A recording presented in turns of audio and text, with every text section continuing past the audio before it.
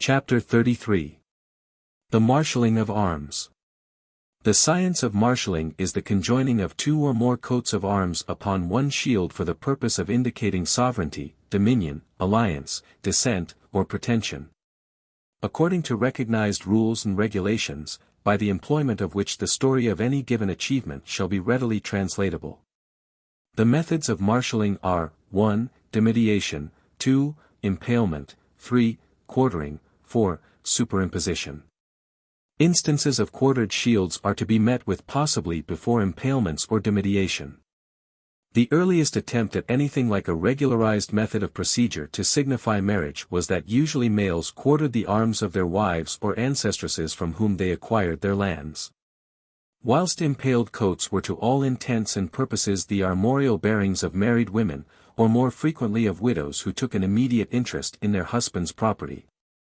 This ancient usage brings home very forcibly the former territorial connection of arms and land. The practice of the husband impaling the wife's arms, whether heiress or not, probably arose near the close of the 15th century. Even now it is laid down that the arms of a wife should not in general be borne upon the husband's banner, surcoat, or official seal. But impalement as we now know it was preceded by dimidiation.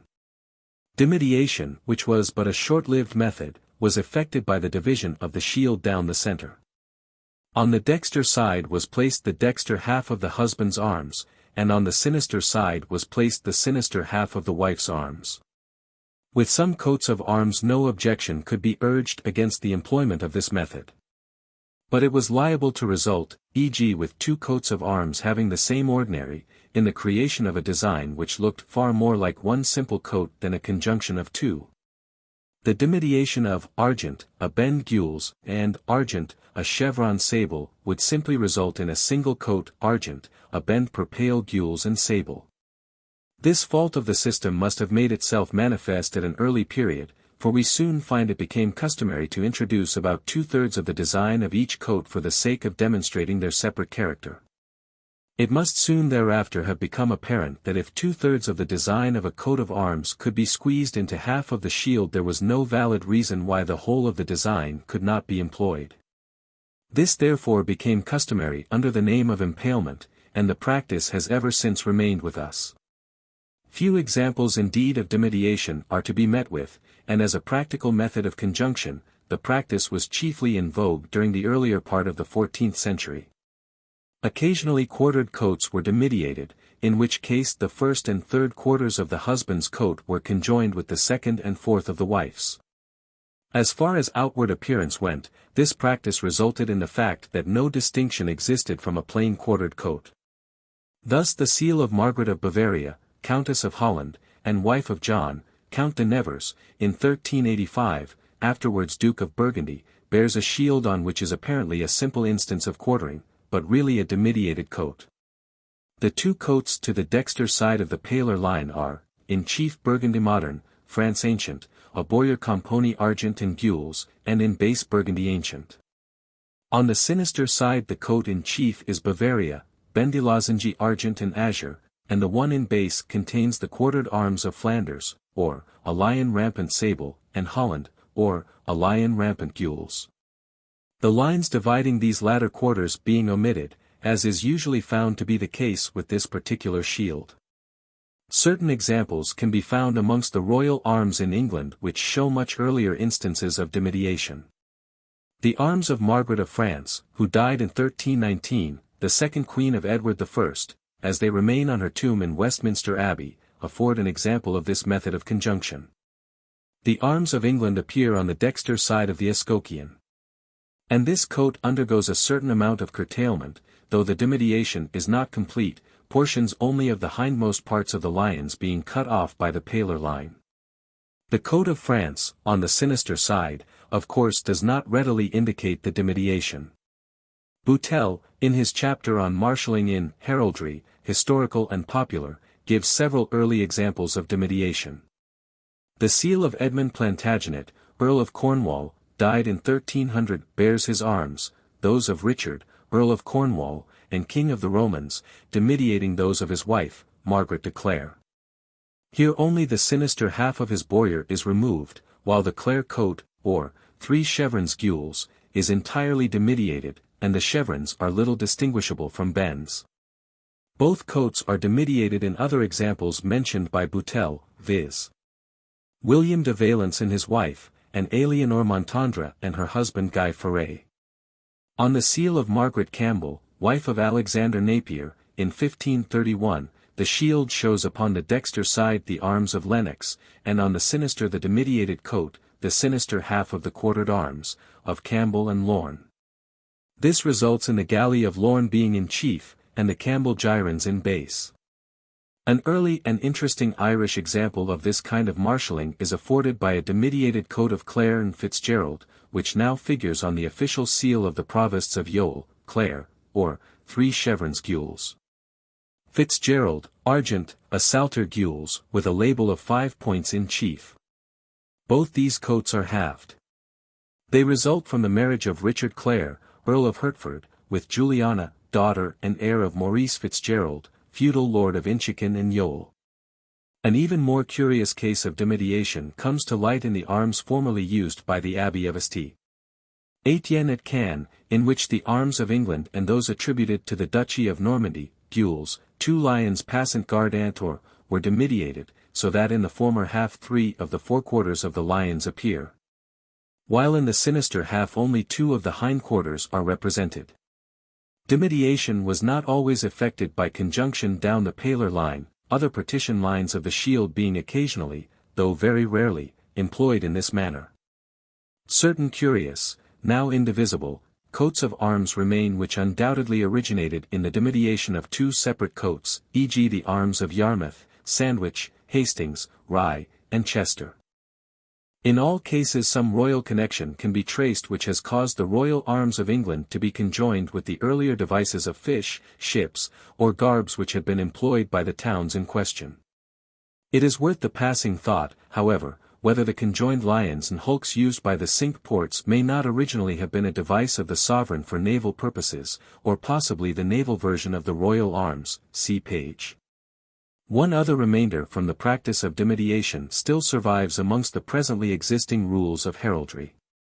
It is a rule to which no modern authoritative exception can be mentioned. When a coat within a bowyer is impaled with another coat, the bowyer is not continued down the center of the shield, but stops short at top and bottom when the paler line is reached. This rule is undoubtedly a result of the ancient method of conjunction by demediation, but the curious point is that, at the period when demediation was employed and during the period which followed, some number of examples can be found where the bowyer is continued round the whole coat which is within it.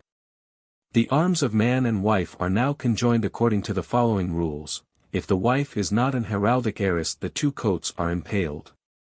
If the wife be an heraldic heir or co-heir, in lieu of impalement the arms of her family are placed on an inescutcheon superimposed on the center of her husband's arms, the inescutcheon being termed an escutcheon of pretence. Because jure uxoris, she being an heiress of her house, the husband pretends to the representation of her family. For heraldic purposes it therefore becomes necessary to define the terms heir and heiress. It is very essential that the point should be thoroughly understood, because quarterings other than those of augmentation can only be inherited from or through female ancestors who are in themselves heirs or co-heirs. This is the true term, or rather, the ancient term, though they are now usually referred to colloquially as heiresses or co-heiresses, in blood, or whose issue subsequently become in a later generation the representatives of any ancestor in the male line of that female ancestor. A woman is an heir or heiress, 1, if she is an only child, 2, if all her brothers die without leaving any issue to survive, either male or female. 3, she becomes an heiress, in her issue, as it is termed, if she die leaving issue herself if and when all the descendants male and female of her brothers become absolutely extinct. The term co-heir or co-heiress is employed in cases similar to the foregoing when, instead of 1 daughter, there are 2 or more. No person can be heir or co-heir of another person until the latter is dead, though he or she may be heir apparent or heir presumptive. Though the word heir is frequently used with regard to material matters, such usage is really there incorrect, except in cases of intestacy. A person benefiting under a will is a legatee of money, or a devisee of land, and not an heir to either. The table on page may make things a little clearer, but in the following remarks intestacy is ignored, and the explanations apply solely to heirship of blood. Charles in the accompanying pedigree is, after 1800, heir of David. Thomas is heir apparent of Charles, being a son and the eldest born. He dies vp vita patris, i.e. in the lifetime of his father, and never becomes heir. A daughter can never become an heir apparent, as there is always, during the lifetime of her father, the possibility of a son being born. Mary, Ellen, and Blanche are co-heirs of Thomas their father, whom they survive, and they are also co-heirs of their grandfather Charles, to whom they succeed, and they would properly in a pedigree be described as both. They are heirs general of Thomas, Charles, and David, and, being the heirs of the senior line, they are heirs general or co-heirs general of their house. David being possessed of the barony by writ of Silfewer, it would fall into abeyance at the death of Charles between the three daughters equally. David Silfewer, created Duke of London in the peerage of the United Kingdom, remainder to him and the heirs male of his body, was Earl of Edinburgh in the peerage of Scotland, with remainder to his heirs. And Lord Silfewer by writ in the peerage of England, with remainder to his heirs general. Died 1800. Charles Silfewer, elder son and heir, head of his house, Duke of London, Earl of Edinburgh, and Lord Silfewer. Died 1840. Owen Silfewer, Esq., commonly called Lord Owen Silfewer by courtesy. Died 1870. Robert Silfewer, Esq., eldest son, becomes heir male of his house in 1880 at the death of George, and as such succeeds as Duke of London. Died 1896. Philip Silfewer, Esq., second son. Died 1879. Cecil Silfewer, Esq., third son. When his brother succeeds in 1880 as Duke of London, he petitions the Queen for that style and precedence which he would have enjoyed had his father lived to inherit the dukedom. His petition being granted, he becomes by courtesy Lord Cecil Silfewer, until he succeeds in 1896, at the death of his brother, to the dukedom of London. Ada, only child, has no courtesy title. Living in 1900. Harriet Silfewer, only child, by courtesy after 1880 Lady Harriet Silfewer. Died 1897. Thomas Silfewer, Esq., eldest son and heir apparent, styled Earl of Edinburgh by courtesy. Died VP 1830, so never succeeds. Edmund Silfewer, Esq., second son, styled by courtesy Lord Edmund Silfewer until 1840, when he succeeds as Duke of London. Died 1850. John Silfewer, Esq., third son, styled by courtesy Lord John Silfewer until 1850, when he succeeds as Duke of London. London. Died 1870. Edith Torkington, succeeds in 1861 as Sua Jure Baroness Neville by writ in England, and Countess of Torkington, to herself and her heirs, in Scotland. Died 1862. Irene Silfewer, styled by courtesy as Lady Irene Silfewer living 1900. Isabel Silfewer, styled by courtesy as Lady Isabel Silfewer. Living 1900. Mary Silfewer, Countess of Edinburgh. Living 1900. Heir of line. Ellen Silfewer, styled by courtesy Lady Ellen Silfewer. Living 1900. Blanche Silfewer, styled by courtesy Lady Blanche Silfewer. Living 1900. Grace Silfewer, styled by courtesy Lady Grace Silfewer, elder Dow. Living 1900. Muriel Silfewer, styled by courtesy Lady Muriel Silfewer. Living 1900.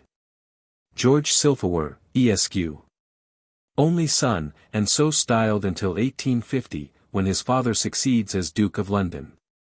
As son of a duke he then becomes by courtesy Lord George Silfewer, and this is his proper description, because his father has no minor title which he could assume.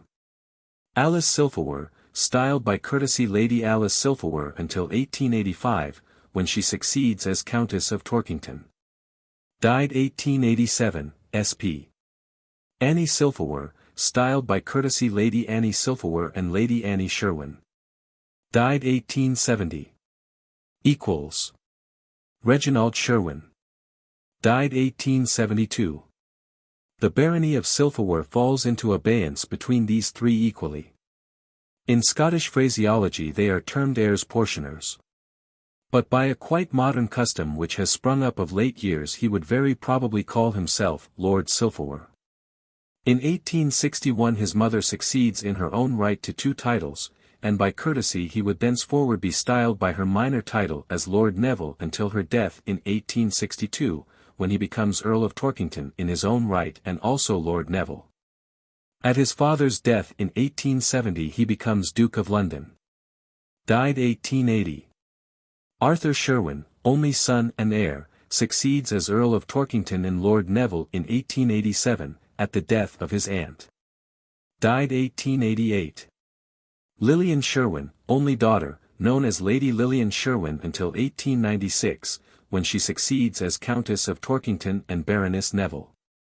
Living 1900. Dorothy Silverware, styled Lady Dorothy Silverware until 1880, when she becomes Soit Jure Countess of Torkington and Baroness Neville. Died sp. 1885. Maria Sherwin, called by courtesy Lady Maria Sherwin, succeeds in 1888 as Countess of Torkington and senior co-heir to the barony of Neville, which falls into abeyance between herself and her sisters. The Queen determines the abeyance in her favour, and she consequently becomes also Baroness Neville. Died sp. 1889.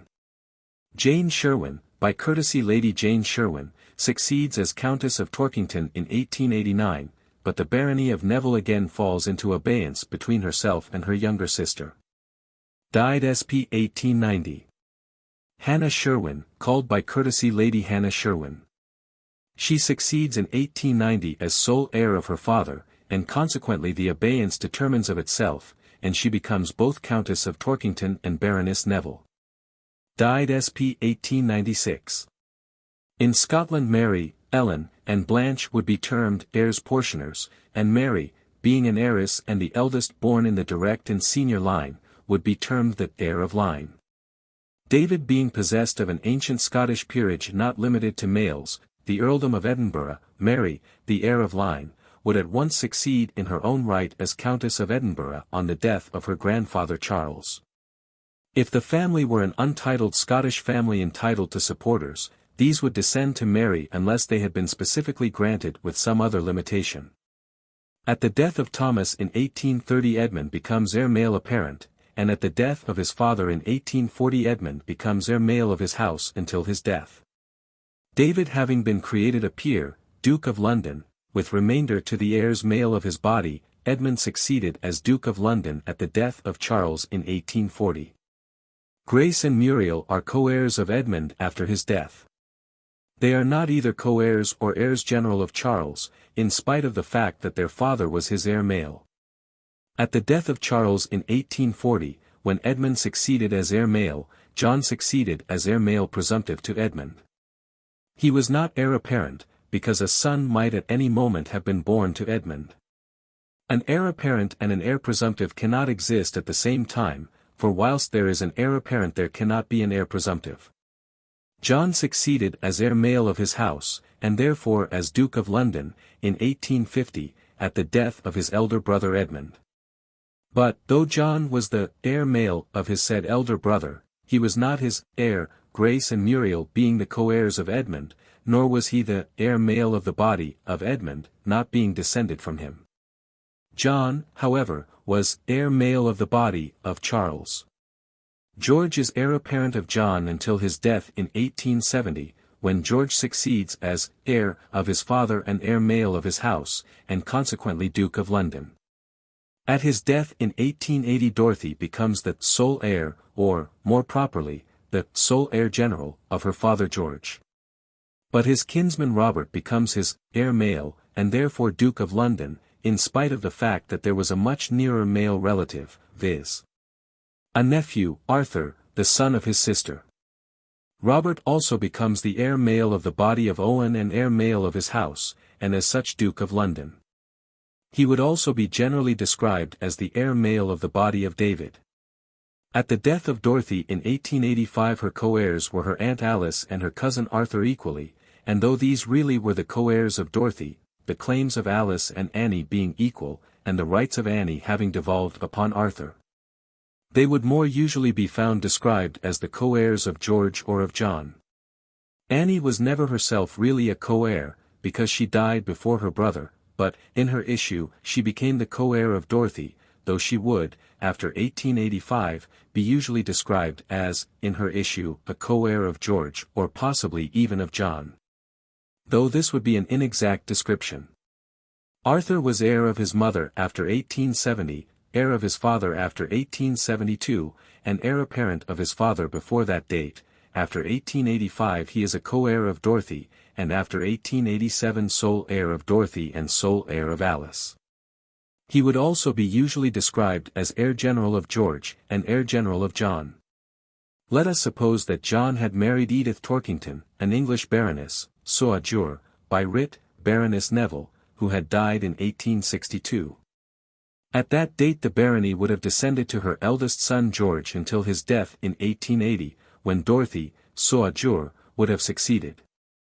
At her death in 1885 the barony would have fallen into abeyance between Alice and Arthur. At the death of Alice in 1887 the abeyance would be at an end, and the barony in its entirety would have devolved upon Arthur, who would have enjoyed it until at his death in 1888 the barony would have again fallen into abeyance between Maria, Jane, and Hannah equally. It is not unlikely that Her Majesty might have determined the abeyance, or called the barony out of abeyance. The meanings of the terms are identical, in favor of Maria, who would consequently have enjoyed the barony in its entirety. At her death in 1889 it would again fall into abeyance between Jane and Hannah. At Jane's death in 1890 Hannah became sole heir, and the abeyance came to an end when Hannah succeeded to the barony. At her death it would pass to her Aunt Lillian. Hannah would usually be described as co-heir and subsequently sole heir of Arthur. If the Baroness Neville had been possessed of an ancient Scottish peerage, the Earldom of Torkington, it would have passed undividedly and in full enjoyment to the heir of line, i.e. in 1862 to George, 1880 to Dorothy, 1885 to Alice, 1887 to Arthur, 1888 to Maria, 1889 to Jane, 1890 to Hannah, and 1896 to Lillian, the last, shown on the pedigree, in remainder. Lillian does not become an heiress until 1896, when the whole issue of her brother becomes extinct. Irene and Isabel never become heirs at all. Robert, as we have seen, became heir male of his house and Duke of London in 1880. At his death, 1896, Harriet becomes sole heir of Robert, but at her death in 1897 his niece Ada, the only child of his younger brother Philip, who had predeceased him, would be usually referred to as heir of Robert. Whilst Cecil is heir male of his house. When the term of the body is employed, actual descent from that person is signified, e.g. Arthur after 1885 is collateral heir general of Dorothy, but heir general of the body of Edith Torkington. An heir of entail, or, to use the Scottish term, the heir of taili, is merely the person succeeding to property under a specific remainder contained in a deed of entail. This has no relation to heirship in blood, and the term, from an armorial point of view, might be entirely disregarded, were it not that some number of Scottish coats of arms, and a greater number of Scottish supporters, and some Scottish peerages and baronetcies, are specifically granted and limited to the heirs of entail. There are a few similar English grants following upon royal licenses for change of name and arms. Figure 742. Figure 743. Figure 744. The term heir in expectancy is sometimes heard, but it is not really a proper term, and has no exact or legal meaning. When George was alive his daughter Dorothy was his heir presumptive, but supposing that Dorothy were a Catholic nun and Alice a lunatic, in each of which cases there would be very little likelihood of any marriage ever taking place. Arthur would very generally be described as heir in expectancy, for though he was neither heir apparent nor heir presumptive, all probability pointed to the eventual succession of himself or his issue. Anybody is said to be, in remainder, to entailed property or a peerage if he is included within the recited limits of the entail or peerage. The heir in remainder is the person next entitled to succeed after the death of the existing holder. Thus, excluding heirs in expectancy in women who are heirs presumptive, a marriage with any woman who is an heir or co-heir results in her arms being placed upon an escutcheon of pretence over the arms of the husband. In the cases of all other women the arms are impaled only. To impale two coats, the shield is divided by a straight line down the center, the whole design of the arms of the husband being placed on the dexter side of the escutcheon, and the whole design of the wife's arms being placed on the sinister side, Fig. 742. Figure 745. It may perhaps be as well to here exemplify the different methods of the conjunction of the arms of man and wife, arranging the same two coats in the different methods in which they might be marshalled before reverting to ancient practices. Fig. 746. An ordinary commoner impales his wife's arms as in figure 742. If she be an heiress, he places them on an escutcheon of pretence as in figure 743.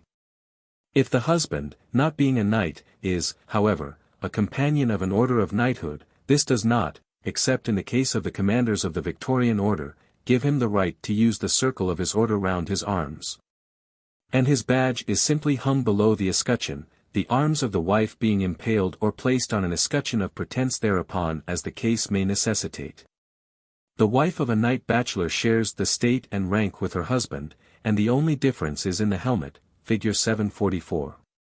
But if the husband be a knight of any order, the ensigns of that order are personal to himself, and cannot be shared with his wife, and consequently two shields are employed.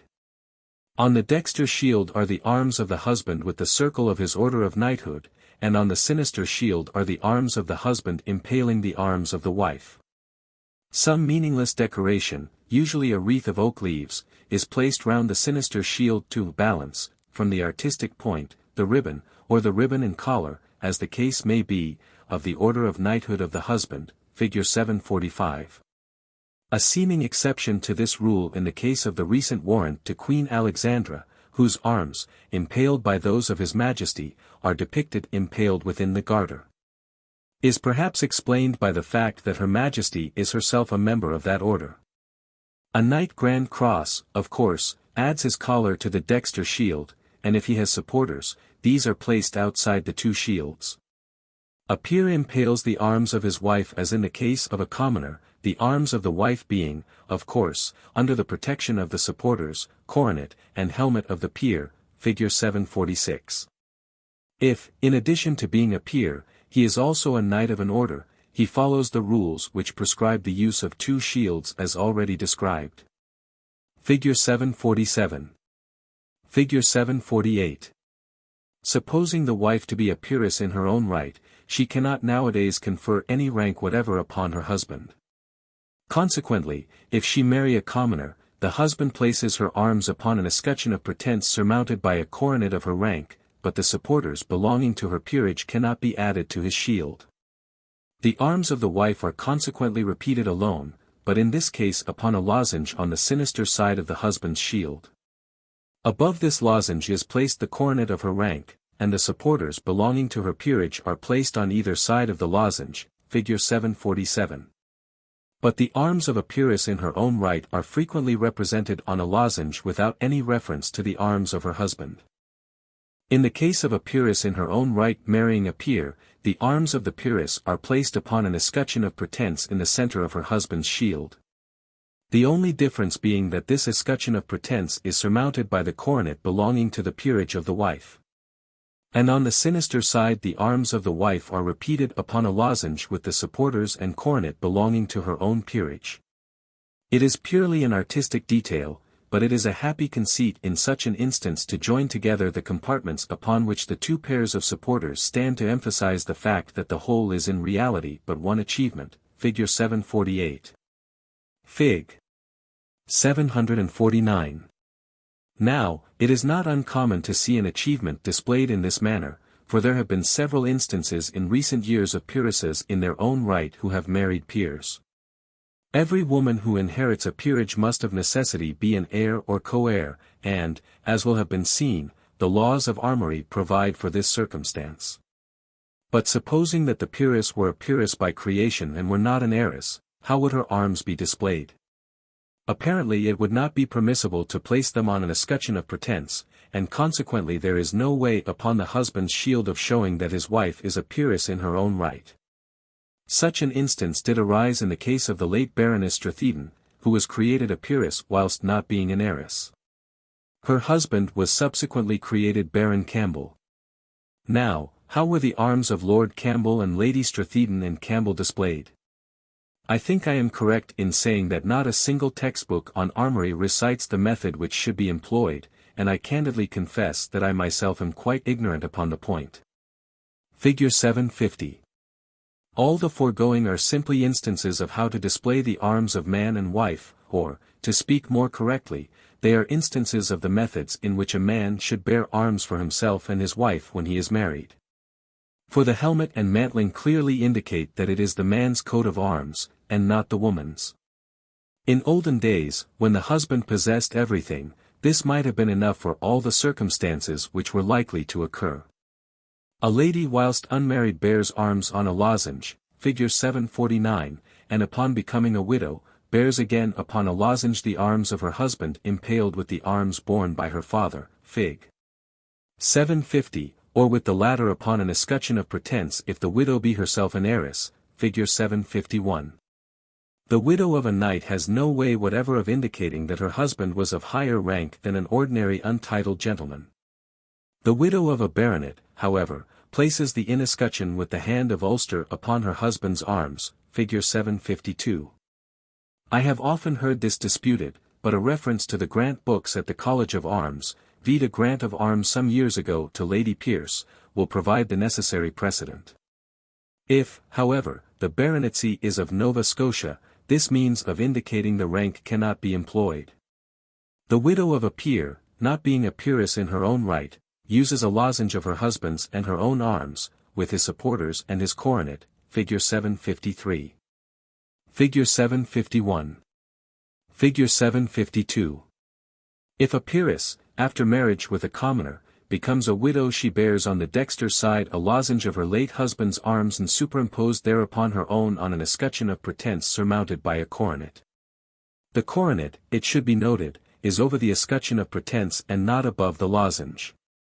On the sinister side she bears a lozenge of her own arms alone with her supporters and with her coronet above the lozenge.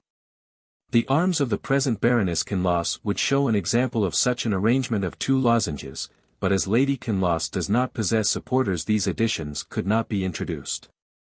Figure 753. The laws of arms provide no way in which a married woman, other than a peeress in her own right, can display arms in her own right during the lifetime of her husband. Unless this is to be presumed from the method of depicting the arms of a wife upon a hatchment. In such a case, a shield is used, usually suspended from a ribbon identical with the shield of the husband, but omitting the helmet, crest, mantling, and motto. Impalement is used occasionally in other circumstances than marriage, i.e., to effect conjunction of official and personal arms.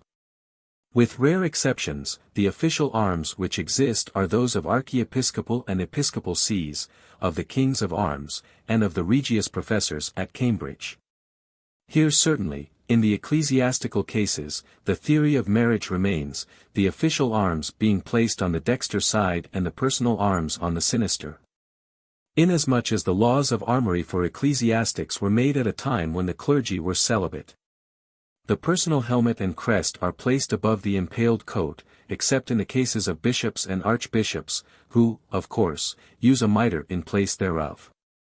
It is not correct to impale the arms of a wife upon the same shield which carries the impalement of an official coat of arms, because the wife does not share the office. In such a case it is necessary to make use of two shields placed side by side, as is done in conjoining the arms of a knight of any order with those of his wife. In impaling the arms of a wife, it is not correct to impale more than her pronominal coat. This is a definite rule in England, somewhat modified in Scotland, as will be presently explained. Though it has never been considered good form to impale a quartered shield, it is only recently that the real fact that such a proceeding is definitely incorrect has come to light. It appears from the State Papers, Domestic Series, Elise. 26. 31, 1561. At a chapiter holden by the Office of Arms at the Embroiderers' Hall in London. Anno 40 Regini Elizabethi it was agreed that no inheritrix aether made wife or widow should bear or cause to be born any crest or cognizance of her ancestors otherwise than as followeth. If she be unmarried to bear in her ring, cognizance or otherwise, the first coed of her ancestors in a lozenge. And during her widowhood to set the first coed of her husband in pale with the first coed of her ancestors. And if she marry on who is no gentleman, then she to be clearly exempted from the former conclusion. Whilst this rule holds in England, it must, to a certain extent, be modified in relation to the arms of a Scottish wife. Whilst the inalienable right to quarter arms derived from an heiress cannot be said to be non-existent in Scotland, it should be noted that the custom of indiscriminately quartering is much less frequent than in England, and comparatively seldom adopted, unless estates, or chief representation in an important or appreciable degree, follow the technical heraldic representation. In England the claim is always preferred to quarter the arms of an ancestress who had no brothers whether she transmitted estates or not. Of course, technically and theoretically the claim is perfectly correct, and cannot, and should not, be denied. But in practice in England it has in some cases reached a rather absurd extent. When a man on marrying an only daughter of the youngest son of the youngest branch of a family consequently acquires the right to display with his own ensigns the full arms and quarterings of the head of a house from which he has inherited no lands, and which is still thriving in the senior male line. In Scottish practice such an event would be ignored, and in that country it is not usual to add quarterings to a shield, nor are these officially recognized without a rematriculation of the arms. In England it is merely a question of recording the pedigree and proving heirship, and many quarterings are proved and recorded that there is not the slightest intention to use regularly.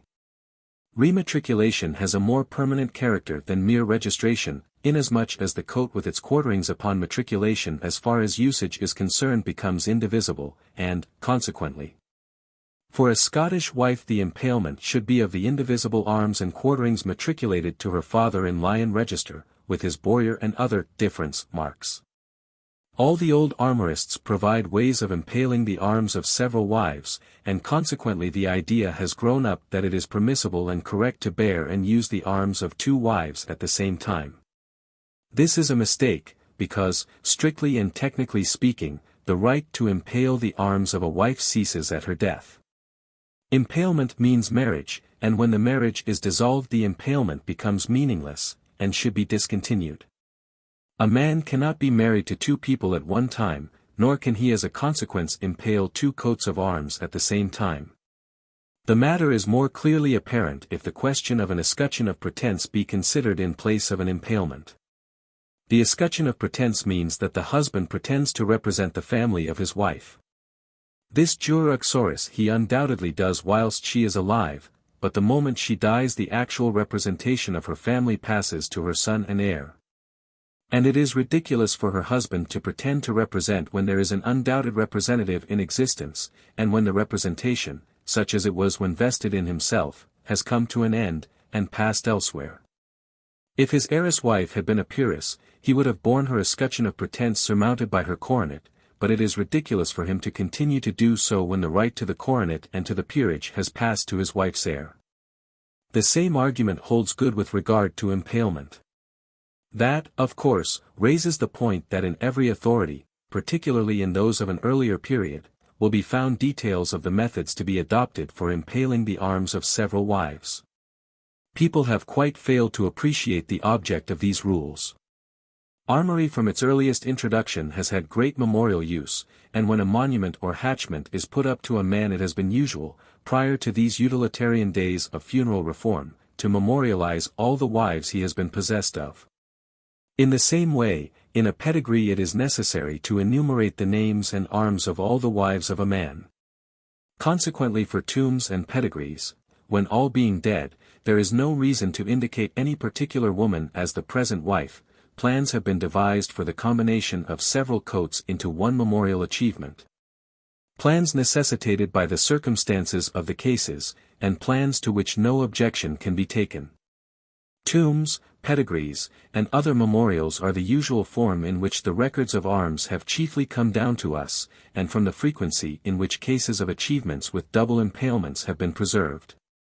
A mistaken idea has arisen that it is correct to bear, and actually use and carry, two impalements at one and the same time.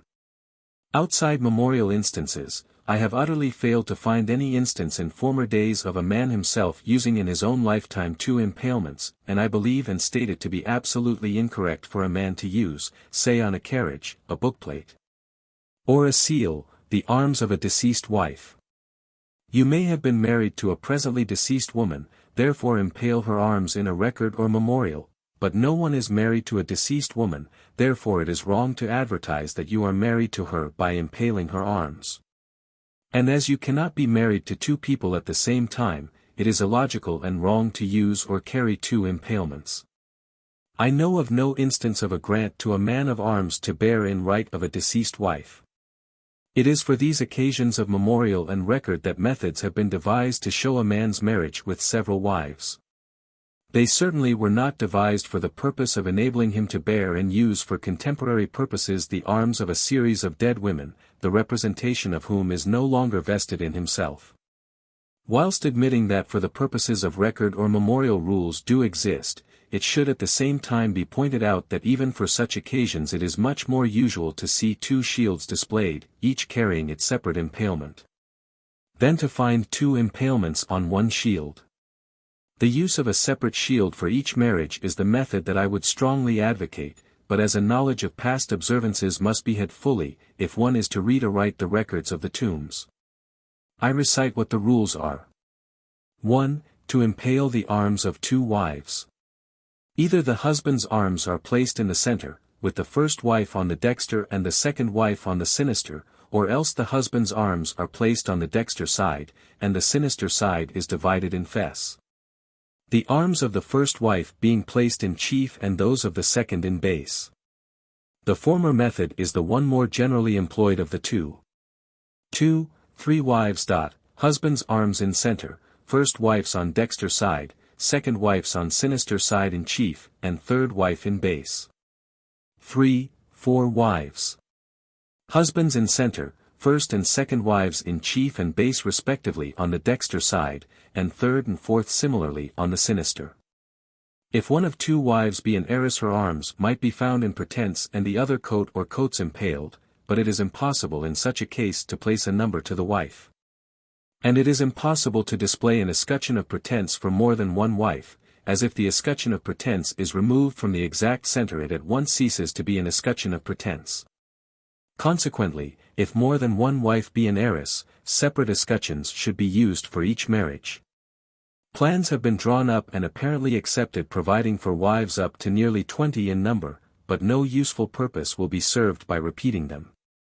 A man with more than 4 wives is unusual in this country. Divorce nullifies marriage, and both husband and wife must at once revert to bachelor and maiden achievements respectively. It is difficult to deduce any certain conclusions as to the ancient rules connected with impalement, for a simple reason which becomes very noticeable on an examination of ancient seals and other armorial records. In early times there can be no doubt whatever that men did not impale, or bother about the arms of wives who were not great heiresses. A man bore his own arms, and he left his father-in-law, or his brother-in-law, to bear those of the family with which he had matched. Of course, we find many cases in which the arms of a wife figure upon the husband's shield, but a careful examination of them shows that in practically every case the reason is to be found in the fact that the wife was an heiress. Husbands were called to Parliament in virtue of the peerages vested in their wives, and we cannot but come to the conclusion that whenever one finds use in early times of the arms of a wife, it is due to the fact that the husband was bearing them not because of his mere marriage, but because he was enjoying the estates or peerage of his wife. For that reason we find in many cases the arms of the wife borne in preference to the paternal arms of descent, or meet with them quartered with the arms of the husband, and frequently being given precedence over his own.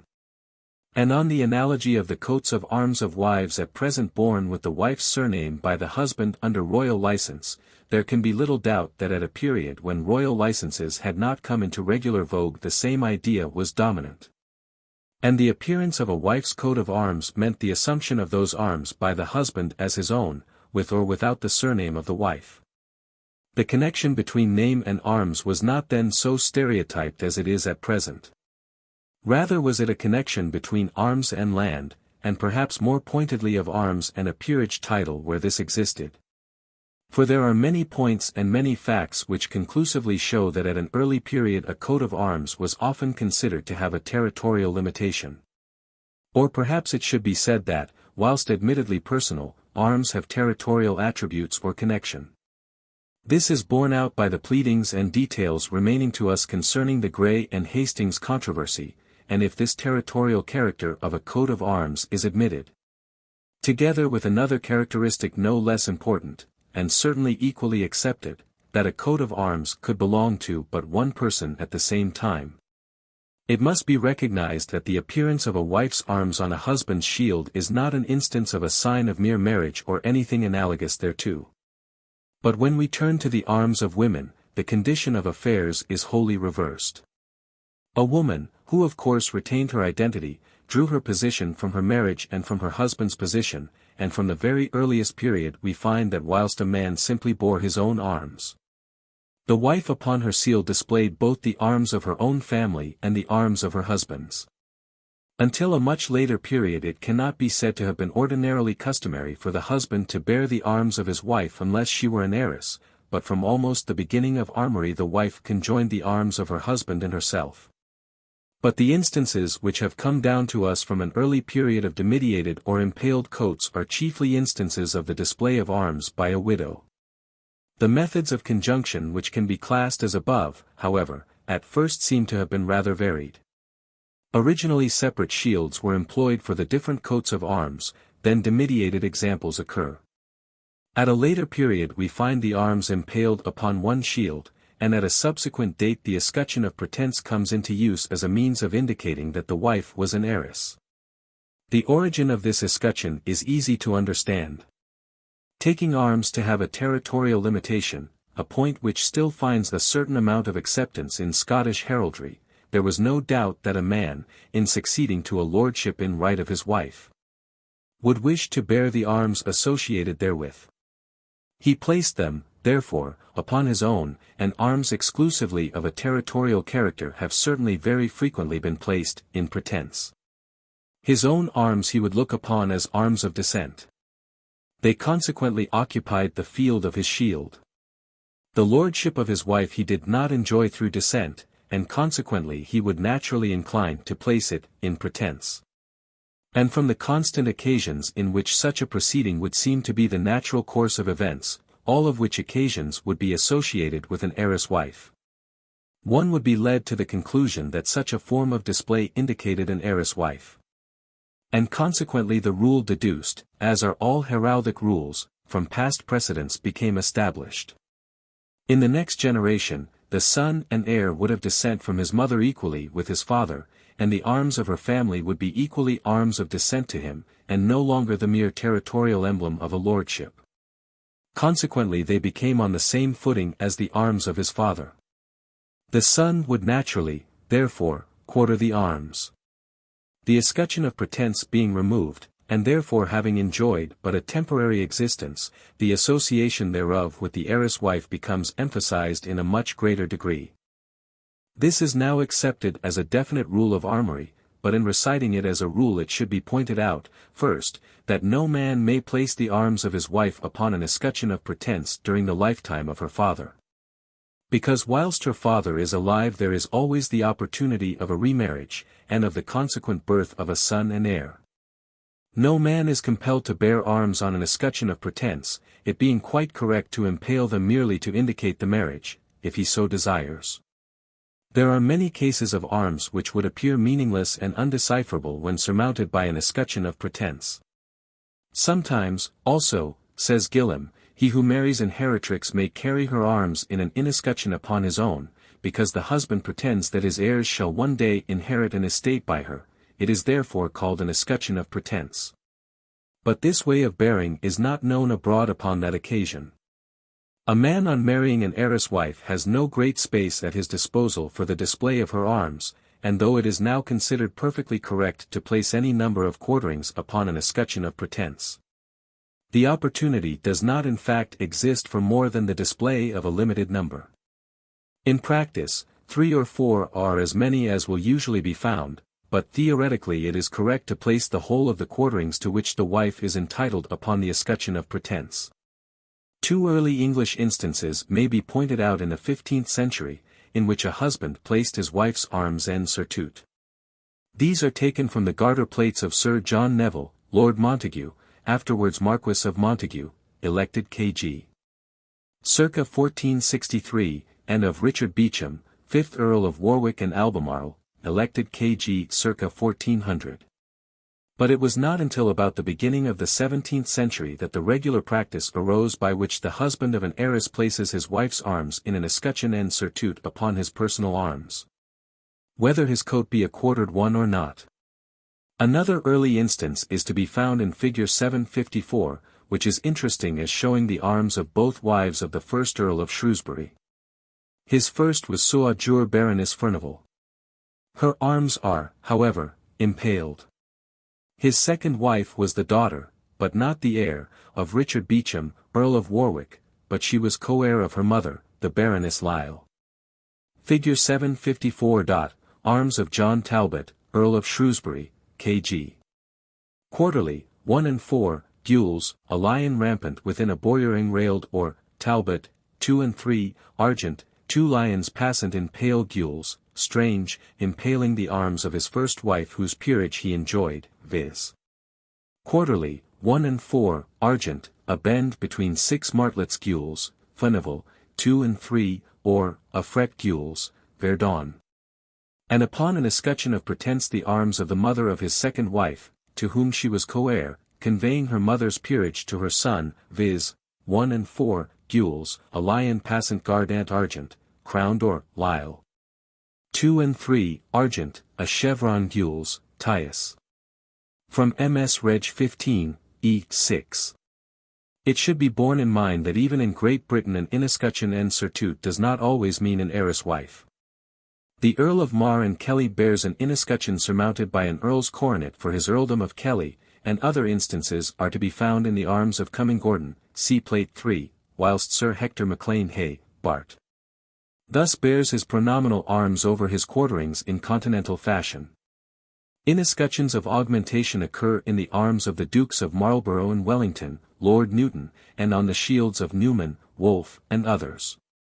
Under the Commonwealth the great seals of Oliver Cromwell and his son Richard, as protectors, bore a shield of arms, quarterly, 1 and 4, argent, a cross gules, for England, 2. Azure, a salter argent, for Scotland, 3. Azure, a harp or, stringed argent, for Ireland, and upon these quarterings en surtout an escutcheon of the personal arms of Cromwell, sable, a lion rampant argent. In the heraldry of the continent of Europe it has long been the custom for an elected sovereign to place his hereditary arms in an escutcheon en surtout above those of his dominions. As having obtained the crown by popular election, the kings of the Hellenes also place en surtout upon the arms of the Greek kingdom, azure, a Greek cross couped argent, an escutcheon of their personal arms. Another instance is to be found in the arms of the Dukes of Saxe-Coburg and Gotha. Whilst all the descendants of the late Prince Consort, other than His Majesty King Edward VII, bear in England the royal arms of this country, differenced by their respective labels with an escutcheon of Saxony en surtout as Dukes and Duchesses of Saxony, the late Duke of Saxe-Coburg and Gotha bore the arms of Saxony, placing the differenced royal shield of this country en surtout. We now come to the subject of quartering. Considering the fact that every single textbook on armory gives the ordinary rules for the marshalling of quarterings, it is strange how many mistakes are made, and how extremely funny are the ideas of some people upon the subject of quartering. As has already been stated, the rules of quartering are governed by the simple, but essential and important fact, that every quartering exhibited means the representation in blood of some particular person. Quarterings, other than those of augmentation, can only be inherited from or through those female ancestors who are in themselves heirs or co-heirs in blood, or whose issue subsequently become in a later generation the representatives of any ancestor in the male line of that said female ancestor. Briefly speaking, a woman is an heiress, first, if she is only child, second, if all her brothers die without issue in her own lifetime, and third, if the entire issue, male and female, of her brothers, becomes extinct in her own lifetime.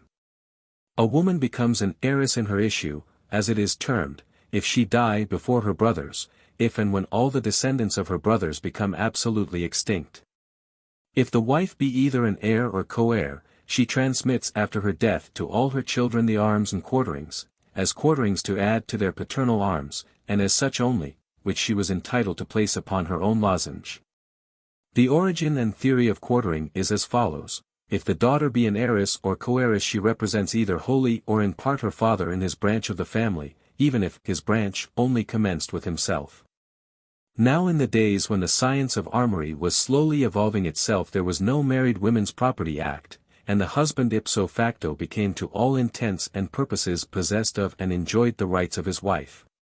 But it was at the same time only a possession and enjoyment by courtesy, and not an actual possession in fee, for the reversion remained with the wife's heirs, and did not pass to the heirs of the husband. For in cases where the husband or wife had been previously married, or where there was no issue of their marriage, their heirs would not be identical. Of course, during the lifetime of his wife he could not actually represent his wife's family, and consequently could not quarter the arms, but in right of his wife he pretended to the representation of her house. And consequently the inescutcheon of her arms is termed an escutcheon of pretense. After the death of a wife her children immediately and actually become the representatives of their mother, and are as such entitled of right to quarter the arms of their mother's family. The earliest example which has been discovered at the present time of the use of a quartered coat of arms is afforded by the seal of Joanna of Ponthieu, second wife of Ferdinand III, King of Castile and Leon, in 1272. This seal bears on its reverse in a vesica the triple-towered castles of Castile, and the rampant lion of Leon, repeated as in the modern quarterings of Spain. There is, however, no separation of the quarters by a line of partition. This peculiarity will be also noticed as existing in the quartered coats of Hainaut a quarter of a century later. The quartered coat of Castile and Leon remains upon the monument in Westminster Abbey erected in memory of Eleanor of Castile, who died in 1290, the first wife of Edward I.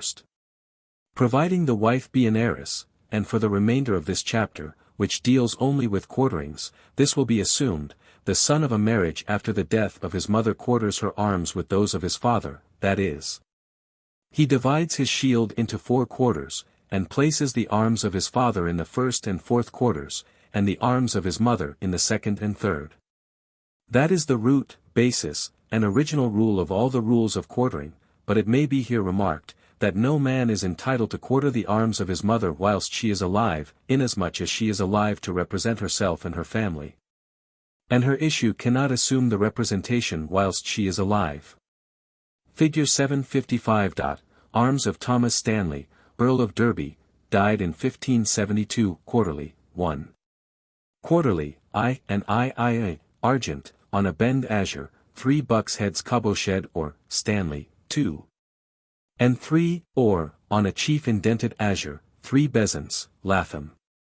2 and 3, gules, 3 legs in armor conjoined at the thigh and flexed at the knee proper, garnished and spurred or, for the lordship of man, 4.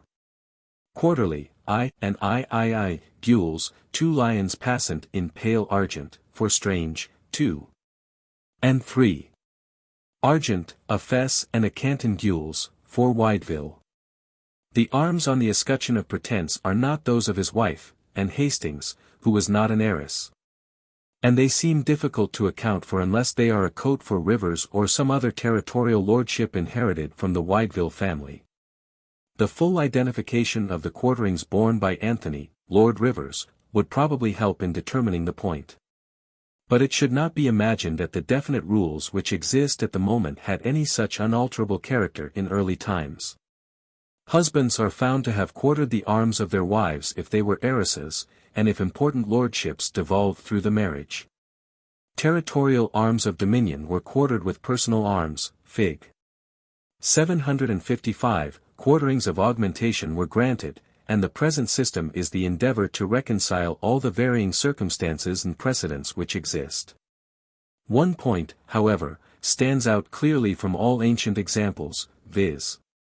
that quartering meant quartering, and a shield was supposed to have but 4 quarters upon it. Consequently we find that instead of the elaborate schemes now in vogue showing 10, 20, 50, or 100 quarterings, the shield had but 4. And this being admitted and recognized, it became essential that the 4 most important should be shown, and consequently we find that quarterings were selected in a manner which would seem to us haphazard. Paternal quarterings were dropped, and the result has been that many coats of arms are now known as the arms of a family with quite a different surname from that of the family with which they originated. The matter was of little consequence in the days when the upper class and arms-bearing families were few in number. Every one knew how Stafford derived his royal descent, and that it was not male upon male, so no confusion resulted from the Earls of Buckingham giving the royal coat precedence before their paternal quartering of Stafford, see Fig. 756, or from their using only the Woodstock version of the royal arms. But as time went on, the upper classes became more numerous, arms-bearing ancestors by the succession of generations increased in number. And while in the 13th and 14th centuries it would be a physical impossibility for any man to have represented 100 different heiresses of arms-bearing families, in later days such became the case. The result has been the necessity to formulate those strict and rigid rules which for modern purposes must be conformed to. And it is futile and childish to deduce a set of rules from ancient and possibly isolated examples originating in and suitable for the simpler genealogical circumstances of an earlier day, and assert that it is equally permissible to adopt them at the moment, or to marshal a modern shield accordingly. Figure 756. Arms of Edward Stafford, Duke of Buckingham, died in 1521, quarterly, 1 and 4, quarterly, I and III, France, 2 and 3, England, within the Boyer Argent of Thomas of Woodstock, 2 and 3, or, a chevron gules, for Stafford. From MS. Add. 22, 306. The first attempt to break away from the 4 quarters of a shield was the initiation of the system of grand quarters, see figures 755 and 756. By this means the relative importance could roughly be shown. Supposing a man had inherited a shield of 4 quarters and then married a wife in whom was vested a peerage, he naturally wished to display the arms connected with that peerage, for these were of greater importance than his own 4 quarterings. The problem was how to introduce the 5th.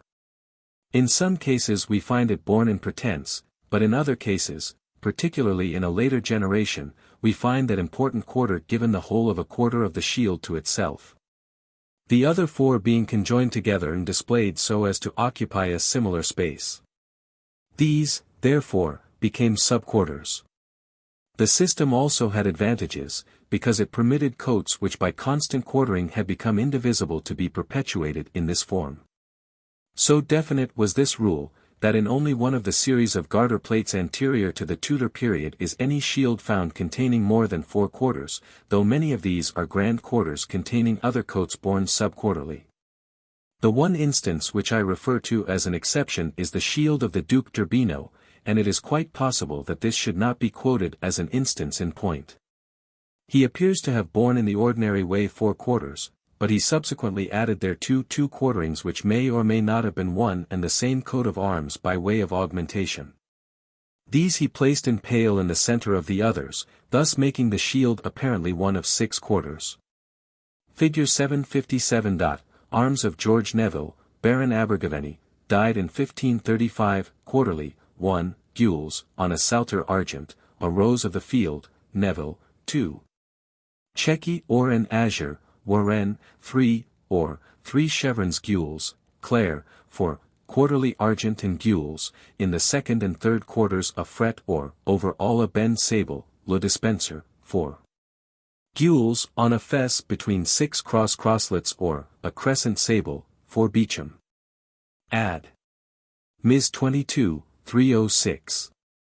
But one is safe in the assertion that during the Plantagenet period no more than 4 quarters were ordinarily placed upon a shield. Then we come to the brief period of squeezed-in quarterings, figures 757 and 758. In the early visitations we get instances of 6, 8, and even a larger number, and the start once being made, and the number of 4 relinquished. There was of course no reason why it should not be extended indefinitely. This appears to have rapidly become the case, and we find that schemes of quarterings are now proved and recorded officially in England and Ireland, some of which exceed 200 in number. The record number of officially proved and recorded quarterings is at present held by the family of Lloyd, of Stockton in Cherbury, Co. Salop, but many of the quarterings of this family are mere repetition owing to constant intermarriages, and to the fact that a single Welsh line of male descent often results in a number of different shields.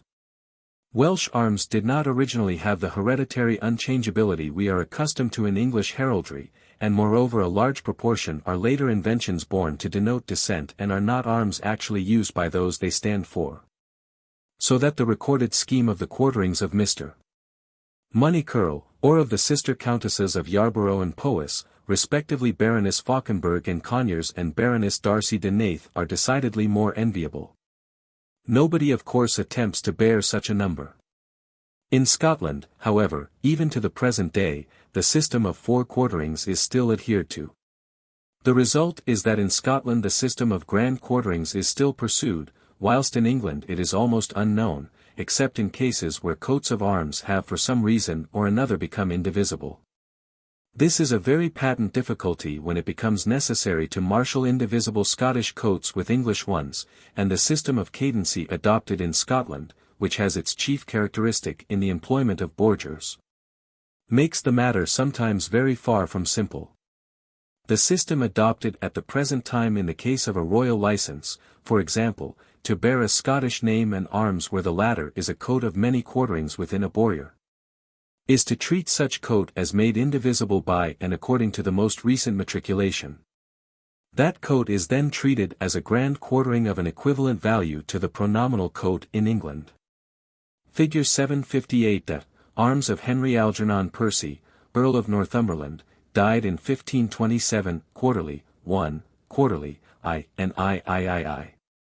Or, a lion rampant azure, Percy, 2. And 3, gules, 3 Lucy's Horient argent, Lucy, 2, azure, 5 fusils conjoined in fess or, 4 Percy, 3, berry of 6 or and vert, a bendlet gules, pointings, 4. Gules, 3 lions passant in pale argent, a bendlet azure, Fitzpaine, or 3 piles azure, Brian. But reverting to the earlier chart, by the aid of which heirship was demonstrated, the following were entitled to transmit the Silverware arms as quarterings. Mary, Ellen, Blanche, Grace, Muriel, and Dorothy all had the right to transmit. By the death of Dorothy VP Alice and Annie both became entitled. Maria Jane and Hannah would have been entitled to transmit Sherwin and Silverware, but not Silverware alone, if there had been no arms for Sherwin. Though they could have transmitted Sherwin alone if there had been arms for Sherwin and none for Silverware. Harriet would have transmitted the arms of Silverware if she had survived, and Ada would, each subject to differences as has been previously explained.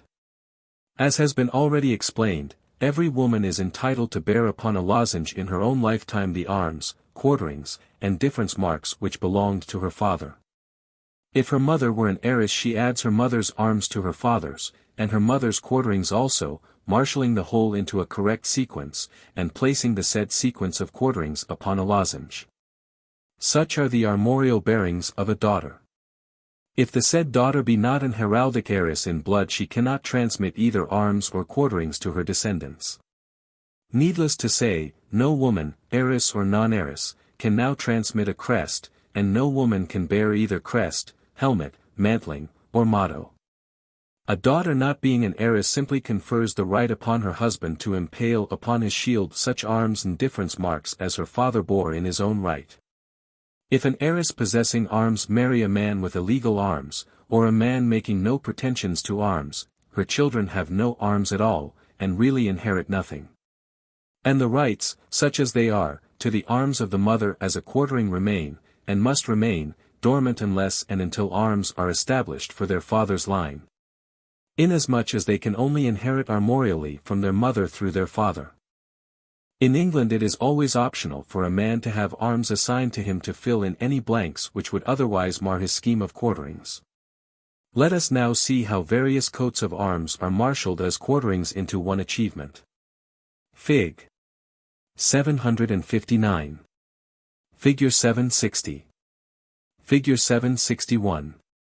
The original theory of quartering upon which all rules are based is that after a marriage with an heiress, necessitating for the children the combination of the two coats, the shield is divided into 4 quarters. These 4 are numbered from the top left hand, the dexter, corner, number 1, across towards the sinister, number 2, side of the shield, then the next row is numbered in the same way, numbers 3 and 4. This rule as to the method of numbering holds good for any number of quarterings. In allocating the position of the different coats to their places in the scheme of quarterings, the pronominal coat must always be in the first quartering. In a simple case, the exceptions will presently be referred to, that places the arms of the father in the first and fourth quarters, and the arms of the mother in the second and third. Such, of course, being on the assumption that the father possessed only a simple coat without quarterings, and that the mother was in the same position. The children therefore possess a coat of 4 quarters, figure 759. Suppose a son of theirs in his turn marries another heiress, also possessing only a simple coat without quarterings, he bears arms as fig. 760, and the grandchildren descending from the aforesaid marriage put that last mentioned coat in the third quarter, and the coat, though still of only 4 quarters, is, 1 and 4, the pronominal coat, 2, the first heiress, 3, the second, figure 761. If another single quartering is brought in a later generation, that takes the place of number 4. So far it is all plain sailing, but very few textbooks carry one beyond this point. Another single quartering inherited gives 5 quarterings to be displayed on one shield. The usual plan is to repeat the first quartering, and gives you 6, which are then arranged in 2 rows of 3. If the shield be an impaled shield, one sometimes sees them arranged in 3 rows of 2, but this is unusual though not incorrect. But 5 quarterings are sometimes arranged in 2 rows, 3 in the upper and 2 in the lower, and with a shield of the long-pointed variety this plan may be adopted with advantage.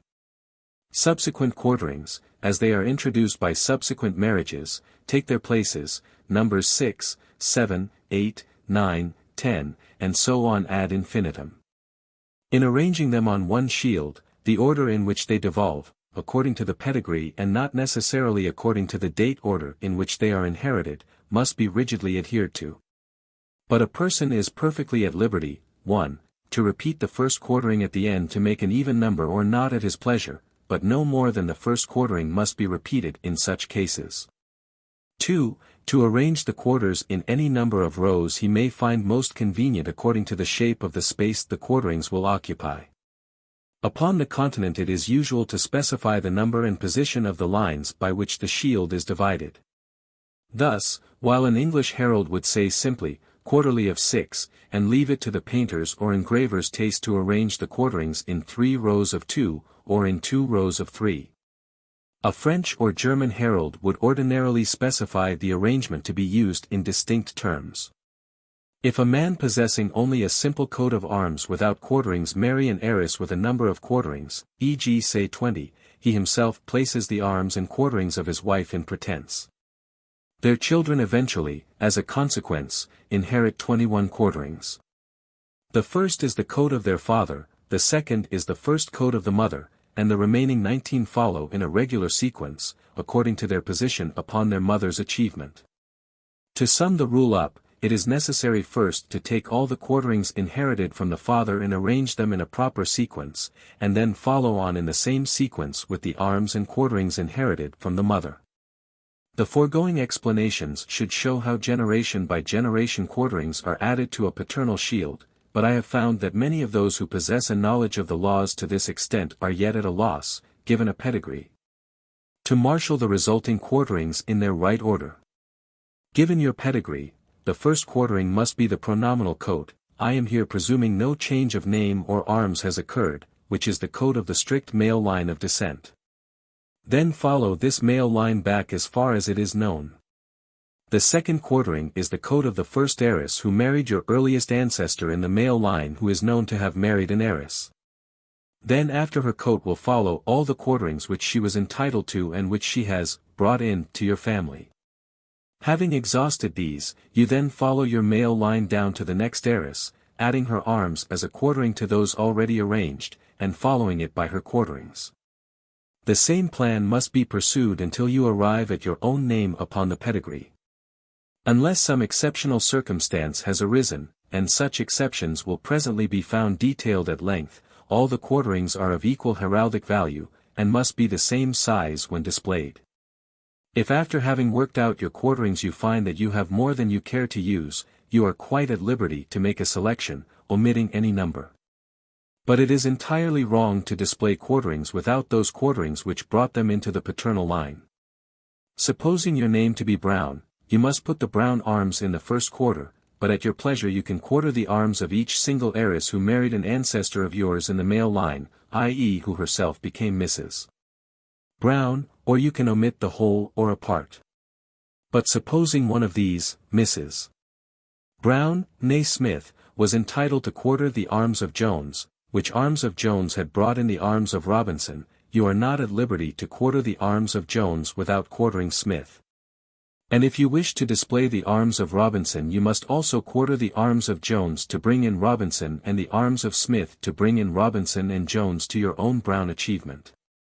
You can use Brown only, or quarterly, 1 and 4, Brown, 2 and 3, Smith, or 1 and 4, Brown, 2, Smith, 3, Jones, or quarterly, 1, Brown, 2, Smith, 3, Jones, 4, Robinson, but you are not entitled to quarter, 1 and 4, Brown, 2, Jones, 3. Robinson, because Smith, which brought in Jones and Robinson, has been omitted, and there was never a match between Brown and Jones. Quarterings signifying nothing beyond mere representation are not compulsory, and their use or disuse is quite optional. So much for the general rules of quartering. Let us now consider certain cases which require rules to themselves. It is possible for a daughter to be the sole heir or co-heir of her mother whilst not being the heir of her father, as in the following imaginary pedigree. First wife. An heiress. Mary Conyers. Equals. John Darcy. Equals. Second wife. Margaret Falkenberg. Joan, only daughter. Heir of her mother. But not of her father. Thomas. Henry. In this case Joan is not the heir of her father, inasmuch as he has sons Thomas and Henry, but she is the heir of her mother and the only issue capable of inheriting and transmitting the Conyers arms and quarterings. Joan is heir of her mother but not of her father. The husband of Joan can either impale the arms of Darcy as having married a daughter of John Darcy, or he can place upon an escutcheon of pretence arms to indicate that he has married the heiress of Conyers. But it would be quite incorrect for him to simply place Conyers in pretence, because he has not married a Miss Conyers. What he must do is to charge the arms of Conyers with a dexter canton of the arms of Darcy and place this upon his escutcheon of pretence.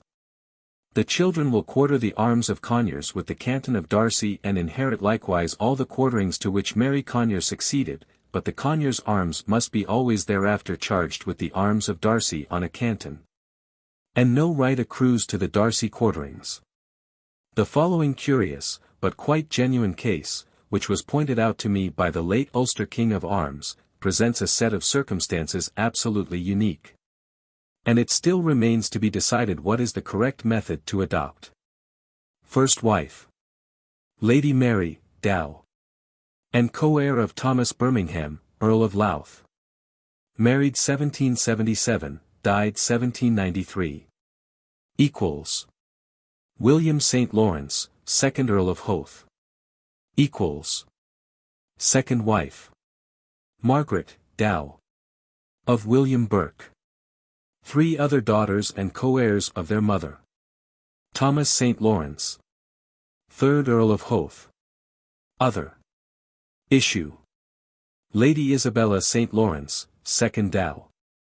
And co-heir of her mother, but not heir of her father, therefore entitled to transmit the arms of Birmingham with those of St. Lawrence on a canton. First wife of Earl Annesley. Married 1803, died 1827. Equals. William Richard Annesley, 3rd Earl of Annesley. Equals. Priscilla, 2nd Dow. Of Hugh Moore. William, 4th Earl of Annesley. Hugh, 5th Earl of Annesley. Lady Mary Annesley, only child and sole heir of her mother and co-heir of her grandmother, but not heir of her father or of her grandfather.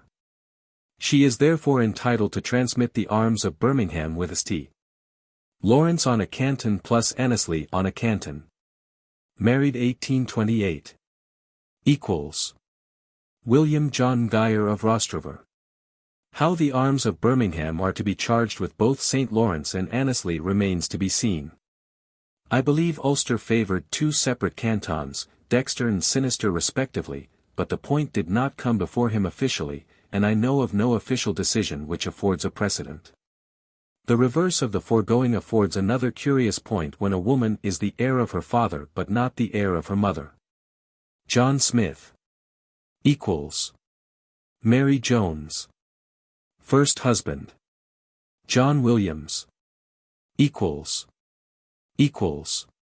Second husband. Henry Roberts. Ethel Smith, only child and heir. Alice Williams, only child and heir of John Williams. Equals. Arthur Ellis. Edward Roberts, heir of his mother. Issue. Theodore Ellis. Who claims to quarter. 1 and 4, Ellis, 2. Williams. 3, Smith. It is officially admitted, see the introduction to Burke's General Armory, that the claim is accurately made. The process of reasoning is probably thus. John Williams places upon an escutcheon of pretence the arms of Smith, and Alice Williams succeeds in her own right to the arms of her mother because the latter was an heiress, and for herself is entitled to bear, as would a son, the arms of the 2 parents quarterly. And having so inherited, Alice Williams being herself an heiress, is entitled to transmit. At any rate Arthur Ellis is entitled to impale or place upon his escutcheon of pretence Williams and Smith quarterly. To admit the right for the descendants to quarter the arms Arthur Ellis so bore is no more than a logical progression, but the eventual result appears faulty, because we find Theodore Ellis quartering the arms of Smith, whilst the representation of Smith is in the line of Edward Roberts. This curious set of circumstances, however, is rare in the extreme. It frequently happens, in devising a scheme of quarterings, that a person may represent heiresses of several families entitled to bear arms, but to whom the pedigree must be traced through an heiress of another family which did not possess arms. Consequently any claim to quarterings inherited through the non-armorial heiress is dormant, and the quarterings must not be used or inserted in any scheme drawn up. It is always permissible, however, to petition for arms to be granted to be borne for that non-armorial family for the purpose of introducing the quarterings in question, and such a grant having been made, the dormant claim then becomes operative and the new coat is introduced, followed by the dormant quartering in precisely the same manner as would have been the case if the arms granted had always existed. Grants of this character are constantly being obtained. When a royal license to assume or change name and arms is granted it very considerably affects the question of quartering, and many varying circumstances attending these royal licenses make the matter somewhat intricate. If the royal license is to assume a name and arms in lieu of those previously used, this means that for everyday use the arms are changed, the right to the old arms lapsing except for the purpose of a scheme of quarterings. The new coat of arms under the terms of the royal license, which requires it first to be exemplified in our Royal College of Arms, otherwise this our royal license to be void and of none effect, is always so exemplified. This exemplification being from the legal point of view equivalent to a new grant of the arms to the person assuming them. The terms of the royal license have always carefully to be borne in mind, particularly in the matter of remainder, because sometimes these exemplifications are for a limited period or intended to devolve with specified property. And a royal license only nullifies a prior right to arms to the extent of the terms recited in the letters patent of exemplification. In the ordinary way, however, such an exemplification is equivalent to a new grant affecting all the descendants. When it is assumed in lieu, for the ordinary purpose of use the new coat of arms takes the place of the old one, but the right to the old one remains in theory to a certain extent. Inasmuch as its existence is necessary in any scheme of quartering to bring in any quarterings previously inherited, and these cannot be displayed with the new coat unless they are preceded by the old one. Quarterings, however, which are brought into the family through a marriage in the generation in which the royal license is obtained, or in a subsequent generation, can be displayed with the new coat without the interposition of the old one. If the royal license be to bear the name of a certain family in lieu of a present name, and to bear the arms of that family quarterly with the arms previously borne, the quarterly coat is then exemplified. In an English or Irish royal license the coat of arms for the name assumed is placed in the first and the fourth quarters, and the old paternal arms figure in the second and third. This is an invariable rule. The quarterly coat thus exemplified becomes an indivisible coat for the new name, and it is not permissible to subsequently divide these quarterings. They become as much one coat of arms as azure, a band, or is the coat of arms of Scrope. If this quarterly coat is to be introduced in any scheme of quarterings it will only occupy the same space as any other single quartering and counts only as one, though it of course is in reality a grand quartering. In devising a scheme of quarterings for which a sub-quarterly coat of this character exemplified under a royal license is the pronominal coat, that quarterly coat is placed in the first quarter. Next to it is placed the original coat of arms borne as the pronominal coat before the royal license and exemplified in the second and third sub-quarters of the first quarter. When here repeated it occupies an entire quarter. Next to it are placed the whole of the quarterings belonging to the family in the order in which they occur. If the family whose name has been assumed is represented through an heiress, that coat of arms is also repeated in its proper position and in that place in which it would have appeared if unaffected by the royal license. But if it be the coat of arms of a family from whom there is no descent, or of whom there is no representation, the fact of the royal license does not give any further right to quarter it beyond its appearance in the pronominal grand quartering.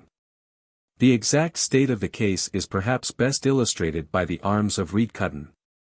The name of the family was originally Reed, and representing an heiress of the Cuttons of Shaddingfield Hall they obtained a royal license to take the name and arms of Cutton in addition to the name and arms of Reed, becoming thereafter Reed Cutton. The arms were exemplified in due course, and the achievement then became, quarterly, 1 and 4, Reed Cutton subquarterly, 2, the arms of Reed, 3, the arms of Cutton. In Scotland no such thing as a royal license exists, the matter being determined merely by a rematriculation following upon a voluntary change of name. There is no specified order or position for the arms of the different names, and the arrangement of the various quarterings is left to be determined by the circumstances of the case.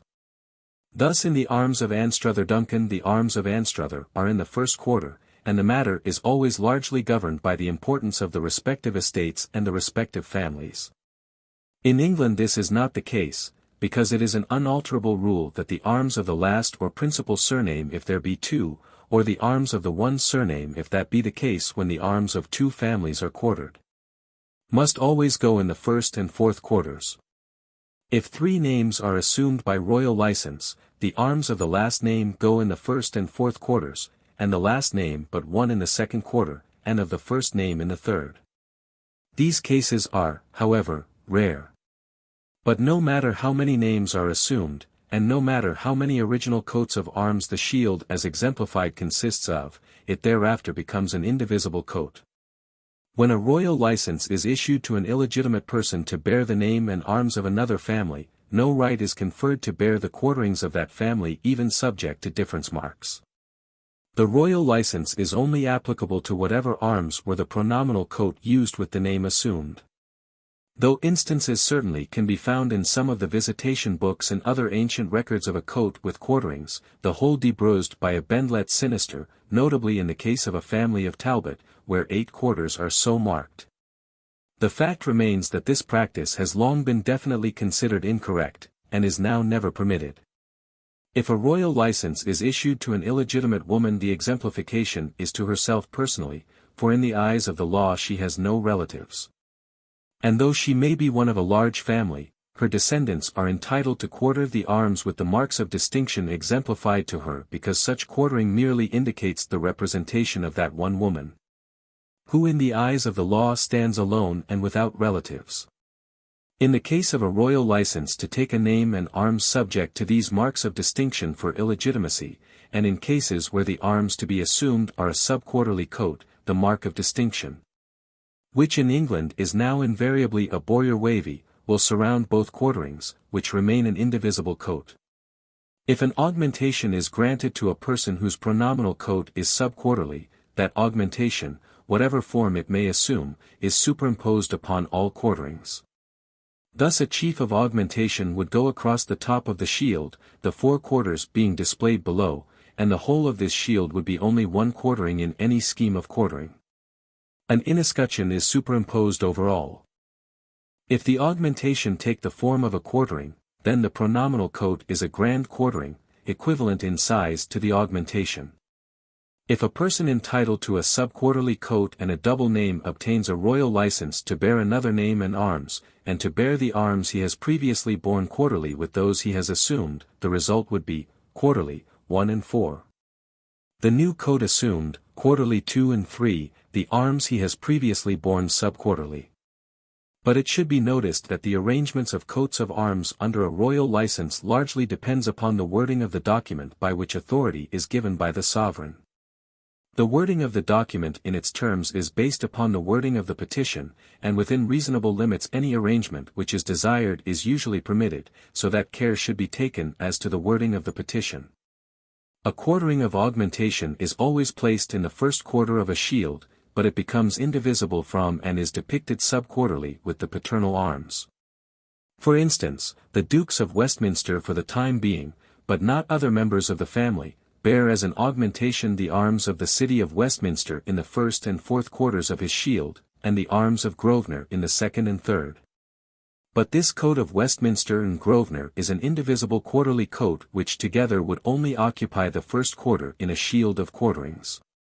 Then the 2nd one would be the arms of Grosvenor alone, which would be followed by the quarterings previously inherited. If under a royal license a name is assumed and the royal license makes no reference to the arms of the family, the arms for all purposes remain unchanged and as if no royal license had ever been issued. If the royal license issued to a family simply exemplifies a single coat of arms, it is quite wrong to introduce any other coat of arms to convert this single coat into a subquarterly one. To all intents and purposes it may be stated that in Scotland there are still only 4 quarters in a shield, and if more than 4 coats are introduced grand quarterings are employed. Grand quarterings are very frequent in Scottish armoury. The Scottish rules of quartering follow no fixed principle, and the constant rematriculations make it impossible to deduce exact rules. And though roughly approximating to the English ones, no greater generalization can be laid down than the assertion that the most recent matriculation of an ancestor governs the arms and quarterings to be displayed. A royal quartering is never subdivided. In combining Scottish and English coats of arms into one scheme of quartering, it is usual if possible to treat the coat of arms as matriculated in Scotland as a grand quartering equivalent in value to any other of the English quarterings. This, however, is not always possible in cases where the matriculation itself creates grand quarterings and subquarterings. And for a scheme of quarterings in such a case it is more usual for the Scottish matriculation to be divided up into its component parts, and for these to be used as simple quarterings in succession to the English ones, regardless of any bowyer which may exist in the Scottish matriculation. It cannot, of course, be said that such a practice is beyond criticism, though it frequently remains the only practical way of solving the difficulty. Until comparatively recent times, if amongst quarterings inherited the royal arms were included, it was considered a fixed, unalterable rule that these should be placed in the first quarter, taking precedence of the pronominal coat, irrespective of their real position according to the date or pedigree place of introduction. This rule, however, has long since been superseded, and royal quarterings now take their position on the same footing as the others. It very probably arose from the misconception of the facts concerning an important case which doubtless was considered a precedent. The family of Mowbray, after their marriage with the heiress of Thomas de Brotherton, used either the arms of Brotherton alone, these being England differenced by a label, or else placed them in the first quarter of their shield. Consequently from this precedent a rule was deduced that it was permissible and correct to give a royal quartering precedence over all others. The position of the Mowbrays, Dukes of Norfolk, as Earls Marshal no doubt led to their own achievement being considered an exemplary model. But it appears to have been overlooked that the Mowbrays bore these royal arms of Brotherton not as an inherited quartering but as a grant to themselves. Richard II apparently granted them permission to bear the arms of Edward the Confessor impaled with the arms of Brotherton, the whole between the two royal ostrich feathers, Fig. 675, and consequently, the grant having been made, the Mowbrays were under no necessity to display the Mowbray or the Segrave arms to bring in the arms of Brotherton. A little later a similar case occurred with the Stafford family, who became sole heirs general of Thomas of Woodstock, and consequently entitled to bear his arms as a quartering. The matter appears to have been settled at a chapter of the College of Arms, and the decision arrived at was as follows. Cott. M.S. Titus, C.I., Folios 404, in handwriting of end of 16th century. An order made for Henry Duke of Buckingham to bear the arms of Thomas of Woodstock alone without any other arms to be quartered therewith. Anno 1304. Memorandum that in the year of the reign of our sovereign Lord King Edward the Aged, the 30th in the Svijten day of Fevrier. It was concluded in a chapter of the office of arms that where a nobleman is descended legnal inheritable to iij. Or theage. Coates and afterward is ascended to a cot near to the king and of his royal bloud, may for his most honour bear the same coat alone, and none lower coats of dignite to be quartered therewith. As my Lord Henry Duke of Buckingham, Earl of Hertford, Northampton, and Stafford, Lord of Brenoke and of Holderness, is ascended to the coots and heir to Thomas of Woodstoke, Duke of Gloucester and son to King Edward III. He may bear his coat alone. And it was so concluded by Clarencieux King of Arms, Marquet King of Arms, Gyan King of Arms, Windsor Herald, Fawken Herald, Harford Herald. But I imagine that this decision was in all probability founded upon the case of the Mowbrays, which was not in itself an exact precedent, because with the Staffords there appears to have been no such royal grant as existed with the Mowbrays. Other instances at about this period can be alluded to, but though it must be admitted that the rule existed at one time, it has long since been officially overridden. A territorial coat or a coat of arms borne to indicate the possession of a specific title is either placed in the first quarter or borne in pretence, see the arms of the Earl of Mar and Kelly. A singular instance of a very exceptional method of marshalling occurs in the case of the arms of the Earl of Caithness. He bears 4 coats of arms, some being stated to be territorial coats, quarterly, dividing them by the cross-enrailed sable from his paternal arms of Sinclair. The arms of the Earls of Caithness are thus marshalled, quarterly, 1.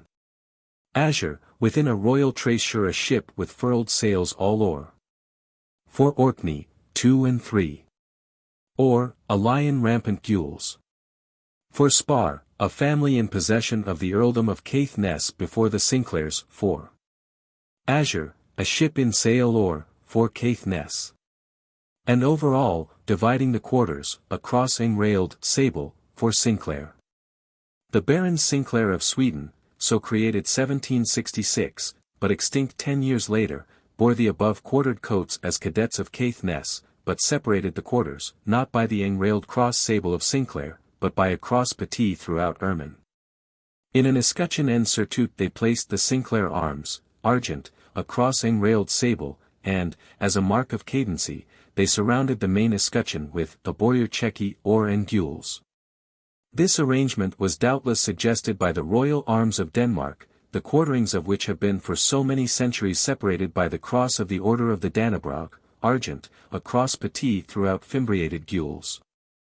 In imitation of this, a considerable number of the principal Scandinavian families use a cross petit throughout to separate the quarters of their frequently complicated coats. The quarterings in these cases are often not indicative of descent from different families, but were all included in the original grant of armorial bearings. On the center of the cross thus used, an escutcheon, either of augmentation or of the family arms, is very frequently placed en surtout. The main difference between British and foreign usage with regard to quartering is this, that in England quarterings are usually employed to denote simply descent from an heiress, or representation in blood. In Scotland they also implied the possession of lordships. In foreign coats the quarterings are often employed to denote the possession of fiefs acquired in other ways than by marriage, e.g. by bequest or purchase, or the jus expectationis, the right of succession to such fiefs in accordance with certain agreements. In foreign heraldry the base of the quartered shield is not unfrequently cut off by a horizontal line, forming what is known as a champagne, and the space thus made is occupied by one or more coats. At other times a pile with curved sides runs from the base some distance into the quartered shield, which is then said to be end point, and this space is devoted to the display of one or more quarterings. The definite and precise British regulations which have grown up on the subject of the marshalling of arms have no equivalent in the armorial laws of other countries. Very rarely quartering is effected per salter, as in the arms of Sicily and in a few coats of Spanish origin, but even as regards foreign armory the practice is so rare that it may be disregarded. The laws of marshalling upon the continent, and particularly in Germany, are very far from being identical with British heraldic practices. Figure 762. Arms of Hans Wolf von Bibelsberg. Figure 763. Arms of Hans Wolf von Bibelsberg and his wife Katharina Weraus married in 1507 at Augsburg. Figure 764.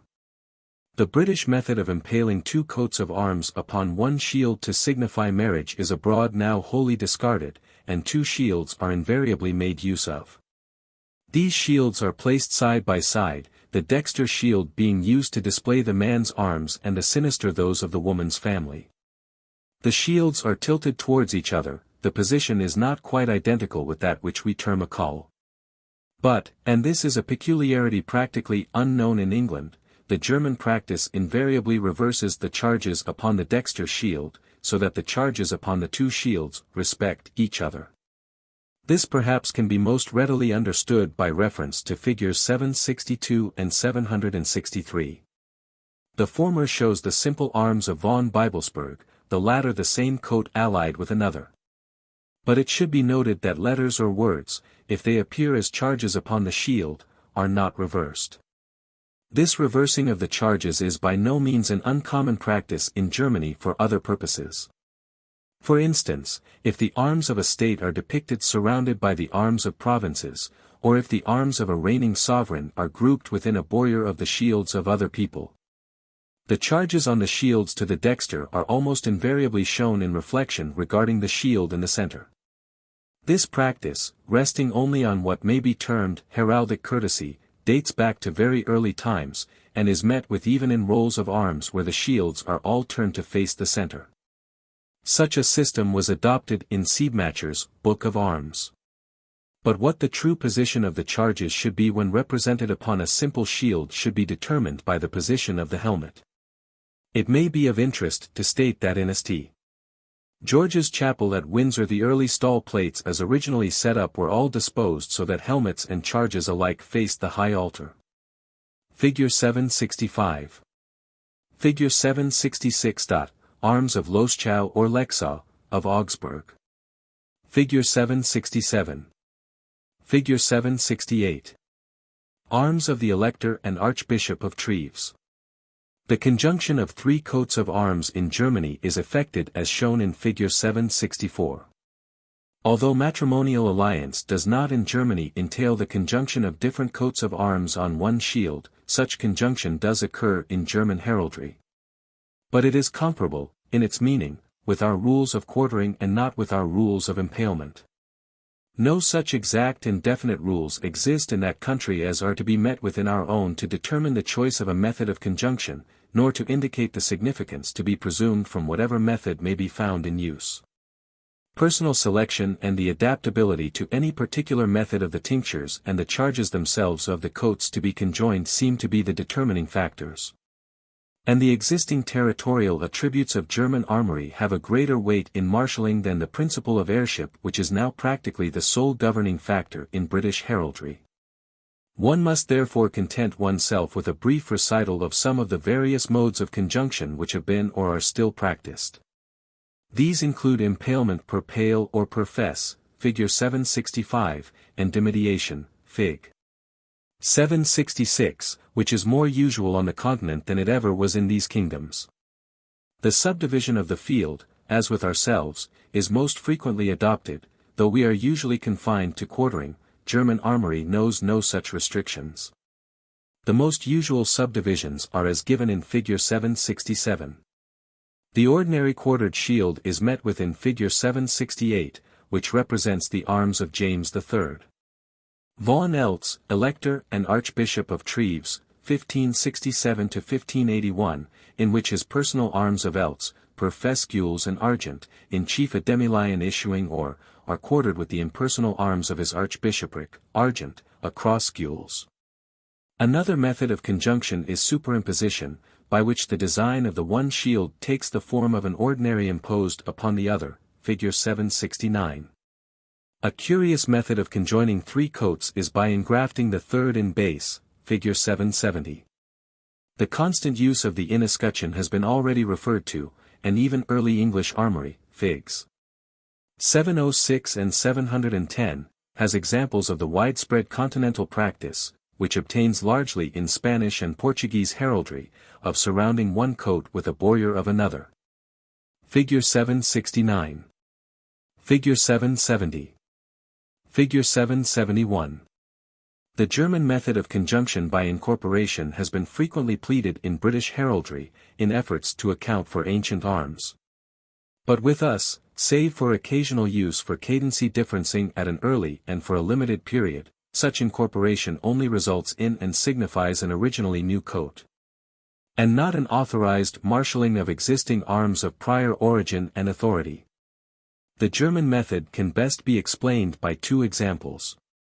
Let us suppose a coat, per fess argent and gules, with which another coat, gules, a fleur-de-lis argent, is to be marshalled.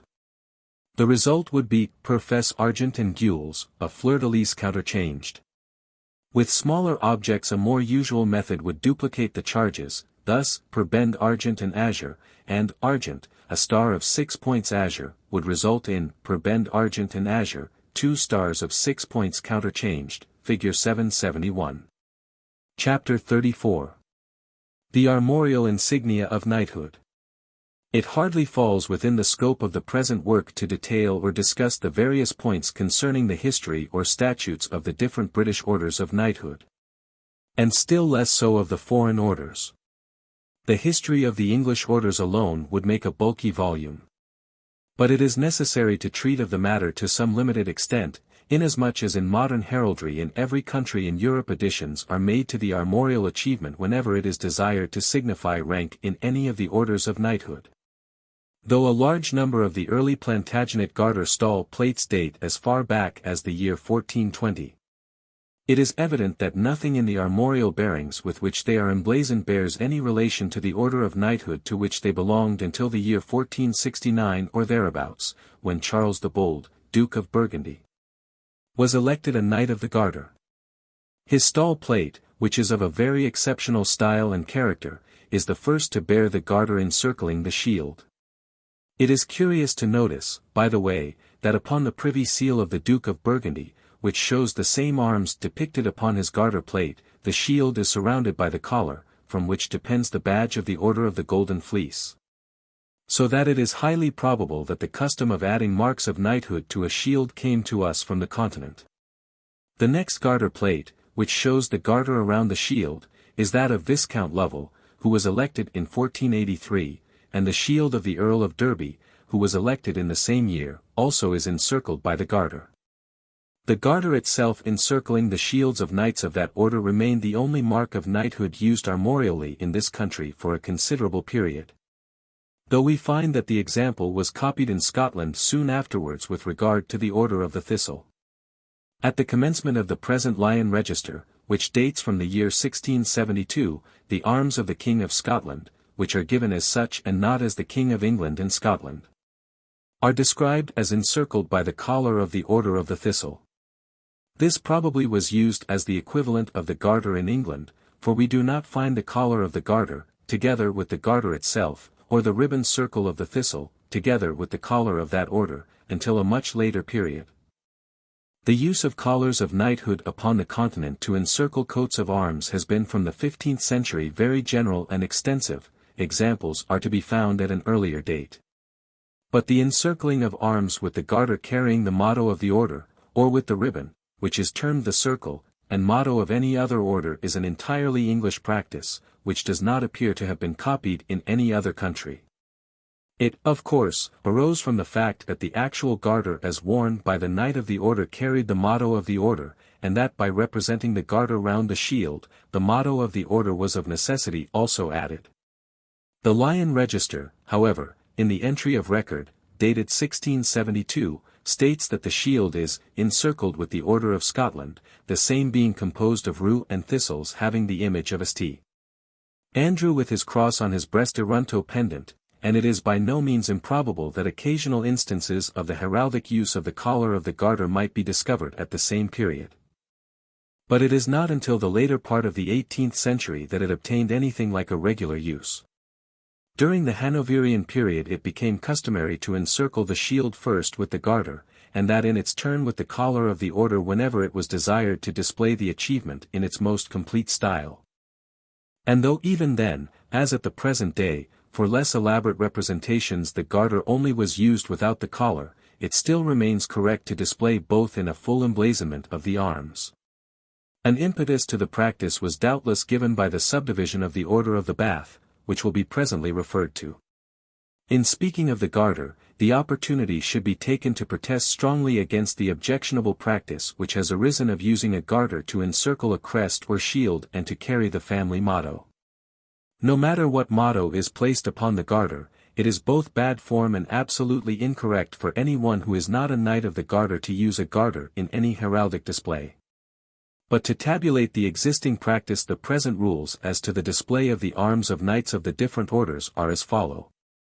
A knight of the most noble order of the garter encircles his escutcheon by a representation of the garter he wears. This is a belt of dark blue velvet edged with gold and ornamented with a heavy gold buckle and ornament at the end. It carries the motto of the order, Honi soit que mal y pense, in gold letters of plain Roman character. Anciently the motto was spelled Honi soit que mal y pense, as may be noticed from some of the early garter plates, and the style of the letter was what is now known as Old English. The garter is worn buckled, with the end tucked under and looped in a specified manner, which is the method also adopted in heraldic representations. It is quite permissible to use the garter alone, but a knight of the order is allowed to add outside the garter the representation of the collar of the order. This is of gold, consisting of 26 buckled garters enameled in the correct color, each surrounding a rose, the garter alternated with gold knots all joined up by chain links of gold. From the collar depends the George, or figure of St. George on horseback encountering the dragon, enameled in colors. In heraldic representations it is usual to ignore the specified number of links in the collar. A knight of the garter as such is entitled to claim the privilege of a grant of supporters, but as nowadays the order is reserved for those of the rank of earl and upwards. Supporters will always have a prior existence in connection with the peerage. Knights of the most ancient and most noble order of the Thistle are entitled to surround their arms with a plain circle of green edged with gold and bearing the motto in gold letters, Nemo me impium lacessit. They are also entitled to surround their arms with the collar of the order, which is of gold, and composed of sprigs of thistle and rue, Andrew, enameled in their proper colors. From the collar the badge, the figure of Saint Andrew, depends. Knights of the most illustrious order of St. Patrick are entitled to surround their arms by a plain circle of sky blue edged with gold, bearing the motto, Quis separabit MDCCLXXXII, as enameled on the star of the order. This is encircled by the collar of the order, which is of gold, composed of roses and harps alternately, tied together with knots of gold, the said roses enameled alternately, white leaves within red and red leaves within white. And in the center of the said collar shall be an imperial crown surmounting a harp of gold, from which shall hang the badge. Knights of the Thistle and St. Patrick are entitled as such to claim a grant of supporters on payment of the fees, but these orders are nowadays confined to peers. The most honorable order of the Bath. Knights of the Bath, who have existed from a remote period, do not appear as such to have made any additions to their arms prior to the revival of the order in 1725. At that time, similarly to the orders of the Garter and the Thistle, the order was of one class only and composed of a limited number of knights.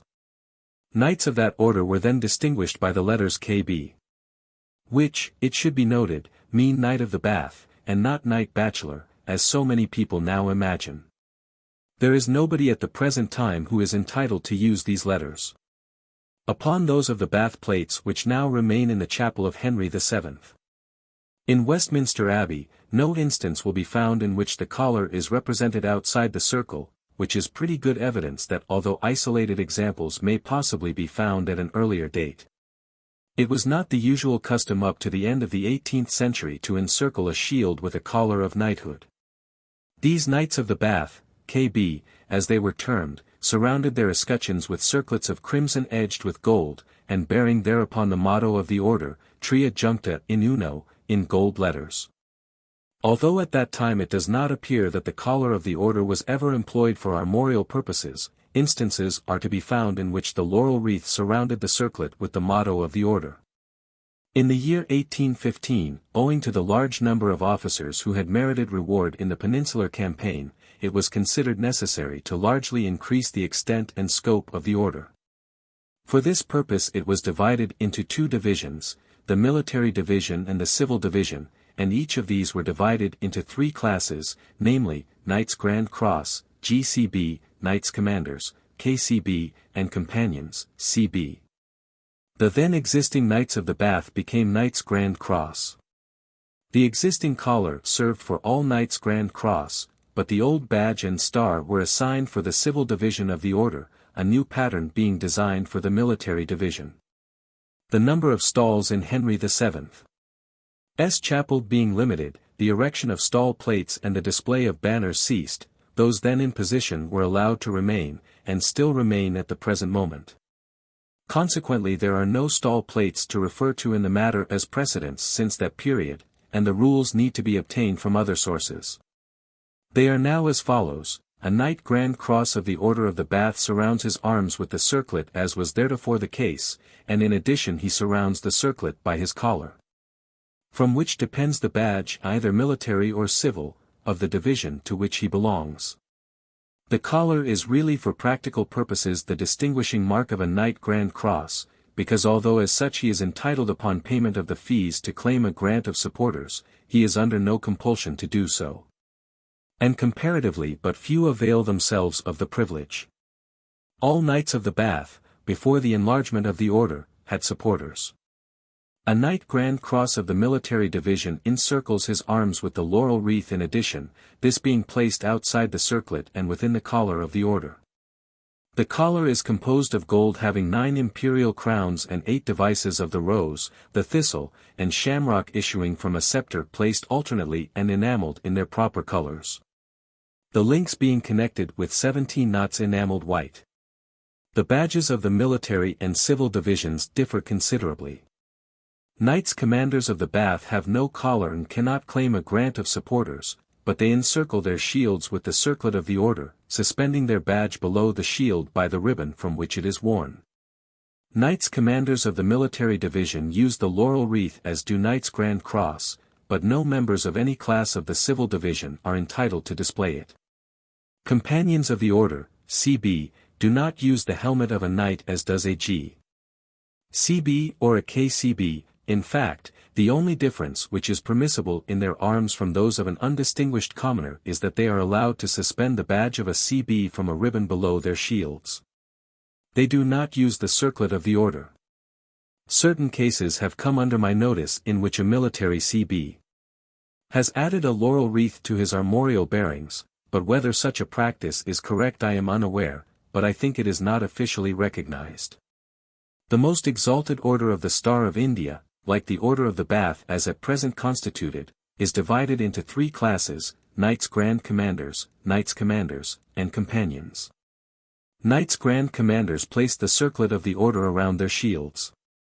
This is of light blue inscribed with the motto, "Heaven's light our guide." This in its turn is surrounded by the collar of the order, which is composed of alternate links of the Indian lotus flower, crossed palm branches, and the united red and white rose of England. In the center of the collar is an imperial crown from which depends the badge of the order, this being an onyx cameo of the effigy of Her late Majesty Queen Victoria within the motto of the order, and surmounted by a star. The whole being richly jeweled.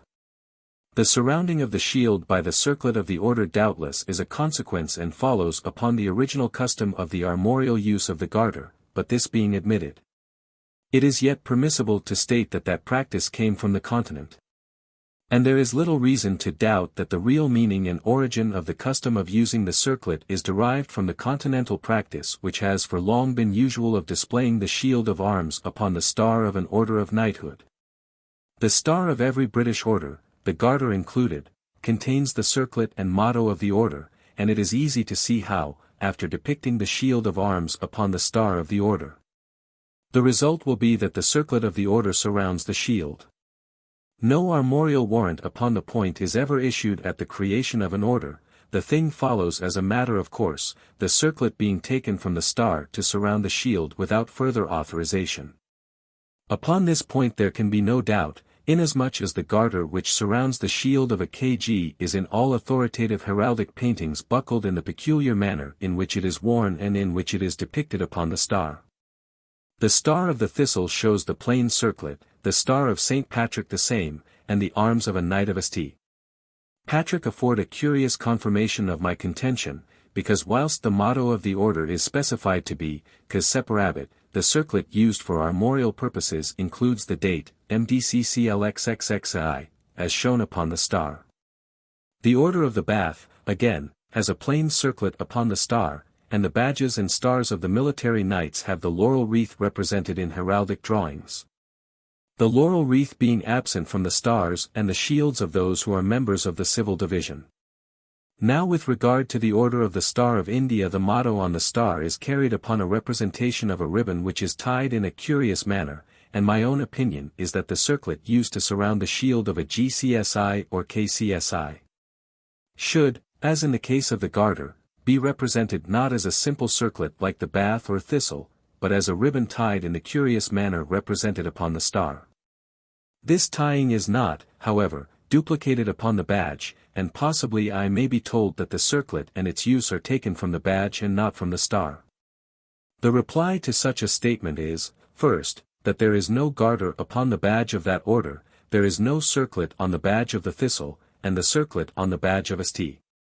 Patrick is surrounded by a wreath of trefoils which in that case ought to appear round the shield of a KP.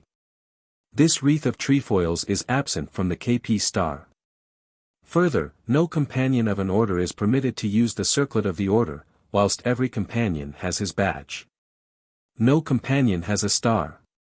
Though I hold strongly that the circlet of the Star of India should be a ribbon tied as represented on the star of the order, I must admit I have never yet come across an official instance of it being so represented. This, however, is a point upon which there is no definite warrant of instruction.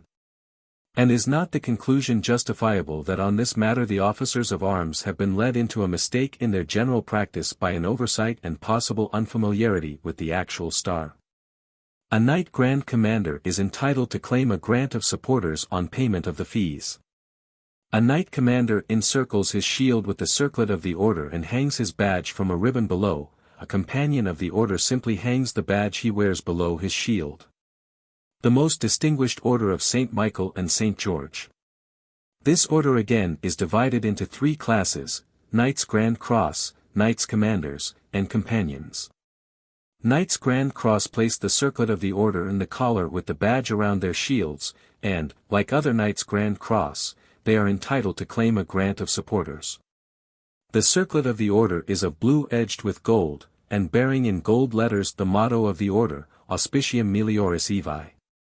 The collar is composed alternately of lions of England, of Maltese crosses, and of the ciphers SM and SG.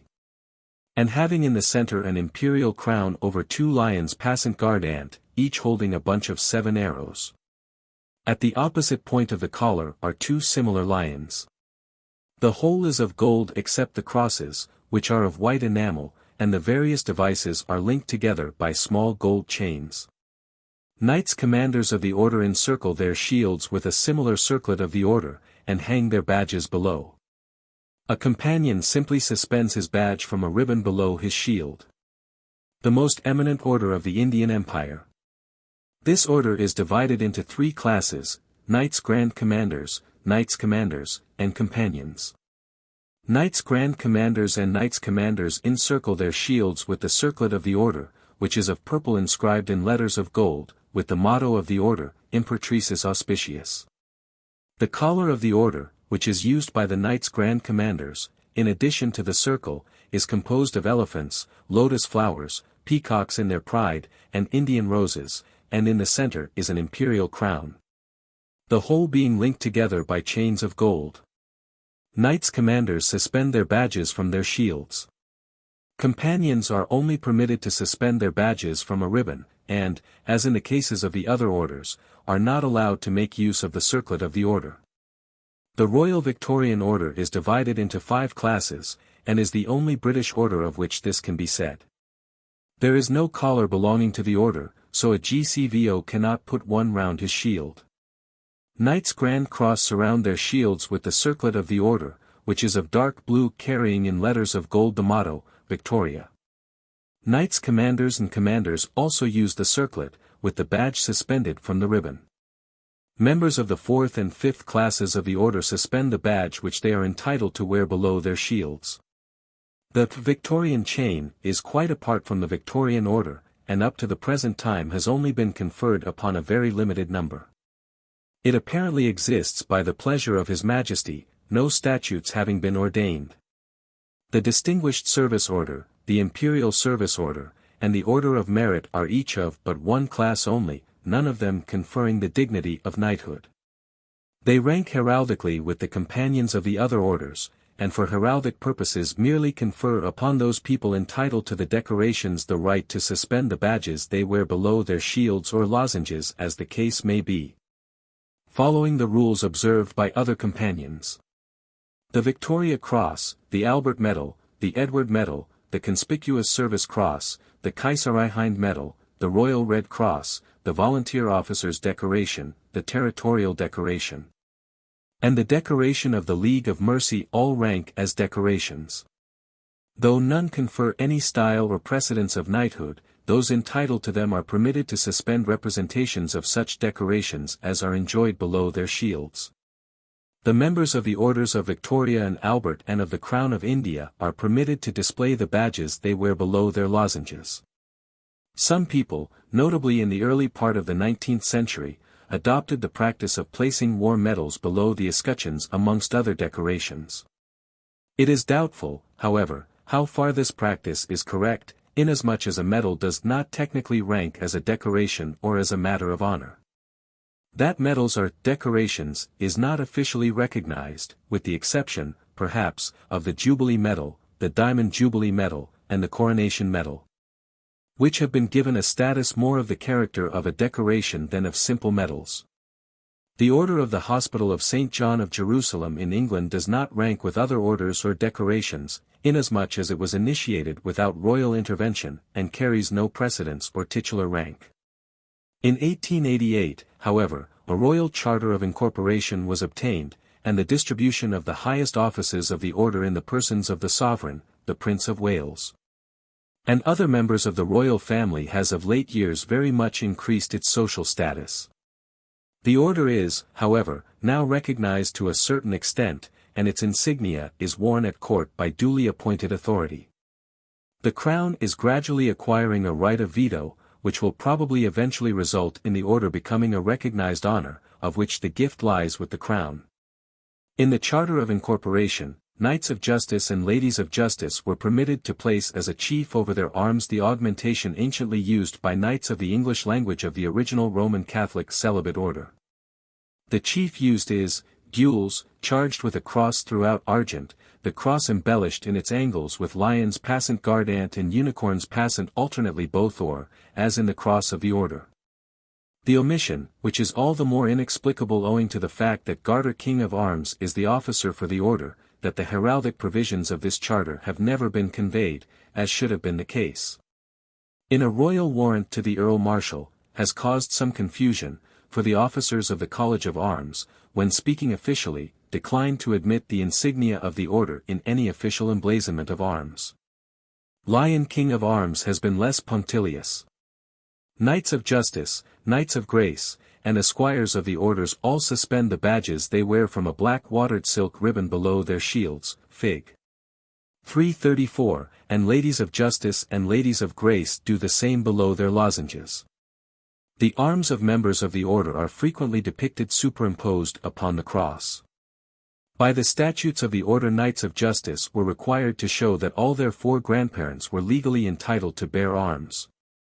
But so many provisions for the exercise of discretion in dispensing with this requirement were at the same time created that to all intents and purposes such a regulation might never have been included. Some of the Knights of Justice even yet have no arms at all, others are themselves grantees, and still others would be unable to show what is required of them if the claims of their grandparents were properly investigated.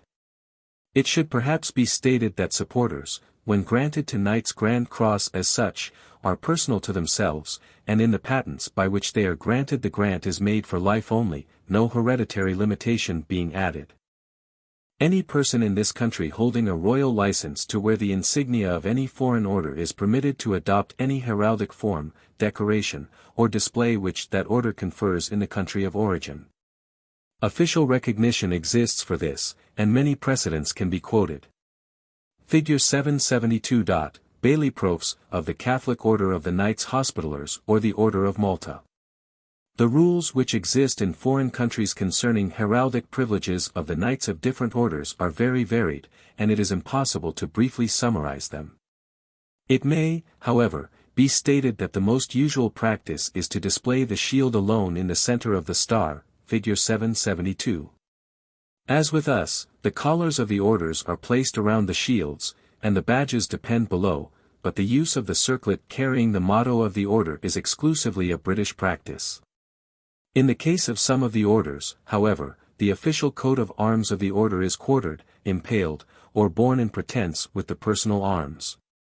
And the cross petit of the Order of the Dannebrog is to be met with placed in front of a shield of quarterings, the charges thereupon appearing in the angles of the cross. I am not sure, however, that the cases which have come under my notice should not be rather considered definite and hereditary grants of augmentation. This being perhaps a more probable explanation than that such a method of display followed as a matter of course on promotion to the order.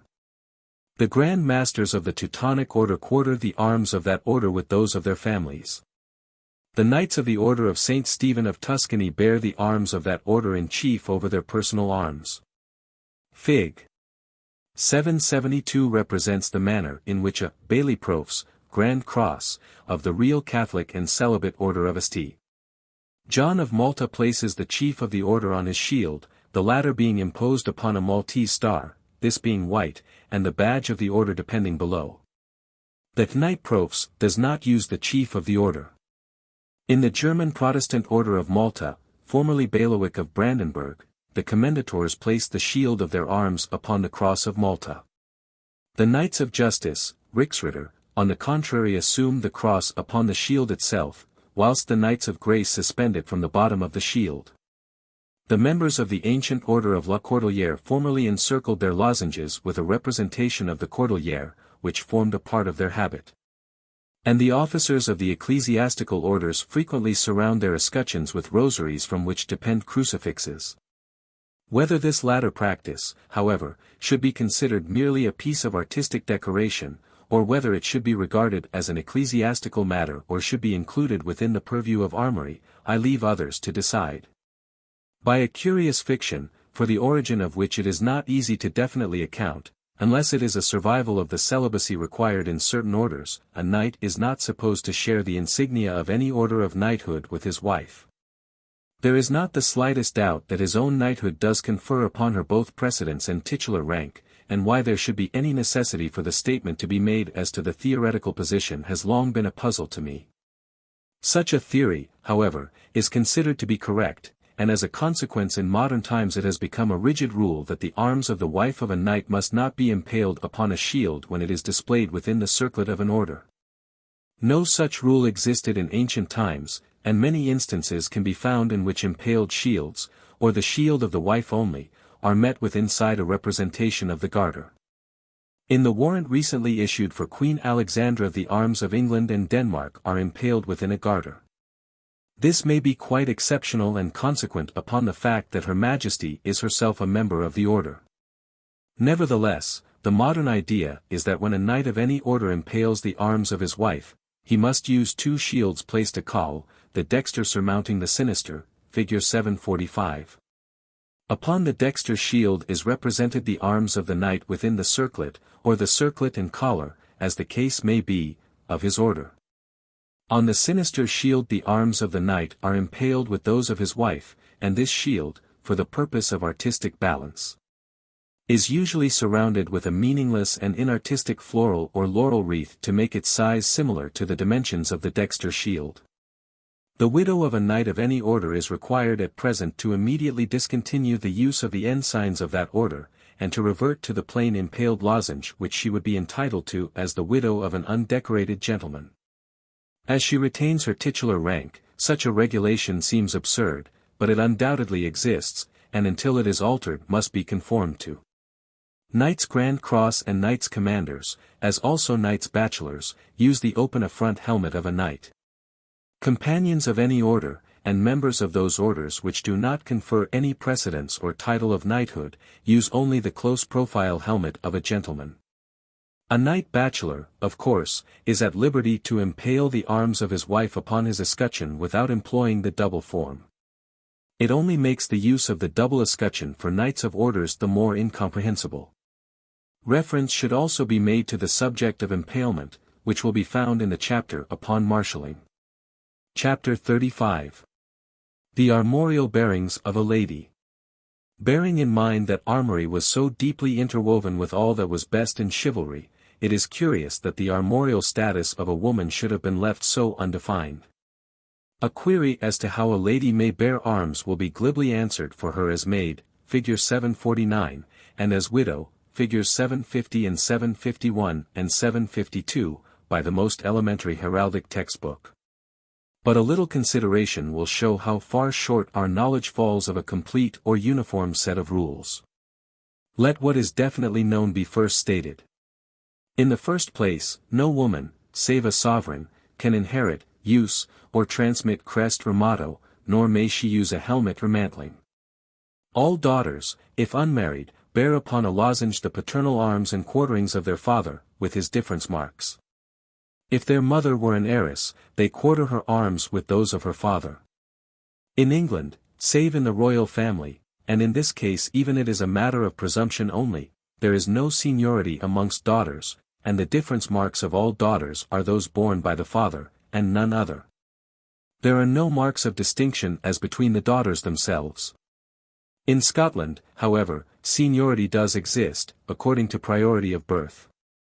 And, though Scottish heraldic law provides no marks of cadency as between sister and sister, the laws of arms north of the Tweed recognize seniority of birth in the event of a certain set of circumstances arising. In Scotland, as doubtless many are aware, certain untitled Scottish families, for reasons which may or may not be known, have been permitted to use supporters to their arms. When the line vests in co-heirs, the eldest-born daughter, as heir of line, assumes the supporters, unless some other limitation has been attached to them. Scottish supporters are peculiar things to deal with, unless the exact terms of the patent of grant or matriculation are known. The lozenge of an unmarried lady is frequently surmounted by a true lover's knot of ribbon, usually painted blue, Fig. 749, it has no particular meaning and no official recognition, though plenty of official use, and practically its status is no more than a piece of supposedly artistic ornament. Concerning the law for unmarried ladies, therefore, there is neither doubt nor dispute. A widow bears arms upon a lozenge, this showing the arms of her late husband impaled with those of her own family, Fig. 750, or with these latter displayed on an escutcheon of pretence if she be an heir or co-heir, Figure 751. The other state in the progress of life in which a lady may hope or expect to find herself is that of married life. Now, how should a married lady display arms? Echo and the textbooks alike answer, how? Does anybody know? This fault, for such it undoubtedly is due to the fact that the laws of arms evolved themselves in that period when a married woman was little accounted of. As an unmarried heiress she undoubtedly was a somebody.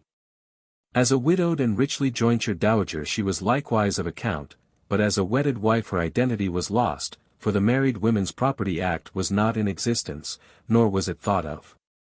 So completely was it recognized that all rights and inheritance of the wife devolved of right upon the husband, that formerly the husband enjoyed any peerage honors which had descended to the wife, and was summoned to Parliament as a peer in his wife's peerage. Small wonder, then, that the same ideas dominated the rules of armory. These only provide ways and methods for the husband to bear the wife's arms. This is curious, because there can be no doubt that at a still earlier period the practice of impalement was entirely confined to women, and that, unless the wife happened to be an heiress, the husband did not trouble to impale her arms. But a little thought will show that the two are not at variance, for if monuments and other matters of record are ignored, the earliest examples of impalement which have come down to us are all, almost without exception, examples of arms borne by widows. One cannot get over the fact that a wife during coverture had practically no legal status at all. The rules governing impalement, and the conjunction of the arms of man and wife, as they are to be borne by the husband, are recited in the chapter upon marshalling, which also details the ways in which a widow bears arms in the different ranks of life. Nothing would be gained by repeating them here. It may be noted, however, that it is not considered correct for a widow to make use of the true lover's knot of blue ribbon, which is sometimes used in the case of an unmarried lady. A divorce puts matters in statu quo ante. There still remains, however, the question of the bearing of arms in her own right by a married woman under coverture at the present day.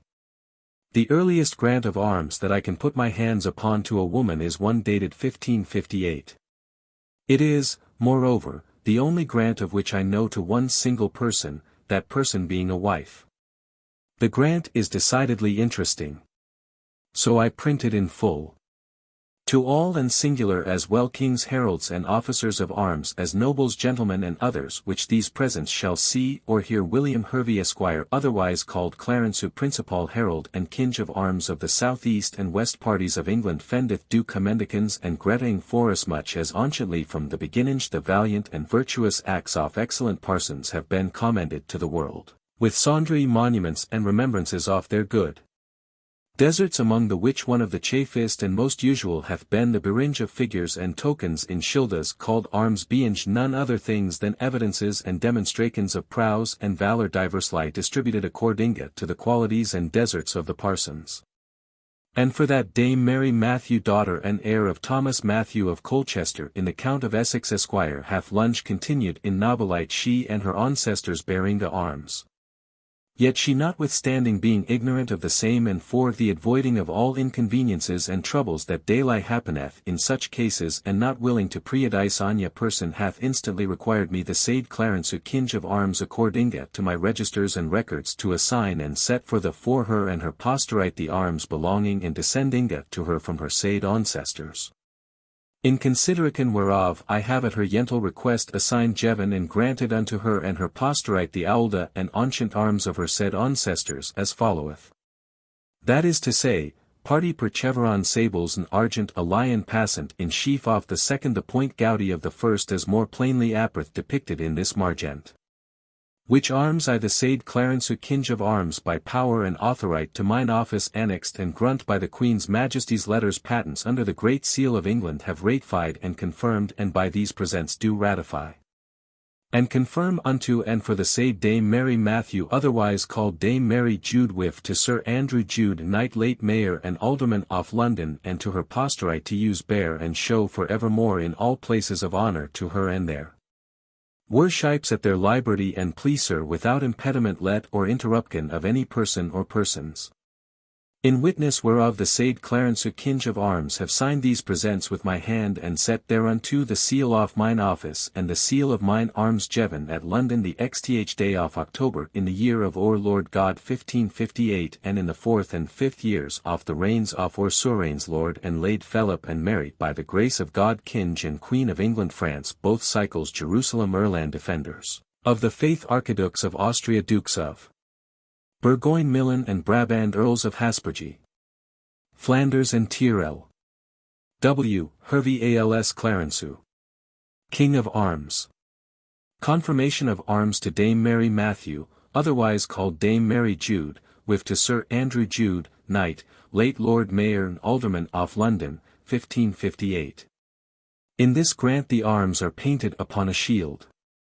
The grant was made in her husband's lifetime, but his arms are not impaled therewith. Evidently, therefore, the lady bears arms in her own right, and the presumption would seem to be that a married lady bears her arms without reference to her husband, and bears them upon a shield. On the other hand, the grant to Lady Pierce, referred to on an earlier page, whilst not blazoning the Pierce arms, shows the painting upon the patent to have been a lozenge of the arms of Pierce, charged with a baronet's hand impaled with the arms then granted for the maiden name of Lady Pierce. On the other hand, a grant is printed in Volume 1, of the Notes to the Visitation of England and Wales. The grant is to Dame Judith Digges, widow of Sir Maurice Digges, Bart. Now wife of Daniel Sheldon, and to Dame Margaret Sheldon, her sister, relict of Sir Joseph Sheldon, Knight, late Alderman, and sometime Lord Mayor of the City of London, daughters and co-heirs of Mr. George Rose, of Eastergate.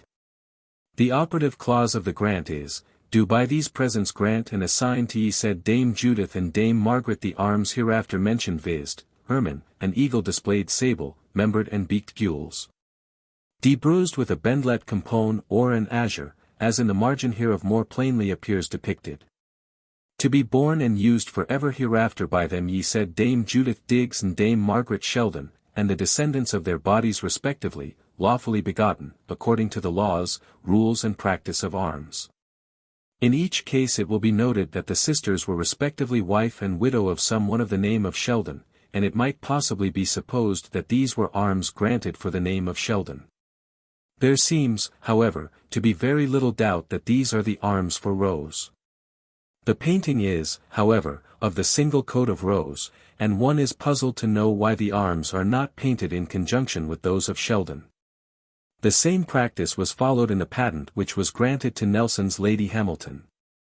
This patent, which both heraldically and historically is excessively interesting, was printed in full on page 168, Volume 1, of the Genealogical Magazine. The arms which in the grant are specifically said to be the arms of Lyons, not of Hamilton, are painted upon a lozenge, with no reference to the arms of Hamilton.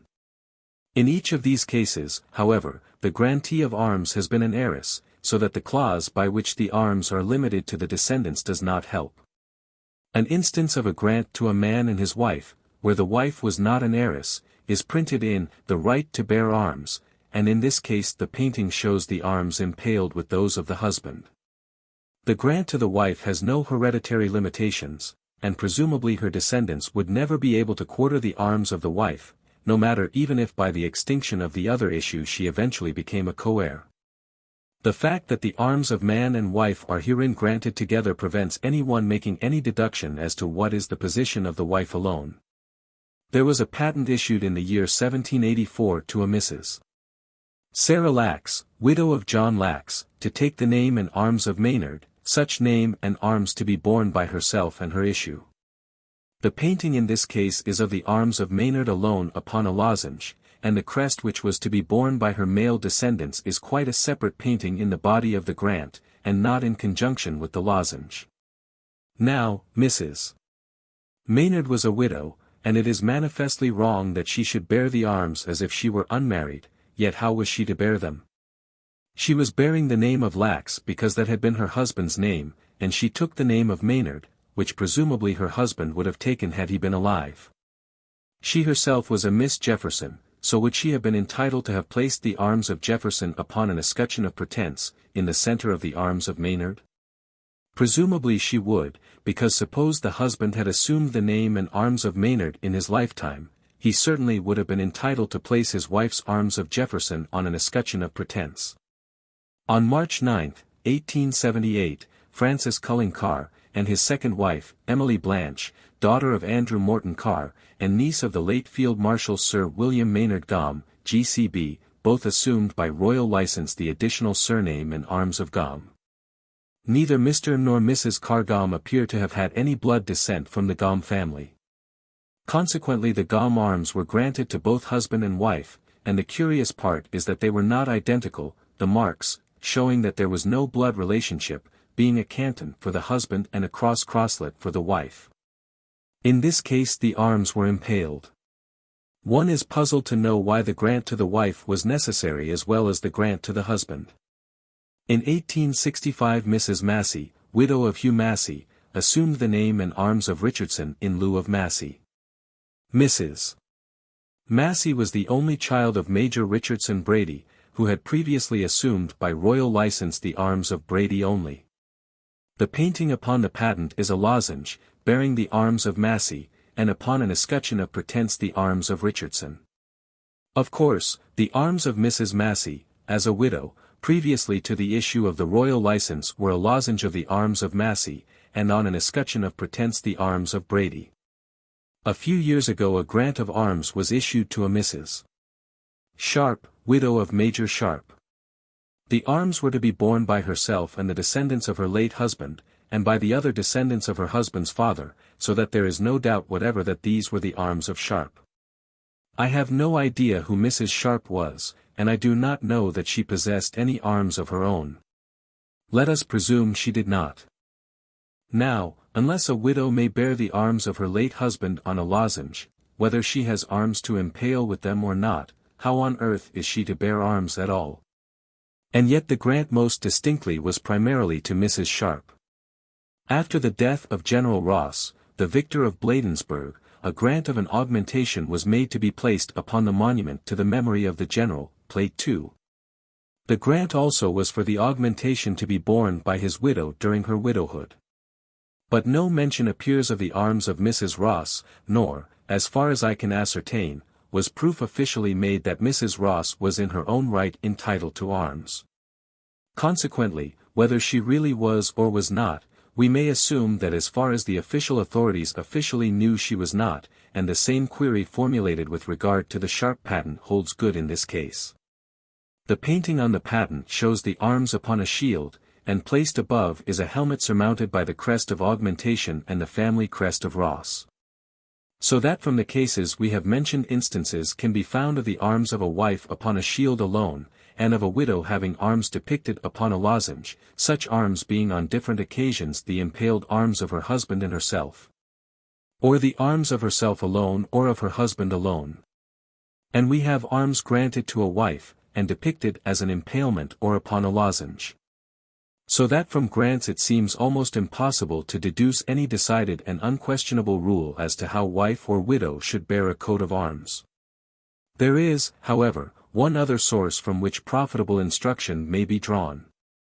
I refer to the methods of depicting arms upon hatchments, and more particularly to the hatchment of a married woman. Now a hatchment is strictly and purely personal, and in the days when the use of such an article was an everyday matter, the greatest attention was paid to the proper marshalling of the arms thereupon. There are so many varying circumstances that we have here only space to refer to the three simple rules, and these uncomplicated by any exceptional circumstances, which govern the hatchments of maid, wife, and widow.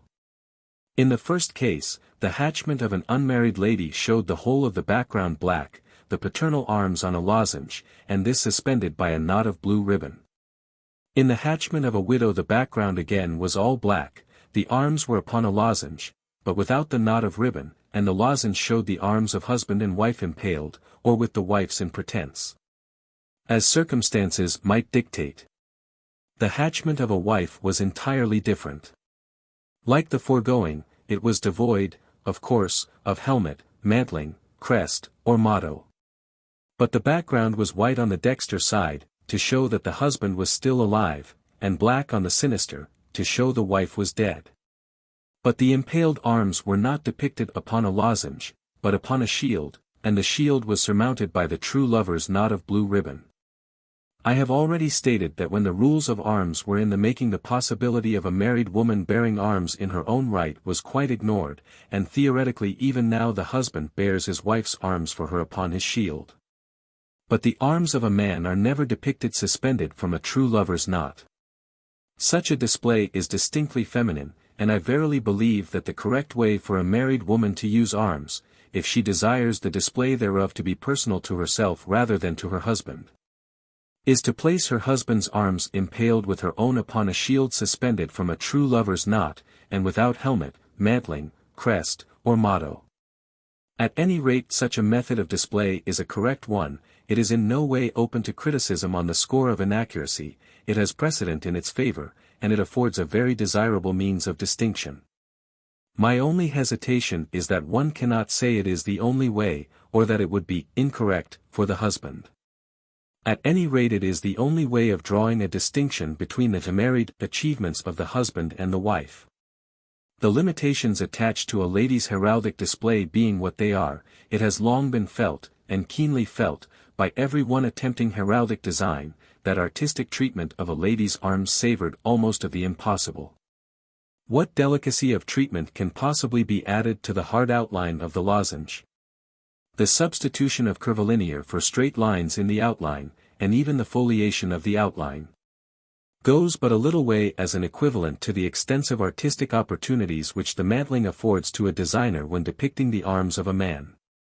To a certain extent, two attempts have been made towards providing a remedy. Neither can properly claim official recognition, though both have been employed in a quasi-official manner. The one consists of the knot of ribbon. The other consists of the use of the cordeliere. In their present usage the former is meaningless and practically senseless, whilst the use of the latter is radically wrong, and in my opinion, little short of imposture. The knot of ribbon, when employed, is usually in the form of a thin streamer of blue ribbon tied in the conventional true lover's knot, figure 749. But the imbecility and inconsistency of its use lies in the fact that except upon a hatchment it has been denied by custom to married women and widows, who have gained their lovers. Whilst its use is sanctioned for the unmarried lady, who, unless she be affianced, neither has nor ought to have anything whatever to do with lovers or with their knot. The women who are fancy-free display the tied-up knot. Women whom love has fast tied up, unless the foregoing opinion as to the correct way to display the arms of a married lady which I have expressed be correct, must leave the knot alone. But as matters stand heraldically at the moment the ribbon may be used advantageously with the lozenge of an unmarried lady. With reference to the cordeliere some writers assert that its use is optional, others that its use is confined to widow ladies. Now as a matter of fact it is nothing whatever of the kind. It is really the insignia of the old French order of the cordeliere, which was founded by Anne of Bretagne, widow of Charles VIII, in 1498, its membership being confined to widow ladies of noble family. The cordeliere was the waist girdle which formed a part of the insignia of the order, and it took its place around the lozenges of the arms of the members in a manner similar to the armorial use of the garter for knights of that order. Though the order of the Cordeliere is long since extinct, it is neither right nor proper that any part of its insignia should be adopted unaltered by those who can show no connection with it or membership of it. Chapter 36. Official Heraldic Insignia. The armory of all other nations than our own is rich in heraldic emblems of office. In France this was particularly the case, and France undoubtedly for many centuries gave the example, to be followed by other civilized countries, in all matters of honor and etiquette. If English heraldry were entirely destitute of official heraldic ensigns, perhaps the development elsewhere of this branch of armory might be dismissed as an entirely foreign growth. But this is far from being the case, as there are some number of cases in which these official emblems do exist. In England, however, the instances are governed by no scale of comparative importance, and the appearance of such tokens can only be described as capricious. That a more extended usage might with advantage be made no one can deny, for usage of this character would teach the general public that armory had a meaning and a value, it would increase the interest in heraldry, and also assist greatly in the rapidly increasing revival of heraldic knowledge.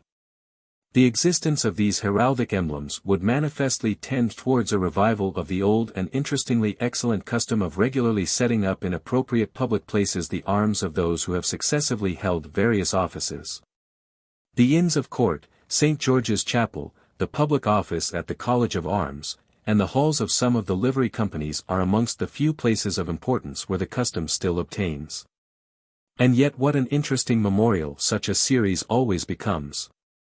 The following list may not be entirely complete, but it is fairly so as far as France is concerned, and I think also complete as to England. The following are from the Royal French Court. The High Constable of France, 2 swords held on each side of the shield by 2 hands in armor issuing from the clouds. The Chancellor, in salter behind his arms 2 great maces, and over his helmet a mortier or cap sable crossed by 2 bands of gold lace and turned up ermine. Thereon the figure of a demi-queen as an emblem of France, holding a scepter in her right hand and the great seal of the kingdom in her left. The Marshal, 2 batons in salter behind the arms azure, semedalis or. The Admiral, 2 anchors in salter behind the arms, the stocks of the anchors in chief azure, semedalis or. The General of the Galleys, 2 anchors in salter behind the arms.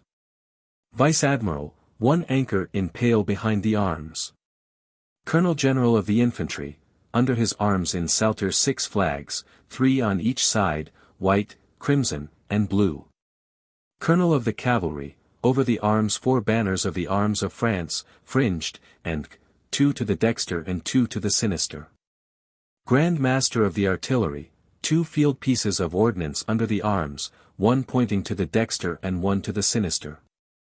The Superintendent of the Finance, 2 keys imperially crowned and endorsed in pale, 1 on each side of the arms, the dexter or the sinister argent. Grand Master of the Household to the King, 2 grand batons of silver gilt in salter behind the arms. Grand Almoner, under his arms a blue book, on the cover the arms of France and Navarre within the orders of St. Michael and the Holy Ghost, over the orders the crown. Grand Chamberlain, 2 keys, both imperially crowned or, in salter behind the arms endorsed, the wards-in-chief.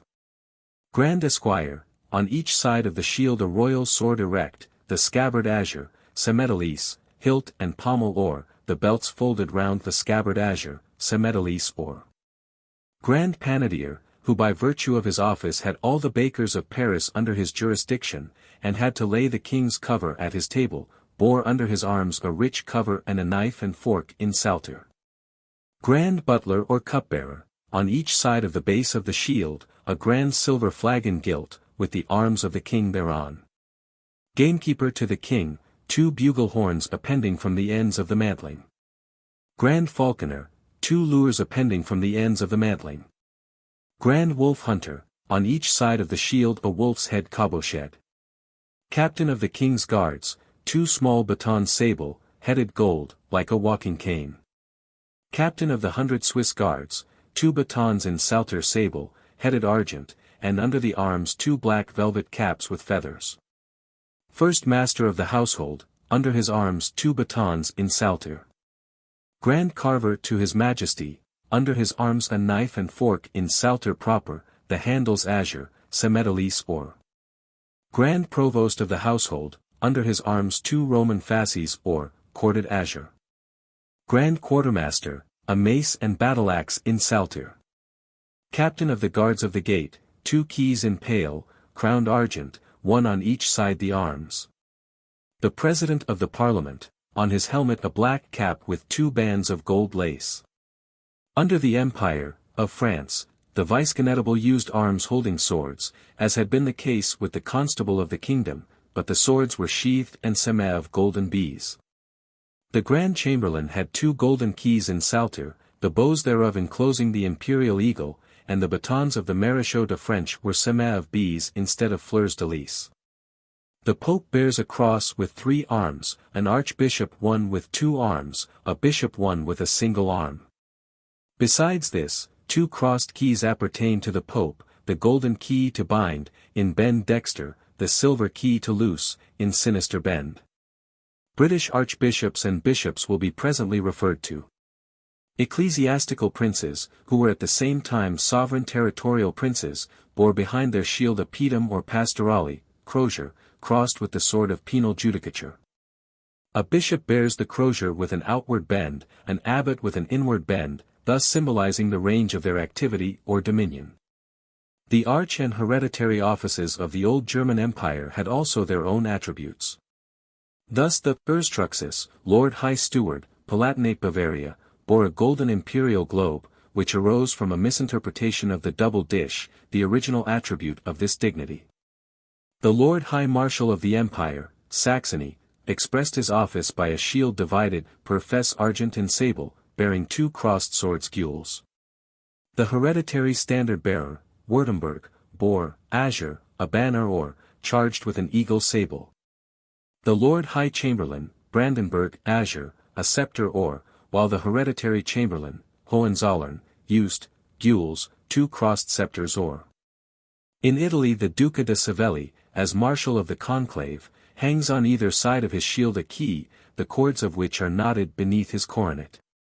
In Holland admirals used the naval crown, and added 2 anchors in saltire behind the shield. In Spain the admirals of Castile and of the Indies placed an anchor in bend behind the shield.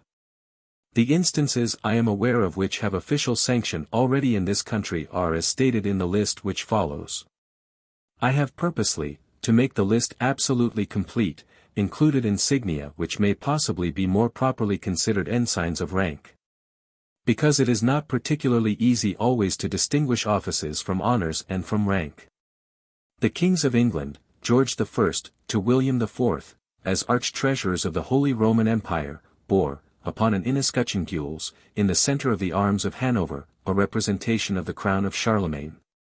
An archbishop has, 1, his official coat of arms, which he impales, placing it on the dexter side, with his personal arms, 2, his mitre, which, it should be noted, is the same as the mitre of a bishop, and not having a coronet encircling its band.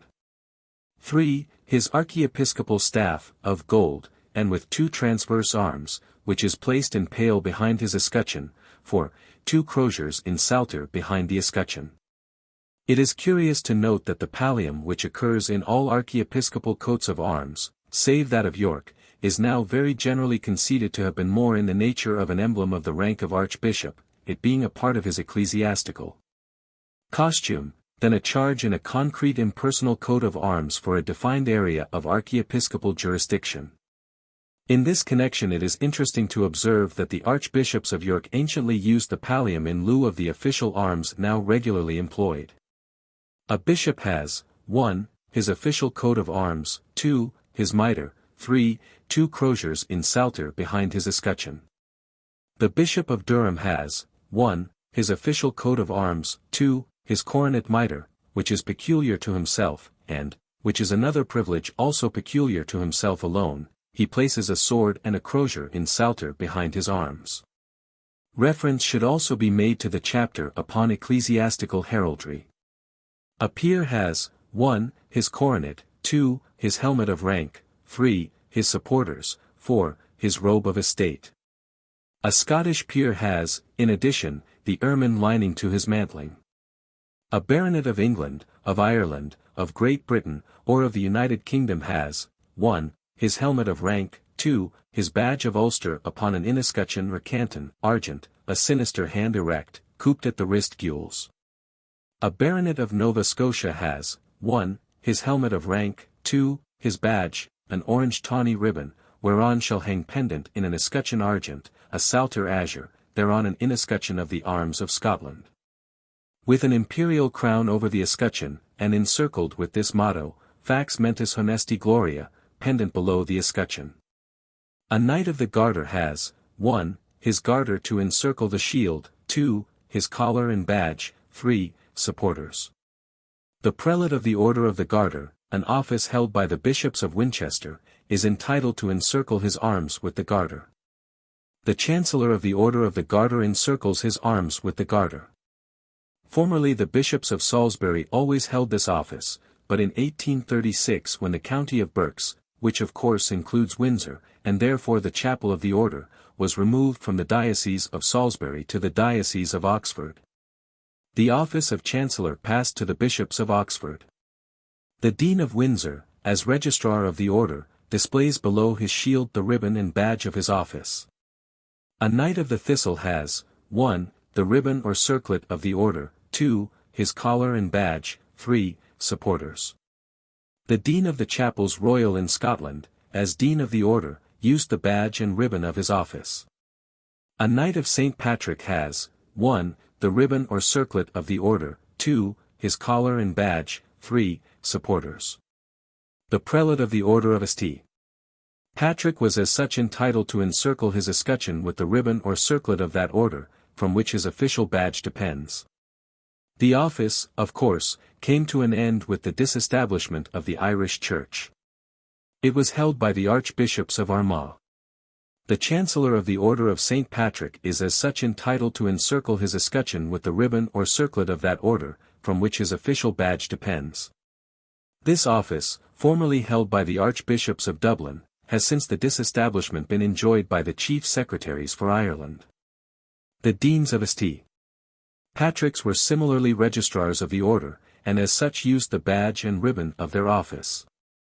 Knights Grand Cross or Knights Grand Commanders of the Orders of the Bath, the Star of India, St. Michael and St. George, the Indian Empire, or the Victorian Order, have, 1. The circlets or ribbons of their respective orders, 2. Their collars and badges, 3. Their helmets of degree, 4. Supporters, if they incline to pay the fees for these to be granted. Knights Commanders of the aforesaid orders have, 1.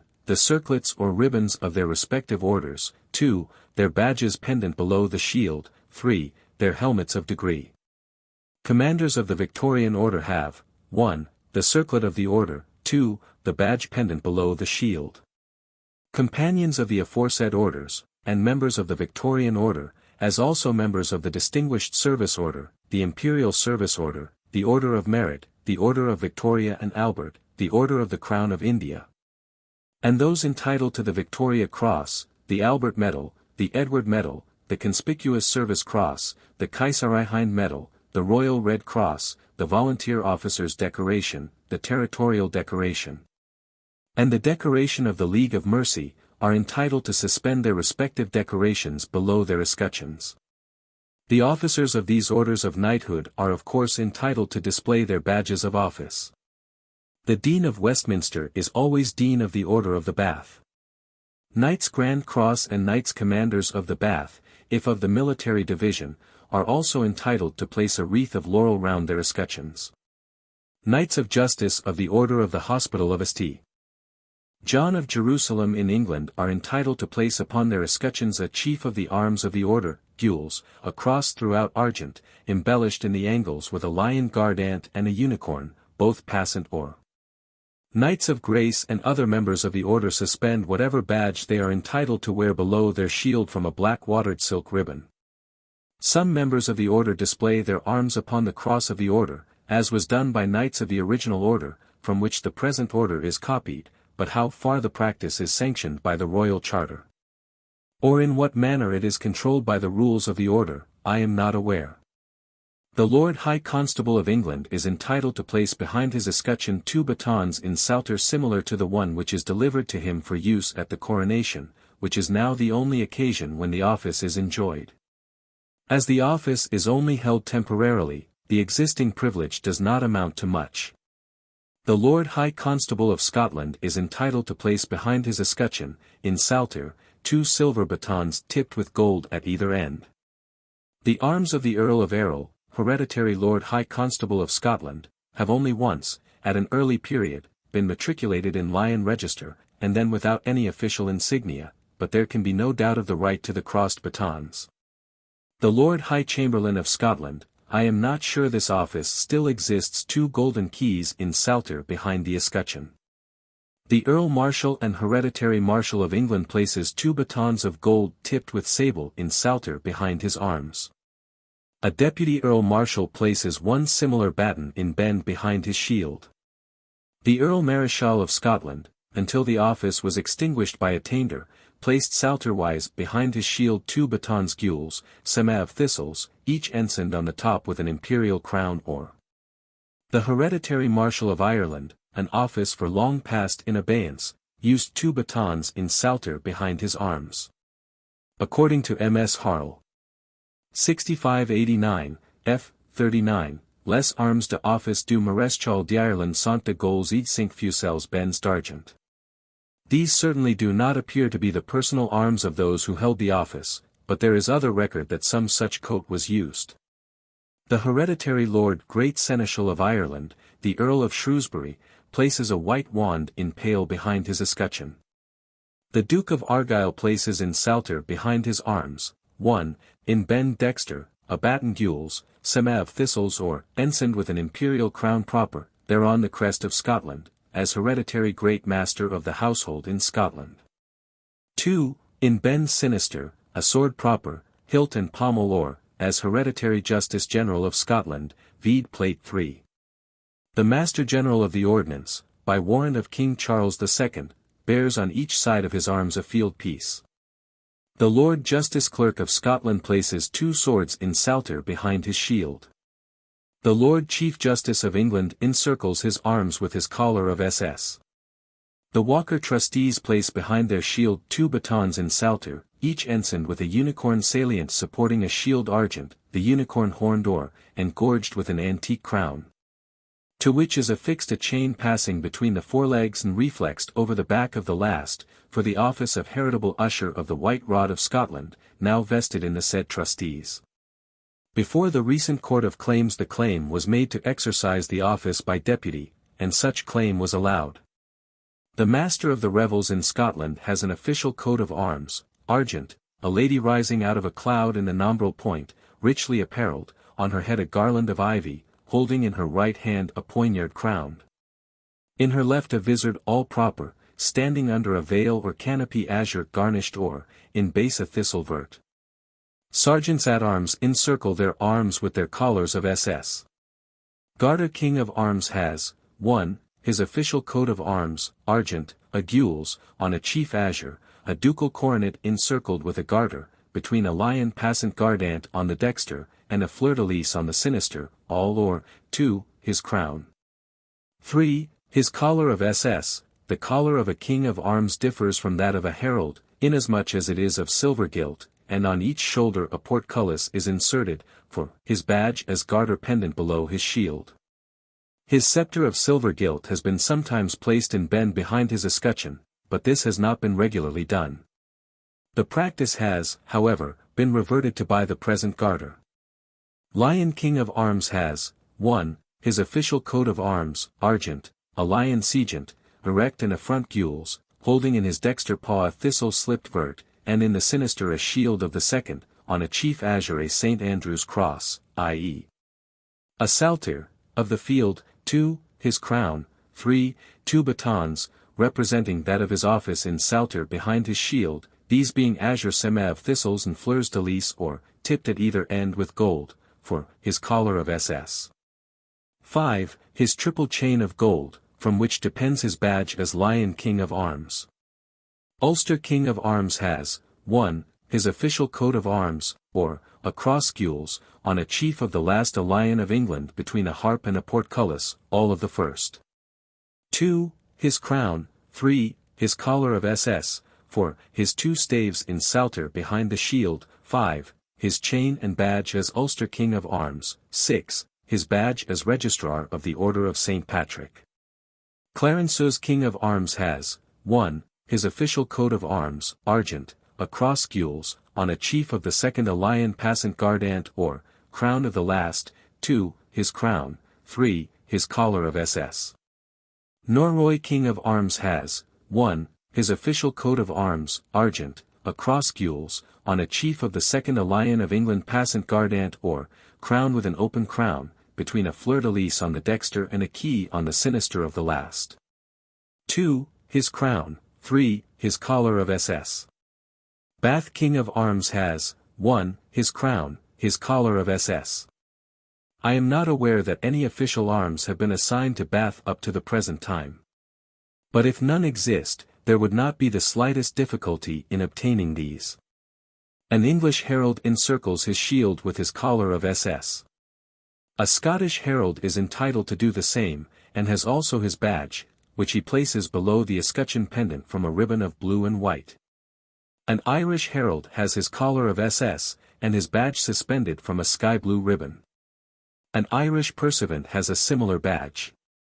The Regius Professors, or readers, in the University of Cambridge, for physic, law, divinity, Hebrew, and Greek, have official arms as follows. See Grant by Robert Cook, Clarenceau's, 1590, Genealogical Magazine, Volume 2. p. 125. Of physic, azure, a fess ermines. Ermine, between 3 lozenges or, on a chief gules a lion passant gardant of the third, charged on the side with the letter M sable.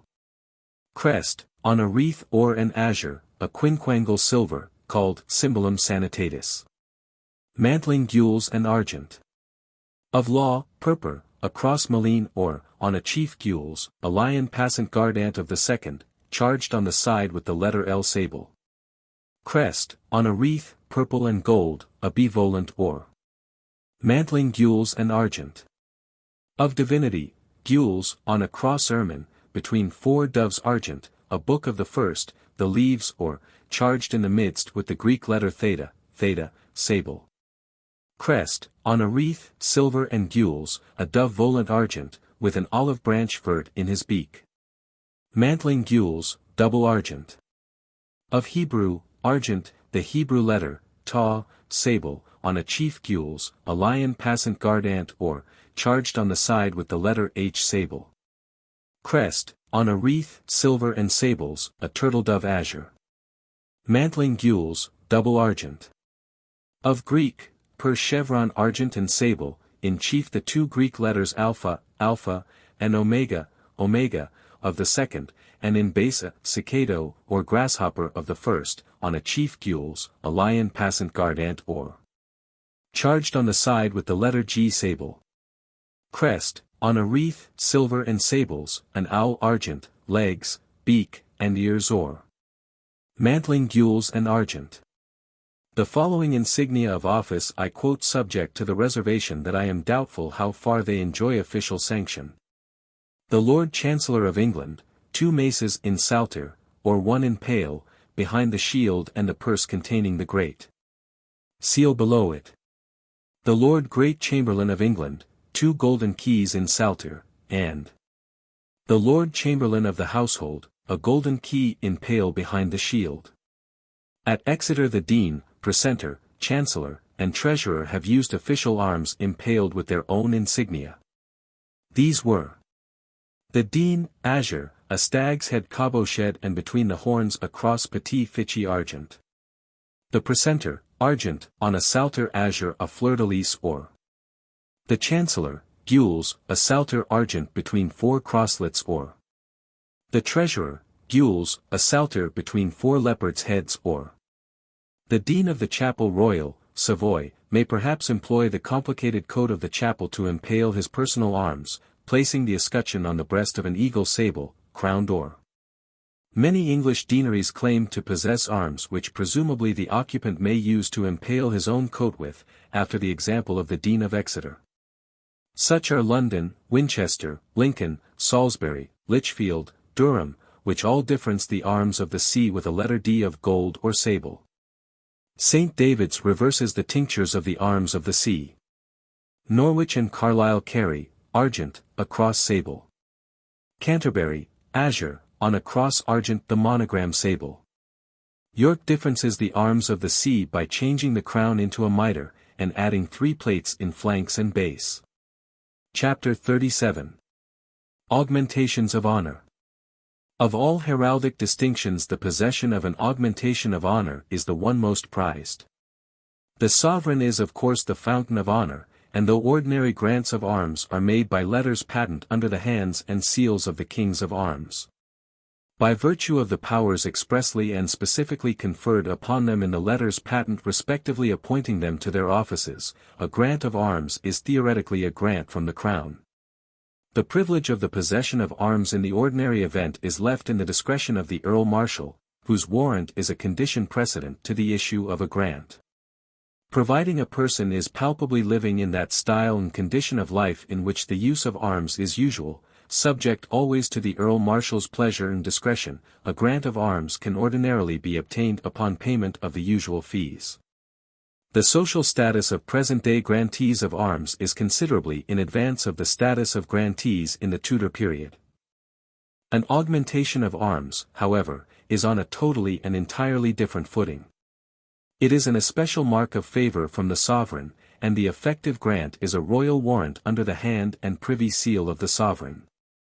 The warrant recites and requires that the augmentation granted shall be exemplified and recorded in the College of Arms.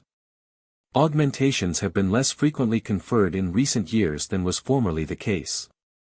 Technically speaking, a gift of arms by the sovereign direct where none previously existed is not an augmentation, though one is naturally inclined to include such grants in the category. Such an example is met with in the shield granted to Colonel Carlos by King Charles to commemorate their mutual adventures in the oak tree, or, issuing from a mountain base vert, an oak tree proper, over all on a fescules. 3 imperial crowns also proper, Plate 2. There are many gorgeous legends relating to augmentations and arms which are said to have been granted by William the Conqueror as rewards after the Battle of Hastings. Personally I do not believe in a single one.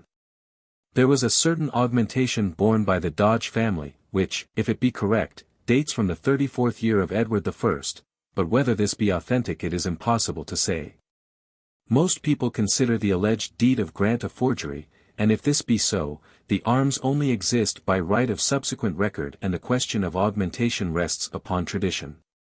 The curious charge of the woman's breast distilling drops of milk to typify the nourishment afforded to the king's army is at any rate most interesting, Plate 6.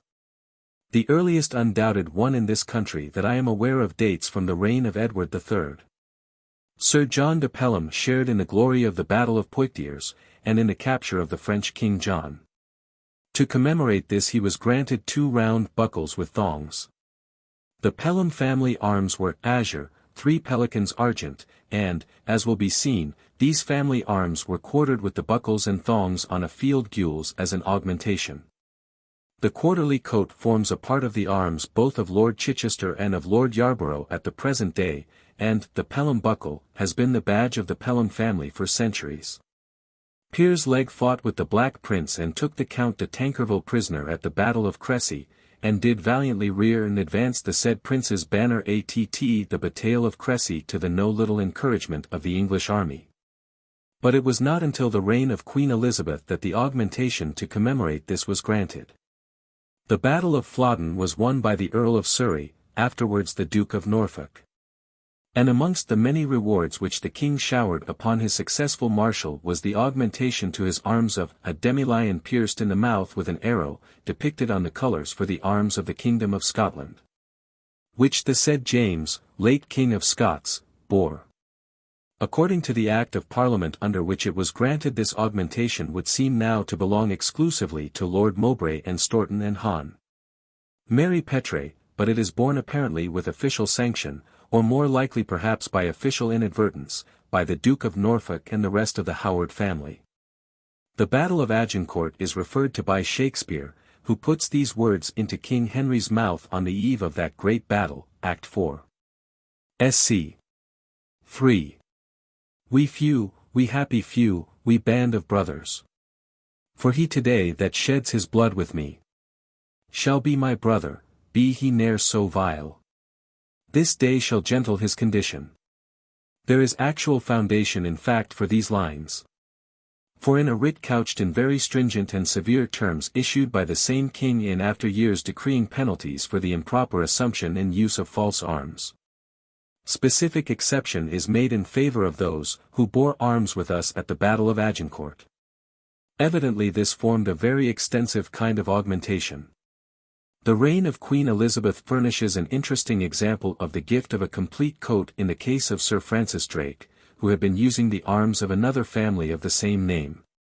The representative of that family complained to the Queen that Sir Francis, whom he styled an upstart, should take such liberties with his arms, whereupon the Queen said she would give Sir Francis arms which should outrival those of his namesake. At least, such is the legend, and though the arms themselves were granted by Clarence's King of Arms, and I have not yet found any royal warrant indicating that the grant was made by specific royal command, it is possible the story is correct. The arms are, sable, a fess wavy between two stars argent.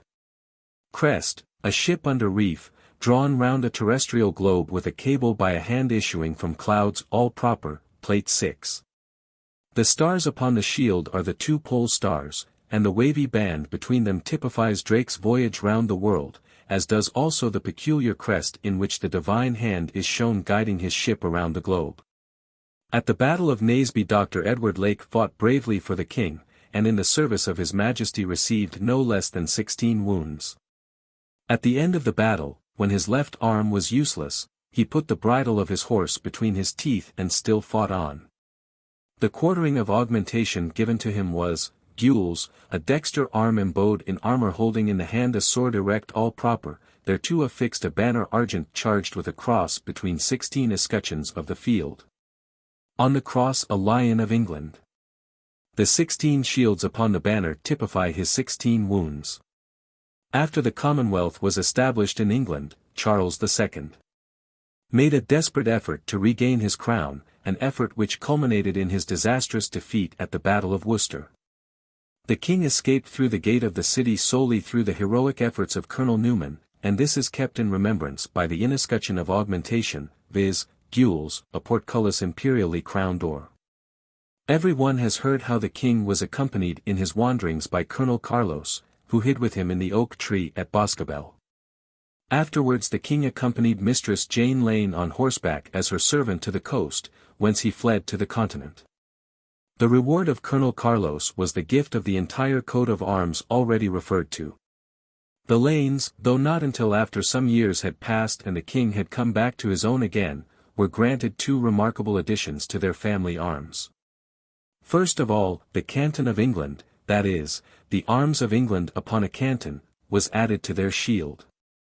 They are the only family to whom such an honor has been given, and a most curious result has happened. When the use of armorial bearings was taxed by Act of Parliament, the royal arms were specially exempted, and on account of this canton the Lane family claimed and obtained exemption from the tax. A few years later a crest was granted to them, namely, a strawberry roan horse, couped at the flanks, holding in its feet the royal crown, plate 2. It was upon a horse of this color that the king and Mistress Lane had escaped and thereby saved the crown. Mr. Francis Wolfe, of Madeley, who also was a party to the escape, received the grant of an inescutcheon gules charged with a lion of England. Another family which bears an augmentation to commemorate King Charles's escape is Whitgreave.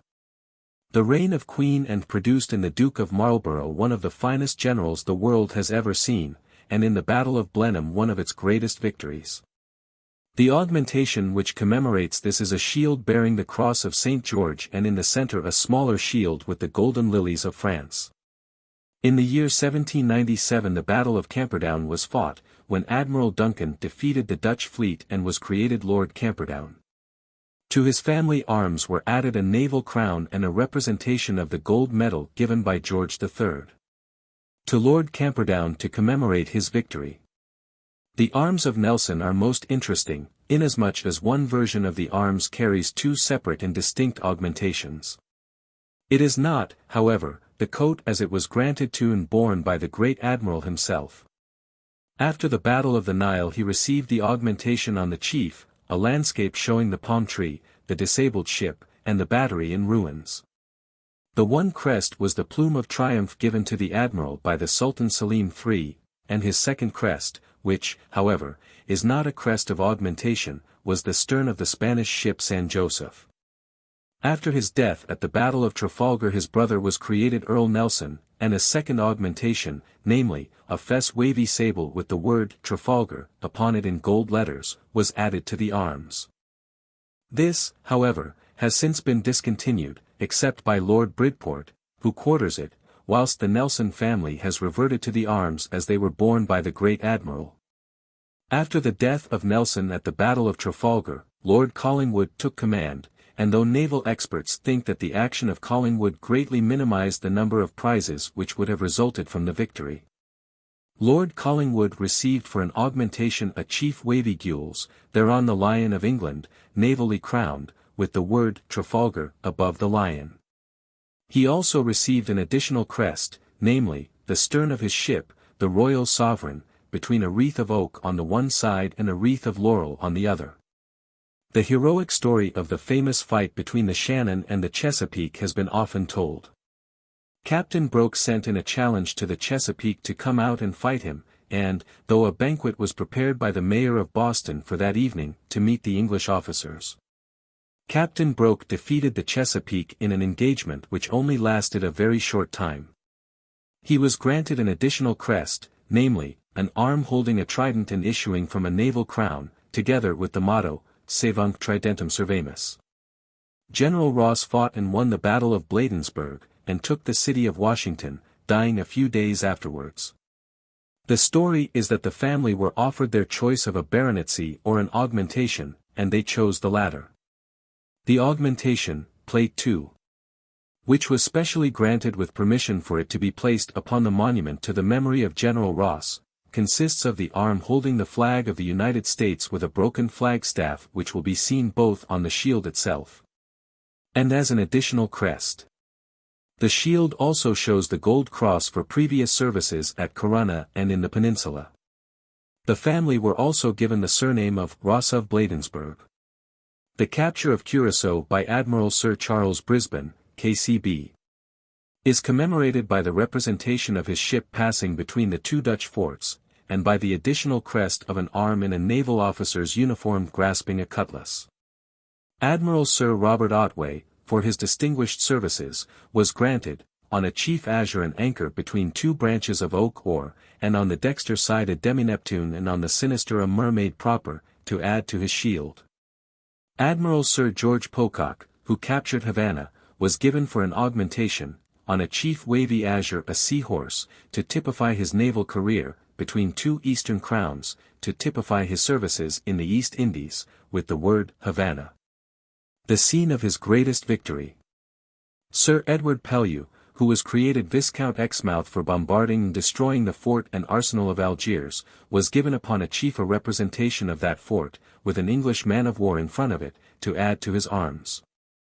It is interesting to note that one of his supporters, though not a part of his augmentation, represents a Christian slave, in memory of those in captivity at Algiers when he captured the city. There were several augmentations won at the Battle of Waterloo, and the Waterloo medal figures upon many coats of arms of Waterloo officers. Colonel Alexander Clark Kennedy, with his own hand, captured the French eagle of the 105th French Regiment. For this he bears a representation of it and a sword crossed upon a chief over his arms, and his crest of augmentation is a demi-dragoon holding the same flag. Of the multitude of honors which were showered upon the Duke of Wellington, not the least was his augmentation. This was a smaller shield to be superimposed upon his own, and charged with those crosses of St. George, St. Andrew, and St. Patrick, which we term the Union Jack. Sir Edward Carison, who distinguished himself so greatly in the peninsula and at Waterloo, was granted a sword with a wreath of laurel and representations of his medals for Orths and Waterloo, and, for an additional crest, an arm in armour holding a banner inscribed, Peninsula. Sir Thomas Munro, who will be long remembered as the governor of Madras, was rewarded for his capture of Badami by a representation of that hill fort in India.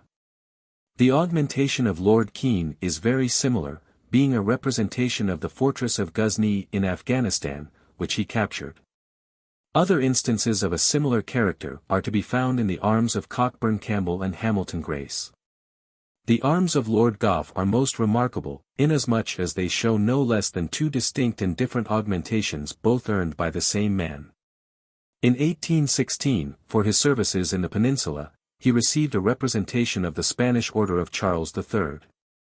And on a chief the representation of the fortress of Tarifa, with the crest of the arm holding the colours of his own regiment, the 87th, and a French eagle reversed and depressed.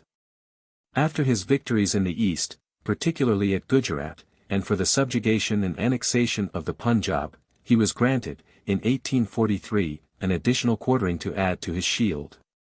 This has the Lion of England holding up the Union Jack below the words, China, and India. The third crest, which was then granted to him, shows a similar lion holding the Union Jack and a Chinese flag. Sir George Pollock, of the Khyber Pass, Bart, earned everlasting fame for himself in the First Afghan War, by forcing the Khyber Pass and by the capture of Kabul. For this he was given an eastern crown and the word, Khyber, on a chief as well as 3 cannon upon a canton, and at the same time he was granted an additional crest, a lion holding an Afghan banner with the staff thereof broken. With him it seemed as if the practice of granting augmentations for military services had ceased. Lord Roberts has none, neither has Lord Wolseley. But recently the old practice was reverted to in favour of Lord Kitchener. His family arms were, azure, a chevron codiced between 3 bustards, and in the centre chief point a bezant, with a stag's head for a crest. But for, smashing the Khalifa, he has been given the Union Jack and the Egyptian flag with the staves encircled by a coronet bearing the word, Khartoum, all on a pile superimposed over his family arms. He also received a second crest of an elephant's head holding a sword in its trunk issuing from a mural crown. At the conclusion of the South African War a second augmentation was granted to him, this taking the form of a chief. 2 other very interesting instances of augmentation of arms are worthy of mention. Sir Ralph Abercrombie, after a distinguished career, fought and won the Battle of Aboukir Bay, only to die a few days later on board HMS. Foudroyant of his wounds received in the battle. But long before he had fought and conquered the French at Valenciennes, and in 1795 had been made a Knight of the Bath. The arms which are upon his stall plate in Westminster Abbey include his augmentation, which is an arm in armour encircled by a wreath of laurel supporting the French standard. Sir William Hoste gained the celebrated victory over the French fleet off the island of Lissa in 1811, and the augmentation which was granted was a representation of his gold medal hanging from a naval crown, and an additional crest. An arm holding a flag inscribed with the word, Cattaro, the scene of another of his victories. Peace has its victories no less than war, but there is generally very much less fuss made about them. Consequently, the augmentations to commemorate entirely pacific actions are considerably fewer in number. The Speke augmentation has been elsewhere referred to, and reference may be made to the Ross augmentation to commemorate the Arctic exploits of Sir John Ross. It is a very common idea that arms were formerly to be obtained by conquest in battle. Like many other heraldic ideas, there is a certain amount of truth in the idea, from which very erroneous generalizations have been made. The old legend as to the acquisition of the plume of ostrich feathers by the Black Prince no doubt largely accounts for the idea. That legend, as has been already shown, lacks foundation. Territorial or sovereign arms doubtless would be subject to conquest, but I do not believe that because in battle or in a tournament à outrance one person defeated another, he therefore became entitled to assume, of his own motion, the arms of the man he had vanquished. The proposition is too absurd. But there is no doubt that in some number of historic cases his sovereign has subsequently conferred upon the victor an augmentation which has closely approximated to the arms of his victim. Such cases occur in the arms of the clerks, Barts of Hitcham, Bucks, who bear, on a sinister canton azure, a demiram salient of the first, and in chief 2 fleurs de lis or, debruised by a baton, to commemorate the action of Sir John Clerk of Weston, who captured Louis d'Orleans, Duke of Longueville, at Borny, near Terouenne, 5 Henry VII. The augmentation conferred upon the Duke of Norfolk at the Battle of Flodden has been already referred to, but the family of Lloyd of Stockton, co. Salop, carry a remarkable augmentation, inasmuch as they are permitted to bear the arms of Sir John Oldcastle, Lord Cobham, to commemorate his recapture by their ancestor after Lord Cobham's escape from the Tower. Figure 773. Arms of Robert de Vere, Duke of Ireland and Earl of Oxford, quarterly, 1 and 4, of augmentation, azure, 3 crowns or, within a bowyer argent, 2 and 3, quarterly gules and or, in the first quarter a mullet argent. Augmentations which have no other basis than mere favour of kings, or consanguinity to the royal family, are not uncommon. Richard II, who himself adopted the arms of St. Edward the Confessor, bestowed the right to bear them also upon Thomas Mowbray, Duke of Norfolk, figure 675. No difference was added to them in his case, which is the more remarkable as they were borne by the Duke impaled with the arms of England. In 1397 the king conferred the same arms upon John de Holland, Duke of Exeter, differenced by a label argent, and upon Thomas de Holland, Duke of Surrey, within a bowyer ermine. Richard II seems to have been inclined to the granting of augmentations, for in 1386, when he created the Earl of Oxford, Robert de Vere, Duke of Ireland, he granted him as an augmentation the arms of Ireland, azure. 3 crowns or, within a bowyer argent, fig. 773. The Manners family, who were of royal descent, but who, not being descended from an heiress, had no right to quarter the royal arms, received the grant of a chief quarterly azure and gules, in the first and fourth quarters 2 fleurs de lis. And in the second and third a lion passant gardant or. This precedent might well be followed at the present day in the case of the daughters of the Duke and Duchess of Fife. It was adopted in the case of Queen Victoria Eugenie of Spain. The Waller family, of Groombridge, co. Kent, one of whom, Richard Waller, captured Charles, Duke of Orleans, at the Battle of Agincourt, received as an augmentation the right to suspend from the crest, on a mount a walnut tree proper, an escutcheon of the arms of that prince, viz. Azure, 3 fleurs de lis or, a label of 3 points argent. Lord Polwarth bears one of the few augmentations granted by William III, viz. An inescutcheon azure charged with an orange ensign with an imperial crown all proper, whilst the titular King James III. And 8. Granted to John Graham, Earl of Alford, a coat of augmentation, viz.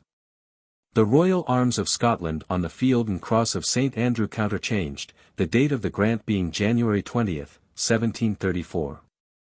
Sir John Keith, Earl of Kintore, Knight Mareschal of Scotland, saved the regalia of Scotland from falling into the hands of Cromwell, and in return the Keith arms, now quartered by Lord Kintore, were augmented with an inescutcheon gules.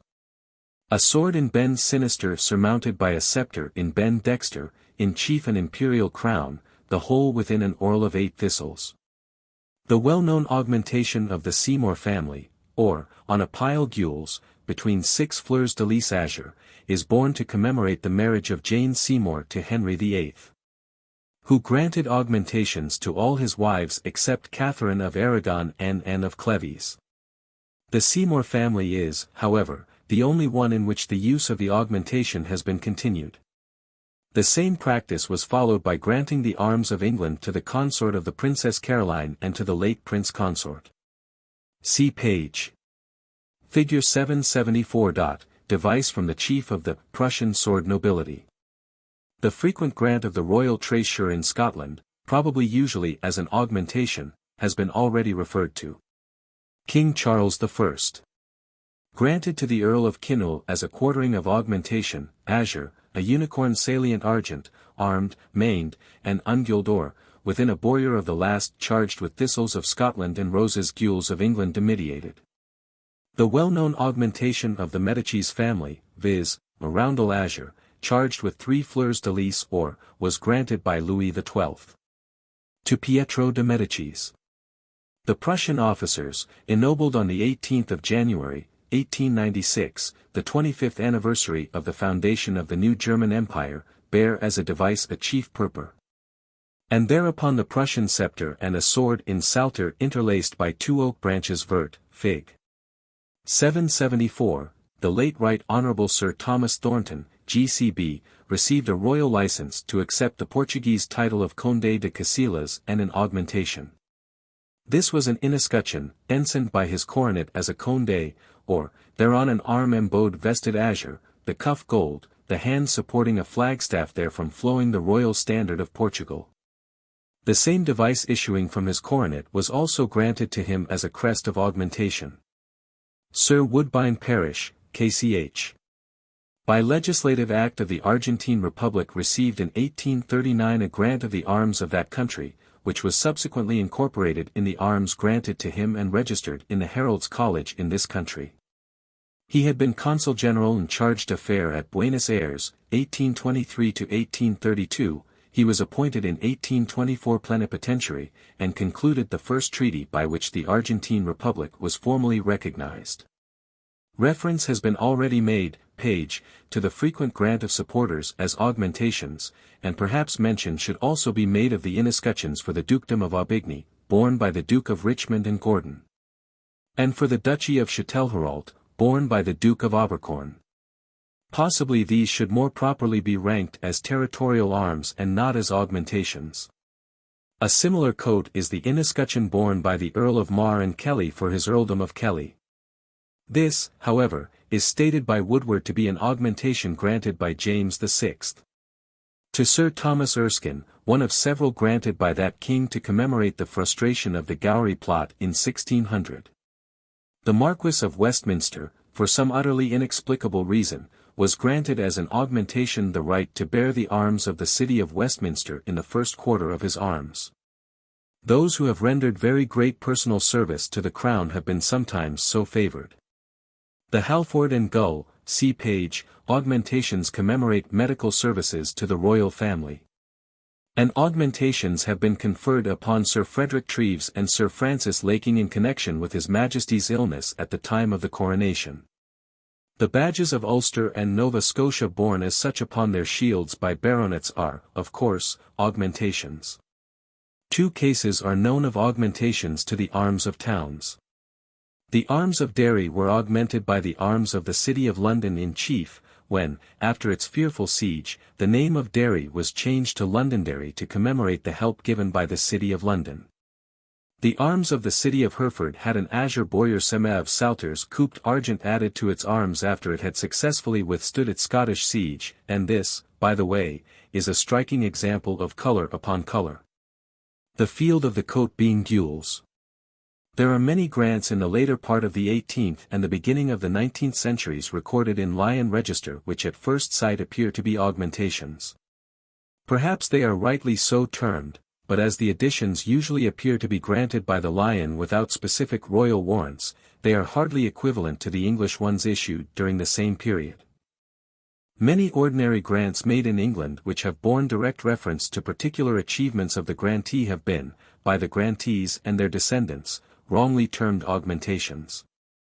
A rough and ready, though not a certain, test is to imagine the coat if the augmentation be removed, and see whether it remains a properly balanced design. Few of such coats will survive the test.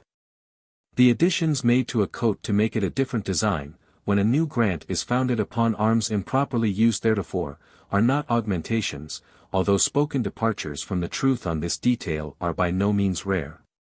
Chapter 38. Ecclesiastical Heraldry. Ecclesiastical heraldry has nothing like the importance in British armoury that it possesses elsewhere. It may be said to consist in this country exclusively of the official arms assigned to and recorded for the archiepiscopal and episcopal sees, and the mitres and croziers which are added to the shields. and a certain number of ecclesiastical symbols which occur as charges. In pre-Reformation days there were, of course, the many religious houses which used armorial emblems, but with the suppression of the monasteries these vanished. The cardinal's hat was recognized in former days, and would still be officially certified in England as admittedly correctly displayed above the arms of a Roman cardinal. But the curious and intricate development of other varieties of the ecclesiastical hat which will be found in use in all other European countries is not known to British Armoury. Nor has the English College of Arms recognized the impersonal arms of the Catholic communities. Those arms, with and without the ecclesiastical hats, play a conspicuous part in continental heraldry. It is difficult to assign a proper value or a definite status to the arms of the abbeys and other religious houses in this country in pre-Reformation times. The principal, in fact the only important sources of information concerning them are the impressions of seals which have come down to us. Many of these seals show the effigies of saints or patrons, some show the impersonal arms of the religious order to whose rule the community conformed, some the personal arms of the official of the moment, others the personal arms of the founder. In other cases arms presumably those of the particular foundation or community occur, but in such cases the variations in design are so marked, and so often we find that 2, 3, or more devices are used indifferently and indiscriminately, that one is forced to arrive at the conclusion that a large proportion of the devices in use, though armorial in character, had no greater status than a temporary existence as seal designs. They distinctly lack the unchanging continuity one associates with armorial bearings. But whatever their status may once have been, they have now completely passed out of being and may well be allowed to rest in the uncertainty which exists concerning them. The interest attaching to them can never be more than academic in character and limited in extent. The larger abbeys, the abbots of which were anciently summoned to Parliament as Lords of Parliament, appear to have adhered rather more consistently to a fixed device in each case. Though the variations of design are very noticeable even in these instances. A list of them will be found in the Genealogical Magazine, Volume 2. Page 3. The suppression of the monasteries in this country was so thorough and so ruthless, that the contemporary instances of abbatical arms remaining to us from which deduction as to armorial rules and precedents can be made are singularly few in number. But it would appear that the abbot impaled the arms of his abbey on the dexter side of his personal arms, and placed his mitre above the shield. The mitre of an abbot differed from that of a bishop, inasmuch as it had no labels, or infuli, depending from within it.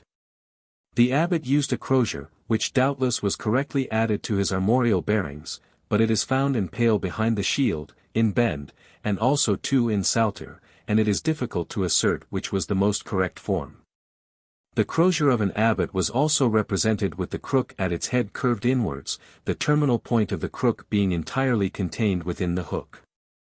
The point of a bishop's, on the other hand, was turned outwards at the bottom of the crook. The difference is said to typify the distinction between the confined jurisdiction of the abbot, which was limited to the abbey and the community under his charge, and the more open and wider jurisdiction of the bishop. Although this distinction has been much disputed as regards its recognition for the actual croziers employed, there can be no doubt that it is very generally adhered to in heraldic representations, though one hesitates to assert it as an absolute rule. The official arms for the archiepiscopal and episcopal sees are of some interest. With the single exception of York, the archiepiscopal coats of arms all have, in some form or another, the pallium which forms part of an archbishop's vestments or insignia of rank. But it is now very generally recognized and conceded that the pallium is not merely a charge in the official coat for any specified jurisdiction, but is itself the sign of the rank of an archbishop of the same character and status as is the mitre. The pallium being displayed upon a shield as a matter of convenience for artistic representation. This view of the case has been much strengthened by the discovery that in ancient instances of the archiepiscopal arms of York the pallium is found, and not the more modern coat of the crown and keys. But whether the pallium is to be still so considered, or whether under English armorial law it must now be merely ranked as a charge in an ordinary coat of arms, in general practice it is accepted as the latter. But it nevertheless remains a point of very considerable interest, which has not yet been elucidated, why the pallium should have been discarded for York, and another coat of arms substituted. The various coats used by the Archbishops of England and Ireland are as follows. Canterbury. Azure, an episcopal staff in pale or, an ensign with a cross petit argent surmounted of a pall of the last, charged with 4 crosses formi fici sable, edged and fringed or. York. Gules, 2 keys in salter argent, in chief a royal crown or. Armagh. Azure, an episcopal staff argent, ensign with a cross petit or, surmounted by a pallium of the second, edged and fringed or, charged with 4 crosses formi fici sable. Dublin. The arms of this archbishopric are the same as those of Armagh, only with 5 crosses charged on the pallium instead of 4. The arms of the episcopal sees have no attribute at all similar to the charge of the pallium in the coat of an archbishop, and are merely so many different coats of arms. The shield of every bishop and archbishop is surmounted by his mitre, and it is now customary to admit the use of the mitre by all persons holding the title of bishop who are recognized as bishops by the English law. This, of course, includes colonial and suffragan bishops, retired bishops, and bishops of the episcopal churches in Scotland and in Ireland. It is a moot point whether the bishops of the episcopal churches in Ireland and in Scotland are entitled to make use of the official arms formerly assigned to their sees at a period when those churches were state-established. But, looking at the matter from a strictly official point of view, it would not appear that they are any longer entitled to make use of them. The mitres of an archbishop and of a bishop, in spite of many statements to the contrary, are exactly identical. And the mistaken idea which has of late years, the practice is really quite a modern one, encircled the rim of an archbishop's mitre with the circlet of a coronet is absolutely incorrect. There are several forms of mitre which, when looked upon as an ecclesiastical ornament, can be said to exist, but from the heraldic point of view only one mitre is recognized, and that is of gold, the labels being of the same color. The jeweled variety is incorrect in armorial representations, though the science of armory does not appear to have enforced any particular shape of mitre.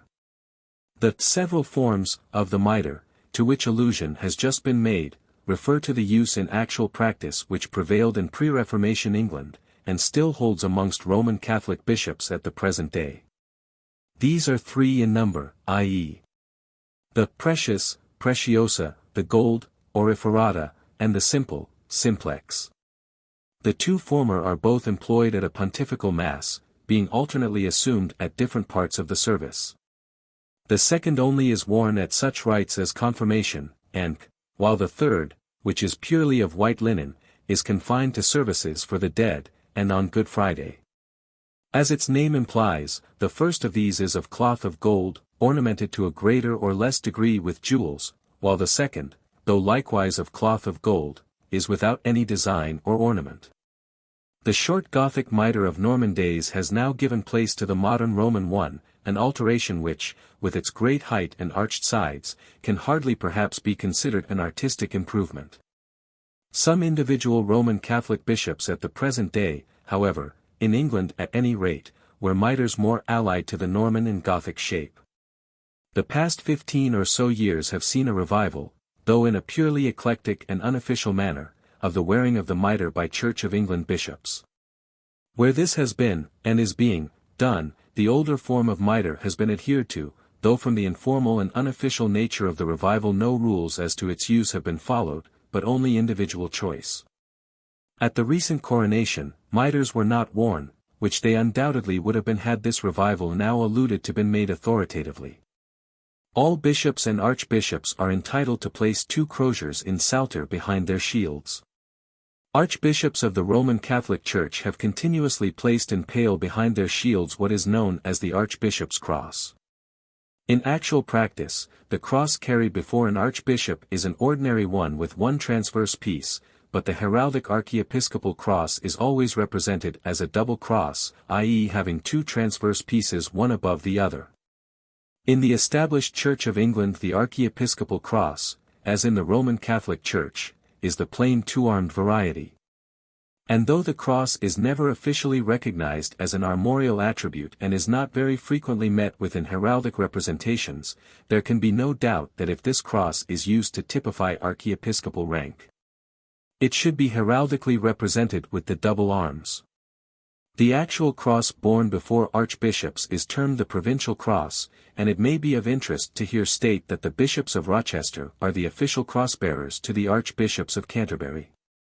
To the foregoing rules there is one notable exception, i.e. the Bishop of Durham. The bishopric of Durham, until the earlier part of the 19th century, was a palatinate, and in earlier times the bishops of Durham, who had their own parliament and barons of the palatinate, exercised a jurisdiction and regality. Limited in extent certainly, but little short in fact or effect of the power of the crown. If ever any ecclesiastic can be correctly said to have enjoyed temporal power, the bishops of Durham can be so described. The prince-bishops of the continent had no such attributes of regality vested in themselves as were enjoyed by the bishops of Durham. These were in truth kings within their bishoprics. And even to the present day, though modern geographies and modern social legislation have divided the bishopric into other divisions, one still hears the term employed of within or without the bishopric. The result of this temporal power enjoyed by the bishops of Durham is seen in their heraldic achievement. In place of the two croziers in psalter behind the shield, as used by the other bishops, the bishops of Durham place a sword and a crozier in psalter behind their shield to signify both their temporal and spiritual jurisdiction. The mitre of the Bishop of Durham is heraldically represented with the rim encircled by a ducal coronet, and it has thereby become usual to speak of the coronet mitre of the Bishop of Durham. But it should be clearly borne in mind that the coronet formed no part of the actual mitre, and probably no mitre has ever existed in which the rim has been encircled by a coronet. But the bishops of Durham, by virtue of their temporal status, used a coronet, and by virtue of their ecclesiastical status used a mitre. And the representation of both of these at one and the same time has resulted in the coronet being placed to encircle the rim of the mitre. The result has been that, heraldically, they are now always represented as one and the same article. It is, of course, from this coronet mitre of Durham that the wholly inaccurate idea of the existence of coronet on the mitre of an archbishop has originated. Apparently the humility of these princes of the Church has not been sufficient to prevent their appropriating the peculiar privileges of their ecclesiastical brother of lesser rank. A crest is never used with a mitre or ecclesiastical hat. Many writers deny the right of any ecclesiastic to a crest.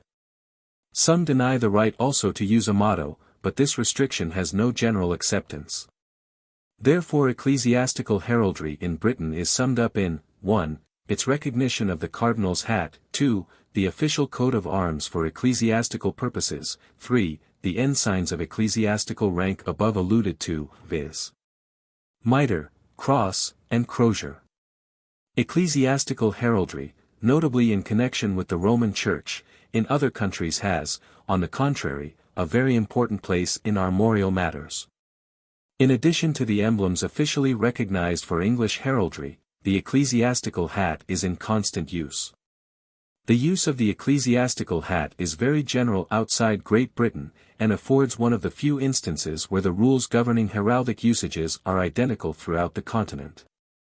This curious unanimity is the more remarkable because it was not until the 17th century that the rather intricate rules concerning the colors of the hats used for different ranks and the number of tassels came into vogue.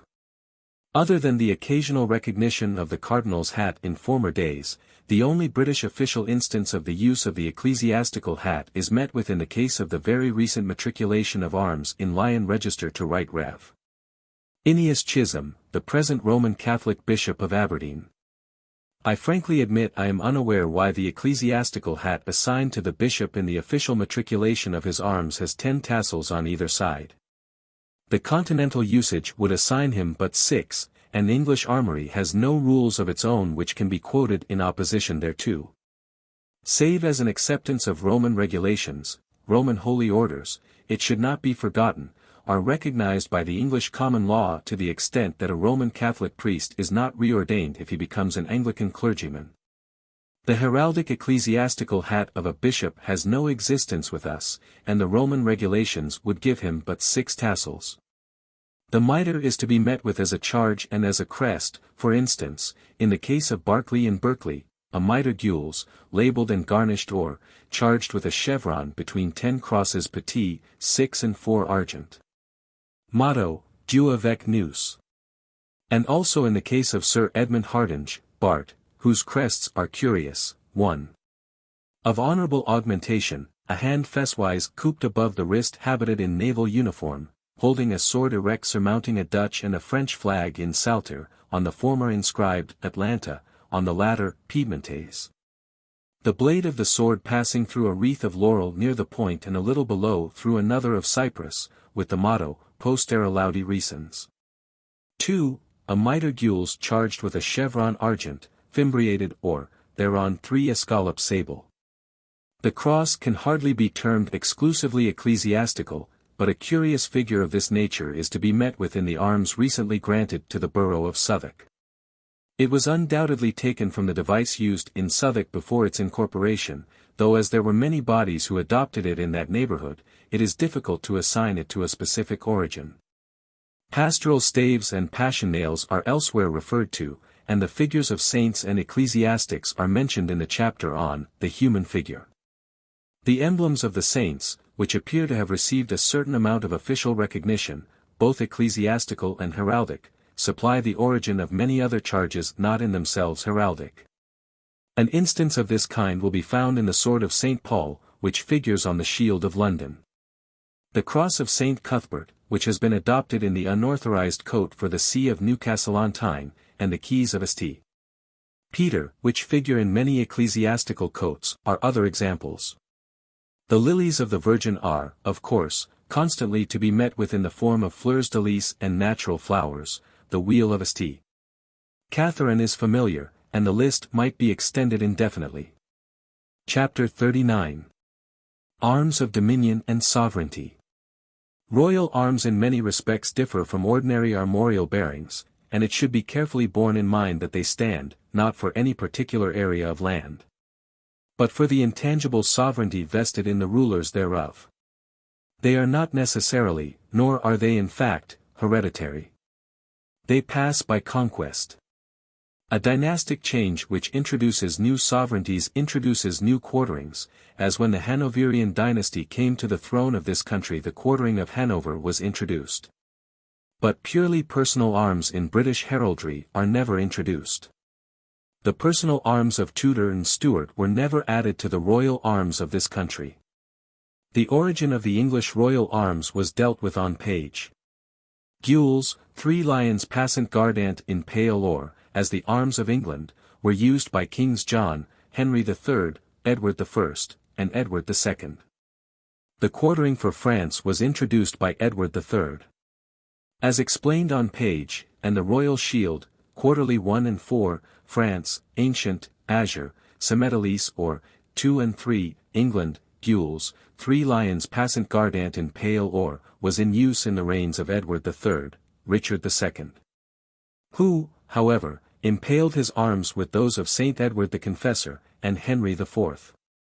The last-mentioned king about 1411 reduced the number of fleurs de lis to 3, and the shield remained without further change till the end of the reign of Edward VI. Queen Mary did not alter the arms of this country, but during the time of her marriage with Philip of Spain they were always borne impaled with the arms of Spain. Queen Elizabeth bore the same shield as her predecessors.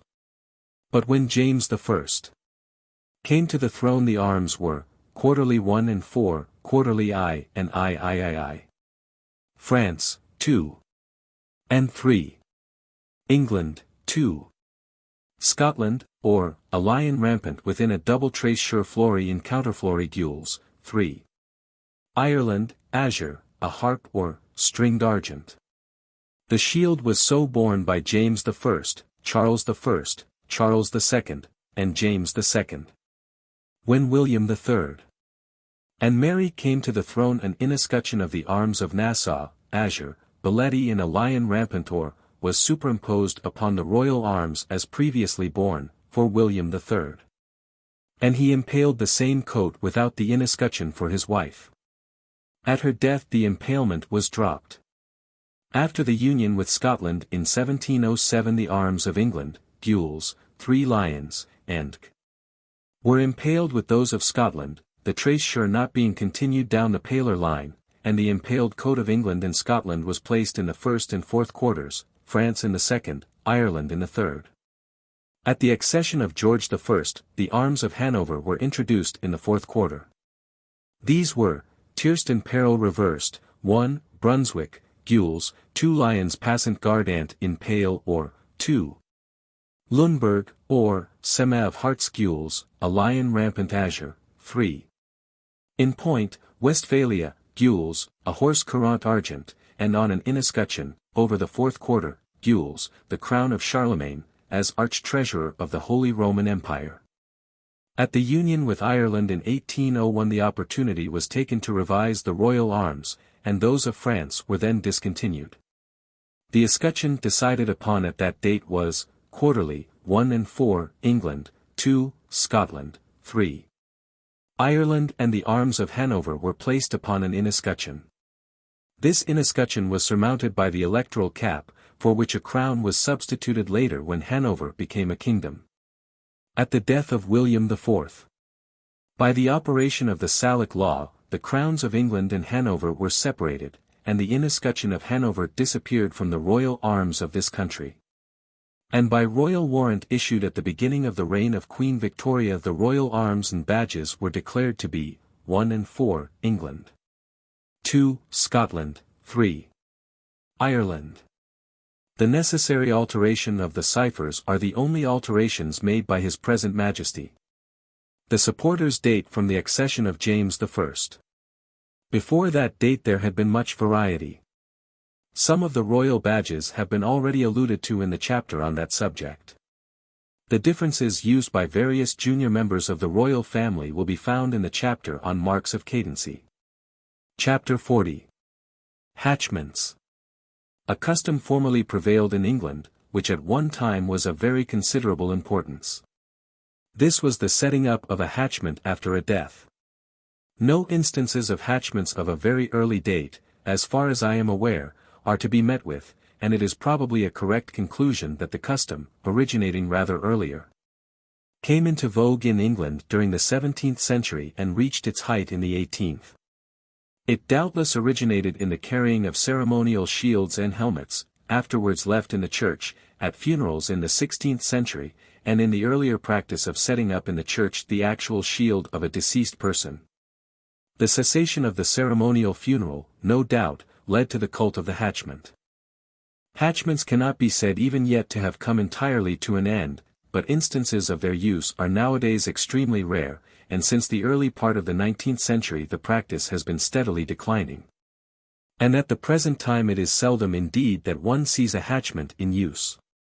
The word hatchment is, of course, a corruption of the term achievement, this being the heraldic term implying an emblazonment of the full armorial bearings of any person. The manner of use was as follows. Immediately upon the death of a person of any social position a hatchment of his or her arms was set up over the entrance to his house, which remained there for 12 months, during the period of mourning. It was then taken down from the house and removed to the church, where it was set up in perpetuity. There are few churches of any age in this country which do not boast one or more of these hatchments, and some are rich in their possession. Those now remaining, for example, in St. Chad's Church in Shrewsbury, must number, I imagine, over 100. There does not appear to have been any obligation upon a clergyman either to permit their erection, or to allow them to remain for any specified period. In some churches they have been discarded and relegated to the vestry, to the coal house, or to the rubbish heap, whilst in others they have been carefully preserved. The hatchment was a diamond-shaped frame, painted black, and enclosing a painting in oils upon wood, or more frequently canvas, of the full armorial bearings of the deceased person. The frame was usually about 5 feet 6 in height, and the rules for the display of arms upon hatchments afford an interesting set of regulations which may be applied to other heraldic emblazonments. The chief point, however, concerning a hatchment, and also the one in which it differs from an ordinary armorial emblazonment, lay in the color of the groundwork upon which the armorial bearings were painted. For an unmarried person the whole of the groundwork was black, but for a husband or wife half was black and half white, the groundwork behind the arms of the deceased person being black, and of the surviving partner in matrimony white. The background for a widow or widower was entirely black. Chapter 41. The Union Jack. By Rev. J. R. Crawford. Orders in council and other official documents refer to this flag as the Union flag, the Union Jack, our Jack, the King's colors, and the Union banner, which last title precise heraldry usually adopts.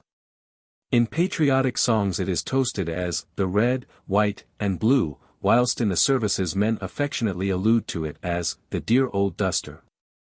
But Britons at large cling to the title which heads this chapter. To them it is the Union Jack. Why Union? Obviously because it unites three emblems of tutelar saints on one flag, and thereby denotes the union of three peoples under one sovereign. It is the motto, Tria Juncta in Uno, rendered in bunting. Why Jack? Two theories are propounded, one fanciful, the other probable. Some say, Jack is the anglicized form of Jacques, which is the French signature of James I, in whose reign and by whose command the first Union flag was called into being. Against this at least three reasons may justly be urged. 1. The term Jack does not appear, so far as we can discover, in any warrant referring to the Jacobean flag of 1606. It is rather in later documents that this term occurs. 2. If the earliest Union flag be a Jack just because it is the creation of James, then surely it follows that, to be consistent, later Union flags, the creations of later sovereigns, should have borne those sovereigns' names. For example the Union Anne, the Union George. 3. The English way of pronouncing Jacques is not, and probably never was Jack, but Jakes. The other, and more feasible theory, is as follows: the term Jacques, e.g. Jacques de Males, was borrowed from the French and referred to any jacket or coat on which, especially, heraldic emblems were blazoned.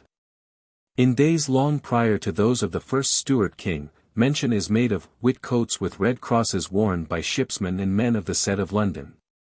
From which sentence we learn that the emblem of the nation's tutelar saint was, as in yet earlier Crusaders' days, a fighter's emblem.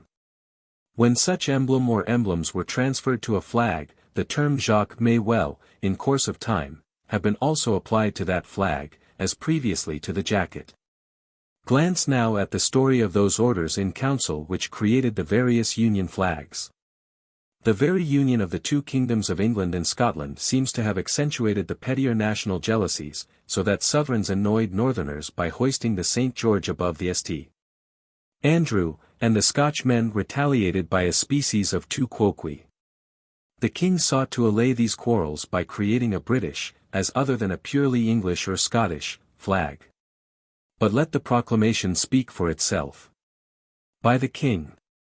Whereas, some differences hath arisen between our subjects of South and North Britain travelling by seas, about the bearing of their flags, for the avoiding of all contentions hereafter, we have, with the advice of our council, ordered, that from henceforth all our subjects of this isle and kingdom of Great Britain, and all our members thereof, shall bear in their maintop the red cross, commonly called St.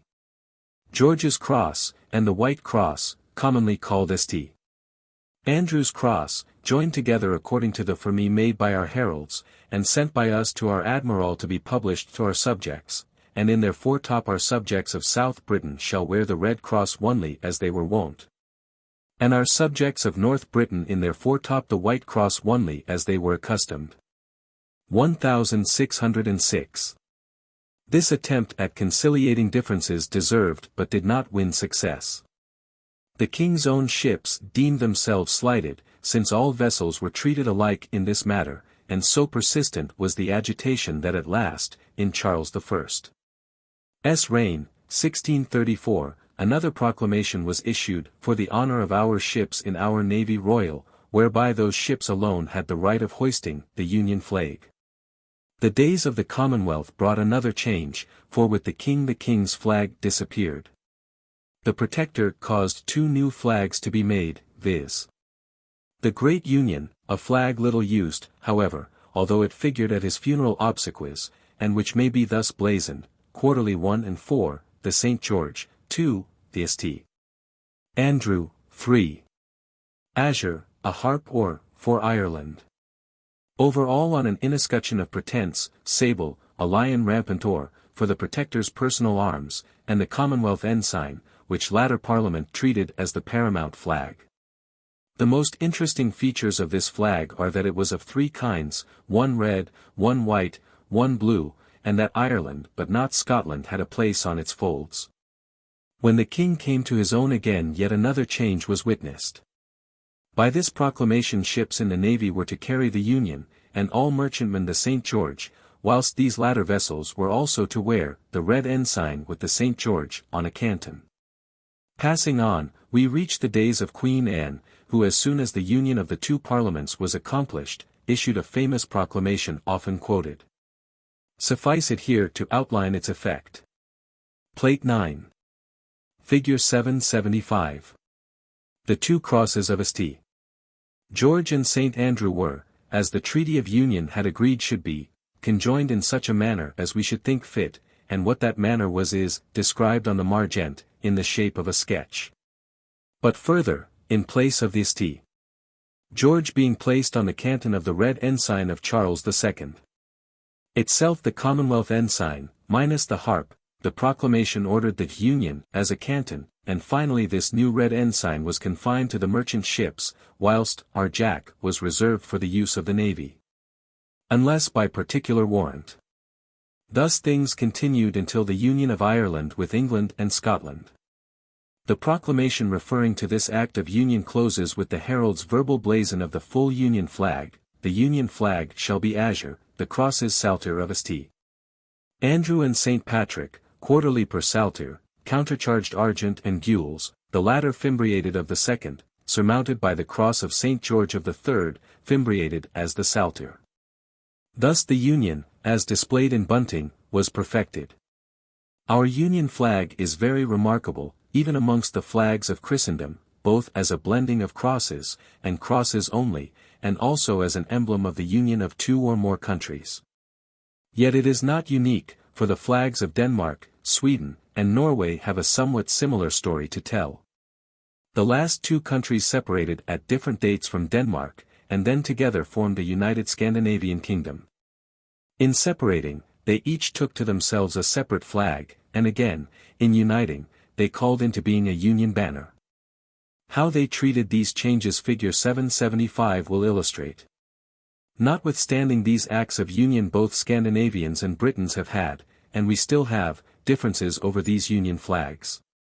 Whilst, however, they based their protests on the sentiment of independence, we ground our grumblings on questions of heraldic precedence, and of the interpretation of verbal blazons. Leaving our neighbors to settle their differences, let us examine our own. Take the subject of precedence. Very early in the flag's history, Scotsmen were indignant because the St. Andrew was not placed over the St. George. All kinds of variations have been suggested to lessen this crux of precedence, but such attempts must plainly be in vain. Do what you will, some kind of precedence is unavoidable. The St. George, then, as representing the paramount partner, occupies the center of the flag, whilst the St. Andrew, as senior in partnership to the St. Patrick, is placed above the St. Patrick, in the first quarter, although throughout it is counterchanged. The words in italic are important, for when the order is reversed, then that particular flag is flying upside down. Figure 776. The Union flag of 1707. The mode of procedure in creating flags has been much the same from one reign to another. Briefly it is this: the sovereign seeks the advice of, and receives a report from, the Lords of the Privy Council. These councillors are attended by the King of Arms and heralds, with diverse drafts prepared by them. A decision being arrived at, an order in council, followed by a royal proclamation, makes known the character of the flag. In both order and proclamation it is usual to make reference to the verbal blazon, and to the form made by our heralds. Thus there are three agents recognized: 1. The sovereign, the fountain of all honors. 2. The heralds, who authoritatively blazon, outline, and register all achievements, and 3. The naval authority, as that in which are vested the duty and the power of seeing the actual bunting properly made up and properly flown. Figure 777. The Union Flag of 1801. In keeping with this, the general mode of procedure, the proclamations demand our attention. The Proclamation of James, 1606. A high official of the College of Arms informs us that neither verbal blazon nor drawing of the first Union flag is extant. On the other hand, in the proclamations of 1707 and 1801 we have both blazon and drawing. The blazon has already been given of the 1801 flag, which is the one most needing a verbal blazon, and the drawings of both flags we here produce, figures 776 and 777. These drawings, though slightly reduced in these pages, are most careful copies of the signed copies supplied to us by the official already alluded to. In forwarding them he writes, "They are not drawn to scale." And he adds, further on, "They are exactly the same size as recorded in our books." So then we have, in these two drawings, the herald's interpretation, at the time, of their own verbal blazon. Now comes the Admiralty part of the work. In the Admiralty regulations we have a memorandum relative to the origin of the Union flag in its present form. In this there is a brief history of the changes made in the flag from time to time, with quotations from the warrants, together with the verbal blazon and two colored drawings, figures 778 and 779. The Admiralty has also appended to the memorandum the following interesting and ingeniously worked-out table of proportions, adapted for a flag 15 feet by 7.5 feet. Presumably this table forms the basis upon which all Union flags are made up under Admiralty supervision. Foot. In. The plus of St. George. 2 borders 115 each. 1/5. 215. Together. 1. 0. The times of St. Patrick. Its border. St. Andrew. 115. 130. 110. Together 110. 0. 6. 9. 1/5. Figure 778 The Admiralty pattern of 1707 flag. Figure 779. Admiralty pattern of 1801 flag. The student of heraldry will observe that this table is based on the proportions of the ordinaries and subordinaries figuring on the flag, as those proportions are regulated by English rules of armory. These rules give a cross as, a salter as 1/5, a fimbriation about 1/20, of the flag's width. By the way, we notice here, yet only to dismiss it as hypercritical, the objection taken to the employment, in the verbal blazon of 1801, of the term, fimbriated. To our mind this objection seems a storm in a teacup. Further, it is always admissible in armory to lessen the size of charges when these crowd a field, and although we are fully aware that the laws of armory are not always nor all of them applied to flags, yet there is sufficient evidence to show that the heralds and the Admiralty did recognize the cases of shields and flags to be somewhat analogous. But there are two features in the Admiralty pattern which cannot but arrest the attention of all those who have made a study of armory. The one is that the subordinaries, i.e., the fimbriations, have different proportions given to them, although they are repetitions of the same subordinary, and also seem guarded against such treatment by the very wording of the blazon, and by the practice usual in such cases. And the other is that, after counterchanging the salters, the St. Patrick is attenuated by having its fimbriation taken off its own field, instead, as the common custom is, off the field of the flag. All warrants dealing with flags provide for their being flown at sea. Queen Anne's proclamation is apparently the first that adds, and land, and gradually reserve for the Royal Navy, or fighting ships, the honor of alone bearing the Union Jack.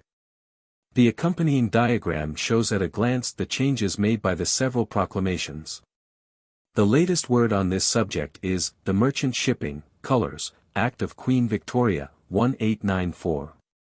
This act sets forth among other things that, 1. The red ensign usually worn by merchant ships, without any defacement or modification whatsoever, is hereby declared to be the proper national colours for all ships and boats belonging to any British subject, except in the case of Her Majesty's ships or boats, or in the case of any other ship or boat for the time being allowed to wear any other national colours in pursuance of a warrant from Her Majesty or from the Admiralty.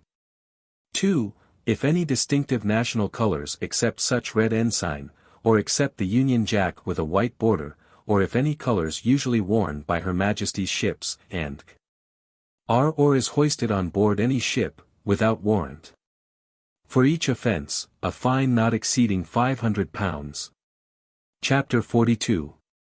Seize-quartiers. Proof of ancestry. If any heraldic term has been misunderstood in this country, seize-quartiers is that term. One hears seize-quartiers, claimed right and left, whereas in British Armoury it is only on the very rarest occasions that proof of it can be made.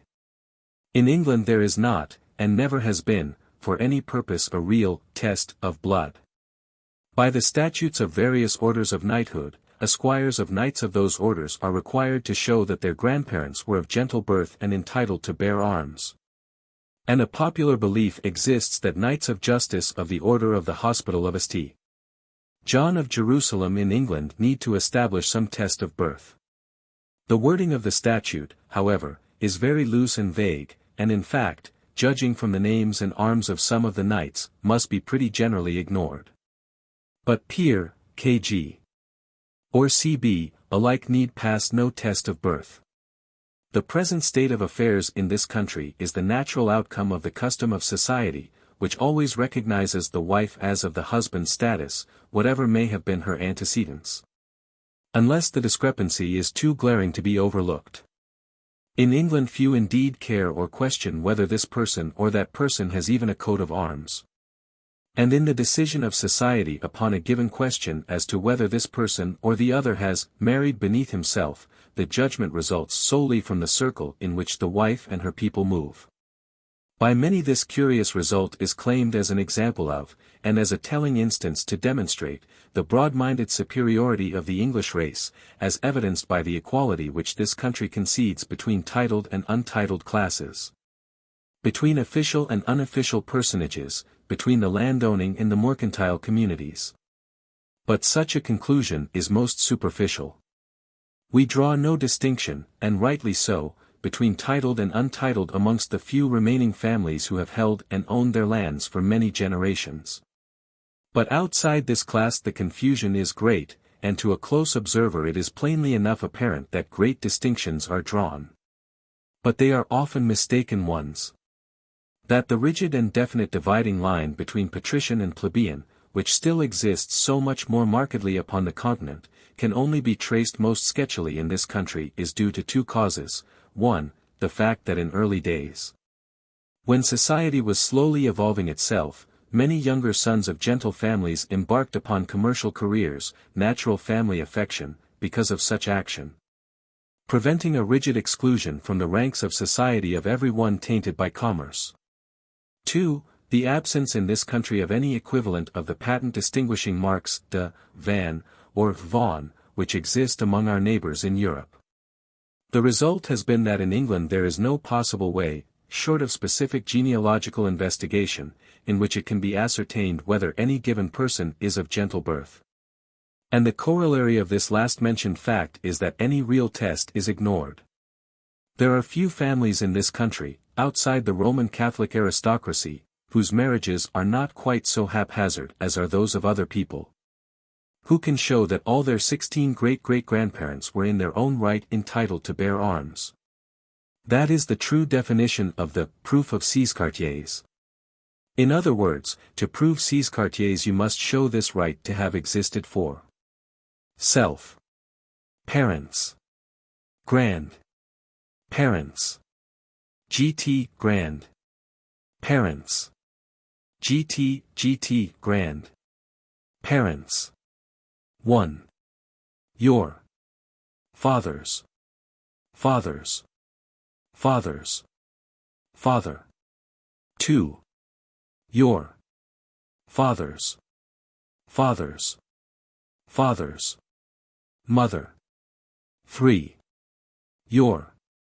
Fathers. Fathers. Mothers. Father. 4. Your. Fathers. Fathers. Mothers. Mother. 5. Your. Fathers. Mothers. Fathers. Father. 6. Your. Fathers. Mothers. Fathers. Mother. 7. Your.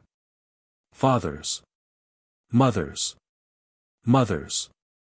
Father. 8. Your. Fathers.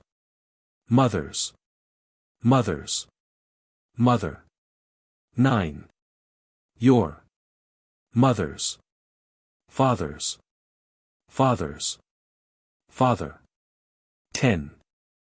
Your. Mothers. Fathers. Fathers. Mother. 11. Your. Mothers. Fathers. Mothers. Father. 12. Your. Mothers. Fathers. Mothers. Mother. 13. Your. Mothers. Mothers. Fathers. Father. 14. Your. Mothers. Mothers. Fathers. Mother. 15. Your. Mothers. Mothers. Mothers. Father. 16. Your. Mothers. Mothers. Mothers. Mother. It should be distinctly understood that there is no connection whatever between the list of quarterings which may have been inherited, which it is permissible to display, and seize quartiers, which should never be marshalled together or displayed as quarterings. Few people indeed in this country can prove the more coveted distinction of 32 quartiers, the only case that has ever come under my notice being that of the late Alfred Joseph, Baron Mowbray, Segrave, and Stourton, for whom an emblazonment of his 32 quarters was prepared under the direction of Stephen Tucker, Esq. Somerset Herald. After many futile trials, in order to add an existing English example, which have only too surely confirmed my opinion as to the rarity of seize quartiers in this country, it has been found possible in the case of the Duke of Leinster. And details of the proof follow. 1. William Robert, Fitzgerald, 2nd Duke of Leinster, K.P., born March 13, 1749, married November 7, 1775, died October 20, 1804. 3. Charles Stanhope, 3rd Earl of Harrington, G.C.H., born March 17, 1853, married May 23, 1779, died September 5, 1859. 5. George Granville, Levison Gower, 1st Duke of Sutherland, K.G., born January 9, 1758, married September 4, 1785, died July 5, 1833. 7. George Howard, 6th Earl of Carlisle, K.G., born September 17, 1773, married March 11, 1801, died October 7, 1848.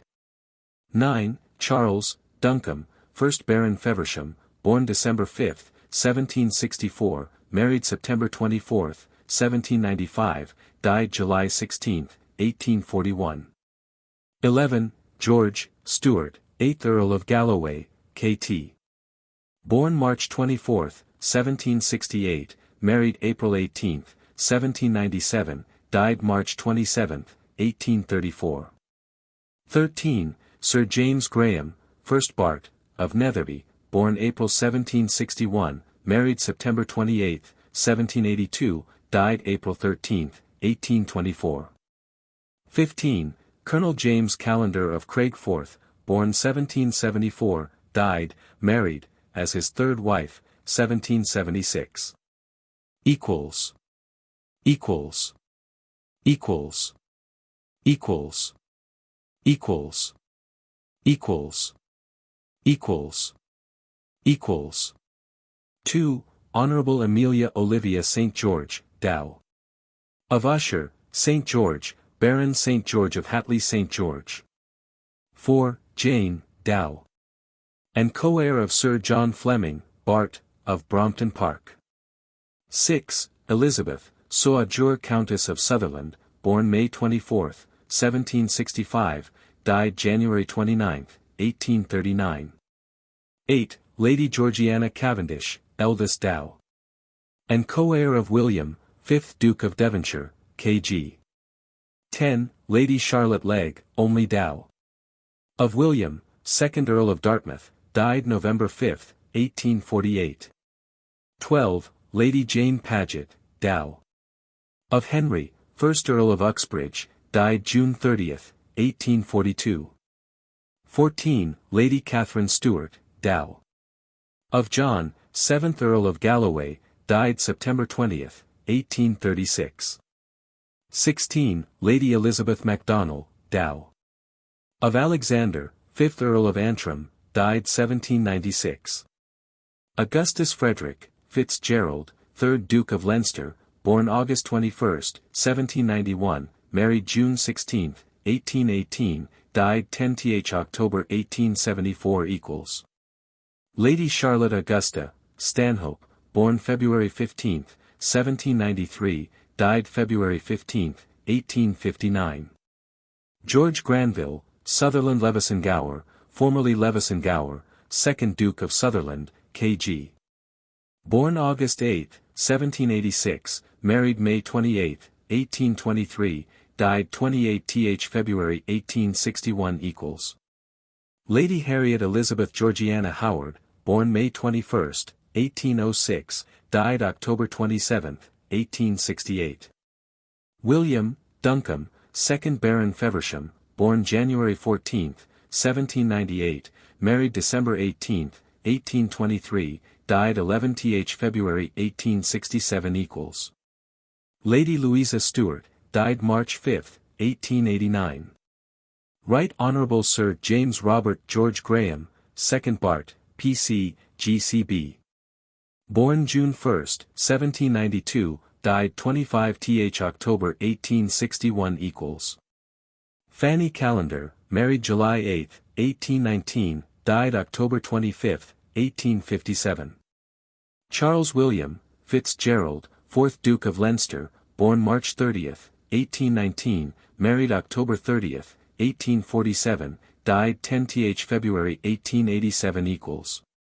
Lady Caroline Sutherland Leveson Gower, born April 15, 1827, died May 13, 1887.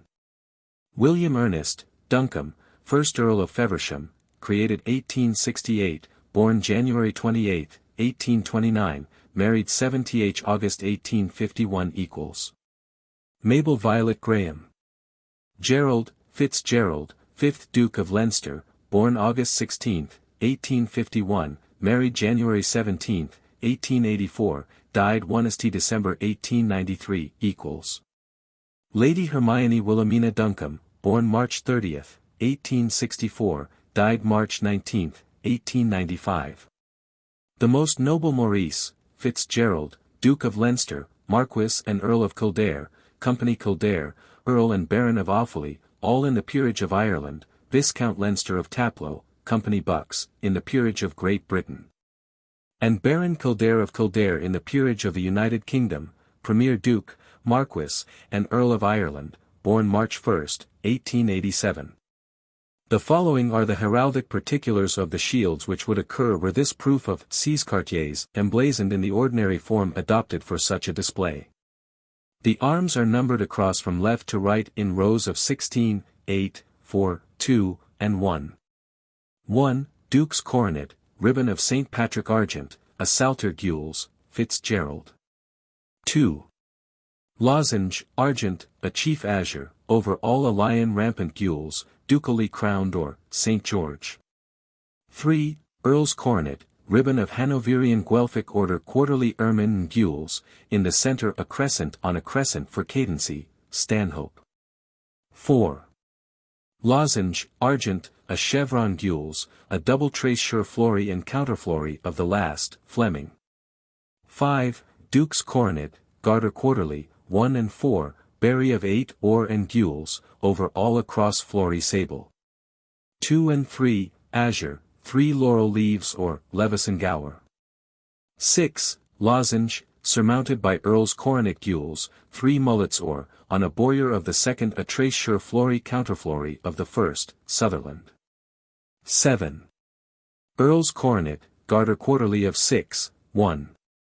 Gules, on a bend between 6 crosslets fichy argent, an inescutcheon or, charged with a demi-lion rampant, pierced through the mouth with an arrow, within a double trace surfleury counterfleury of the first, 2.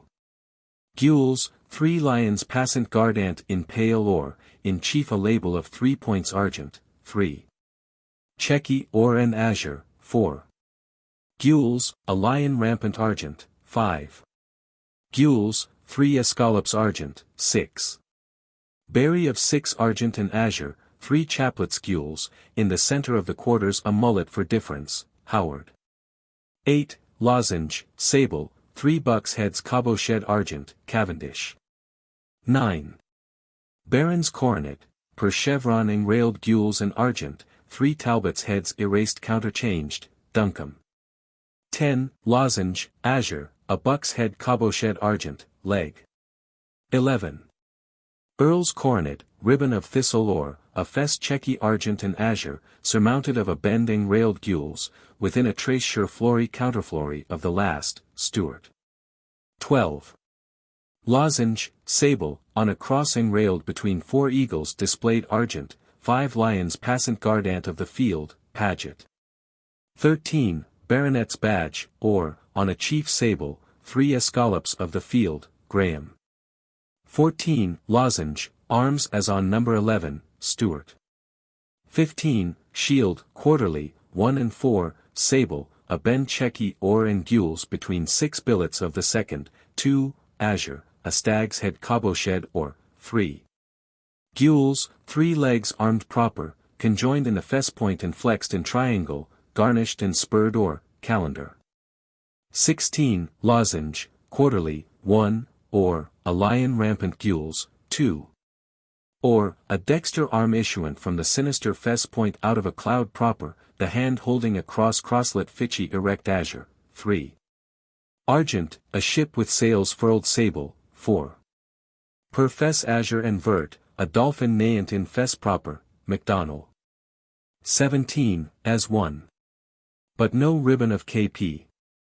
18. Lozenge, arms as 3. 19. Duke's coronet, garter quarterly, 1 and 4, as in 5, 2, as in 5, 3. As in number 6. 20. Lozenge, as number 7. 21. Baron's coronet, as number 9.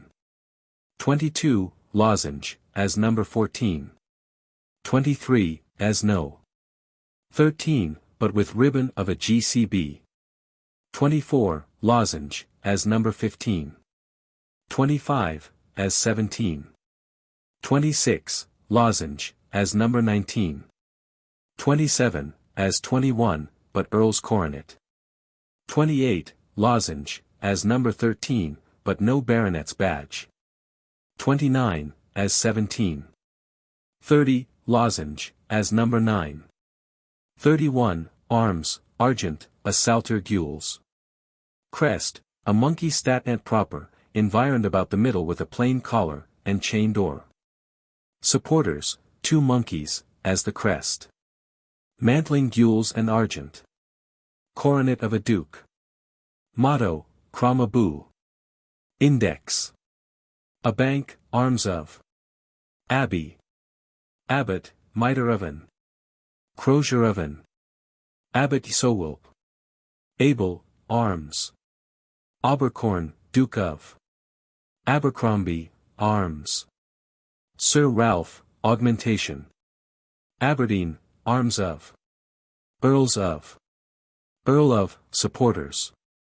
Incorporation of tailors, arms. Roman Catholic Bishop of. University of. Abergavenny, Marquis of, arms, crest, supporters and badges. Town of, arms. Abernethy. Arms. Alexander. Abney, arms. Aboyne, Earl of. Abraham, crest. Accrington, crest. Achaeus. Acorn. In arms. Actons, arms. Edward de, arms. Adam. Arms. Adamoli, arms. Adams, arms. Adderst. Adjutant birds as supporters. Adlercrin, arms. Adlerflugel mit Schwerthand. Admiral, the insignia of. Lord High, arms. In Holland, insignia of. Of Castile, Spain, insignia of. Adrastus. Advocates, the dean and faculty of, arms. Library. Aeschylus. Agincourt. Agnew, Bart, supporters. Aylesbury, Marquis of, supporters. Ailets. Ailsa, Marquis of, arms. Aitken, arms. Albany. Duke of, label.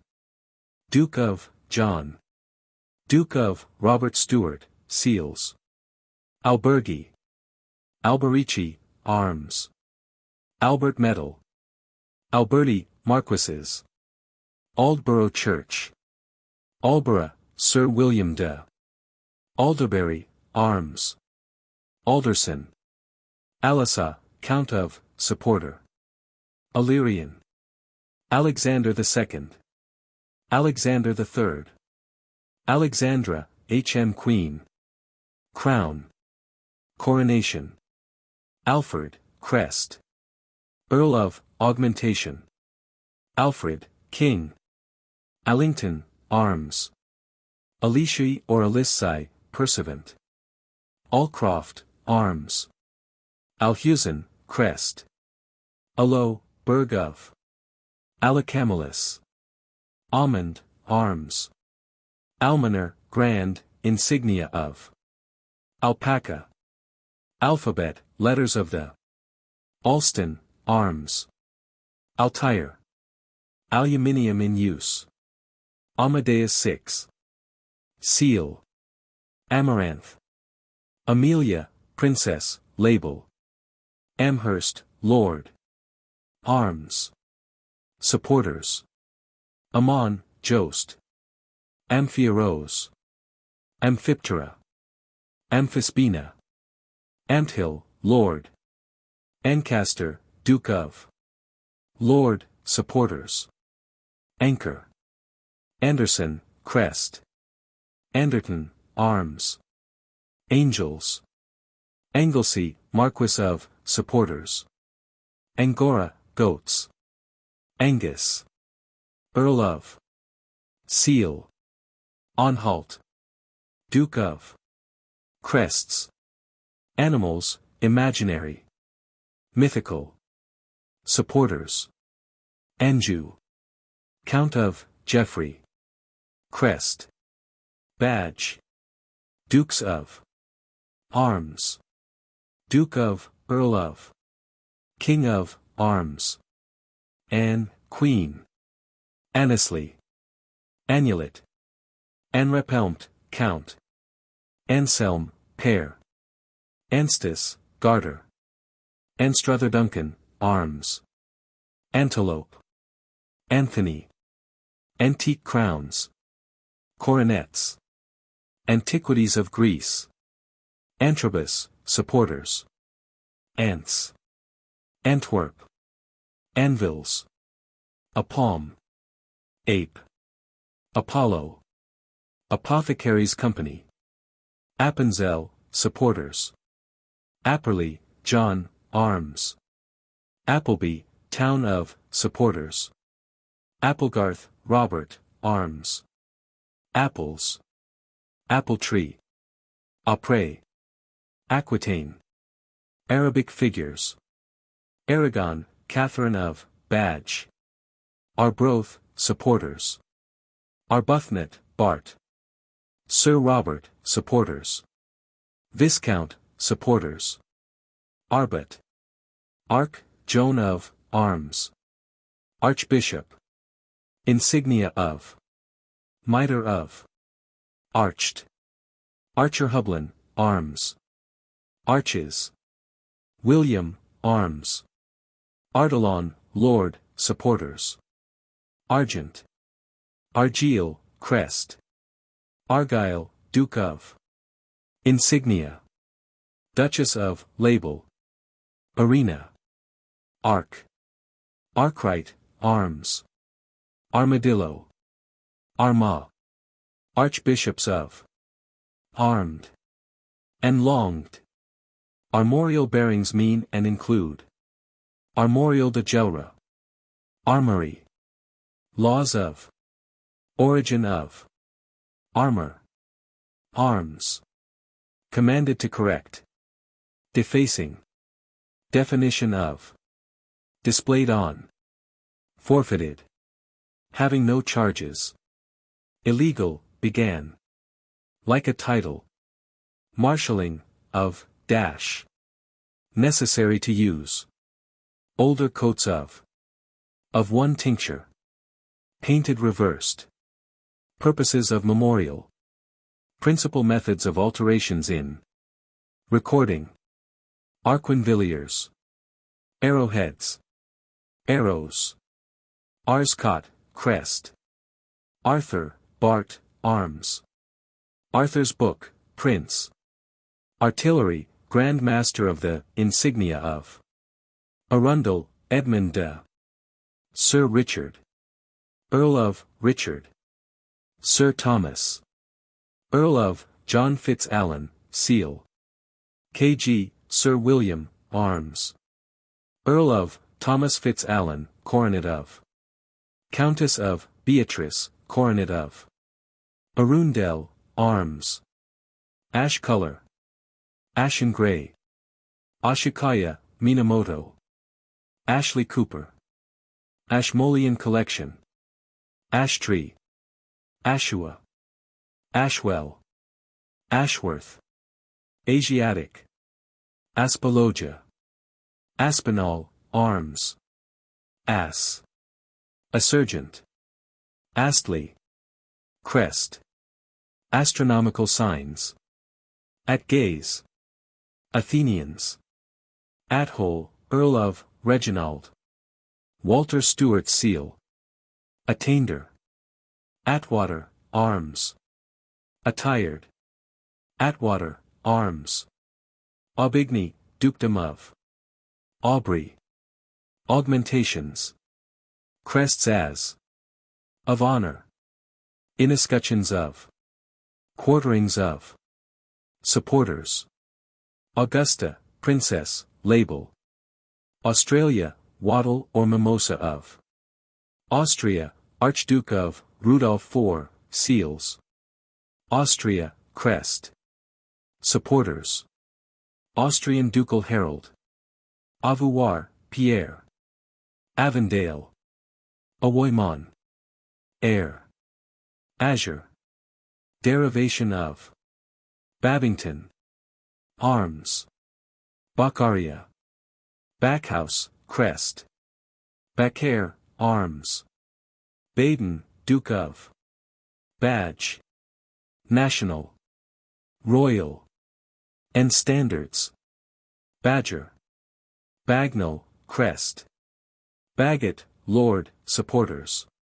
Bagwin. Bakey, arms. Bailey, arms. Baines. Baird of Uri, arms. Baker, arms. Balance. Balbarton. Bulcaris. Baldric. Baldwin, arms. Balfour arms. Balliol, John. Alexander de. Ballingall. Baum, arms. Banded. Bandon, Earls of, arms. Banff, Royal Burgh of. Banner. Decorations. Bannerman, arms. Crest. Bantry, Earl of, supporters. Bonneville de Tretemps, arms. Bar. Embattled. Gemmel. Sinister. Bar, Countess of Yolande de Flandres, seal. Barb. Barbers, Livery Company of, crest. Barbuda. Barclay, arms. Mitre as a charge. Supporters. Bardolph, arms. Bardwell, motto. Bearing. Beresoni. Barkle, Maurice de, arms. Barnacles or braes. Barnard. Lord. Arms, crest and motto. Barnes. Arms. Barnwall, Sir Reginald, crest. Baron, coronet. Robe or mantle of. Supporters. Baroness, coronet. Robe or mantle. Baronet, badge of. Helmet of. Insignia of. Nova Scotian. British, supporters. Scottish, supporters. Widow of. Baronetcy, supporters. Barrels. Barrett. Barrington. Arms. Barrow in furnace, arms. Barolet. Barrelly. Barry. Bendy. Nebulae. Bars. Bartan or Bertain, arms. Bartlett. Bartolot, arms. Crest. Bassinet.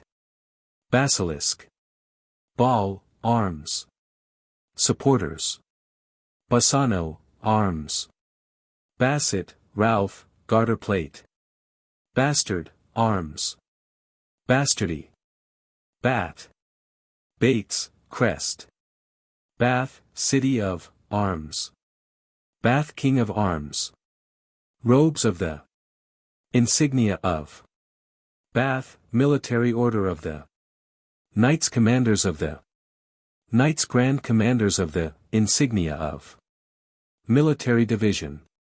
Companions of the. Insignia of. Knights Grand Cross of the Order of the Rules. Insignia of. Military Division, insignia of. Bath and Wells, Bishop of, Thomas Beckington. Bathurst, crest. Batten. Of metal. Sinister. Batten. Battenberg, Princess Henry of, label. Battering ram. Battle axes. Battlements of a tower. Bavaria. Crest. King of. National Museum. Bavier. Baud, crest. Bayeux tapestry. Baines, Sir Christopher, supporters. Beacons. Beaconsfield, Viscountess, arms. Beaked. Bean pods. Bear. Bearers. Bearsley. Beatson, arms. Beaufort. Duke of. Crest. Supporter. Beaumont. Arms. Bishop. Lord. Lord, mantling. Beaver. Beck. Bedford. Duke of.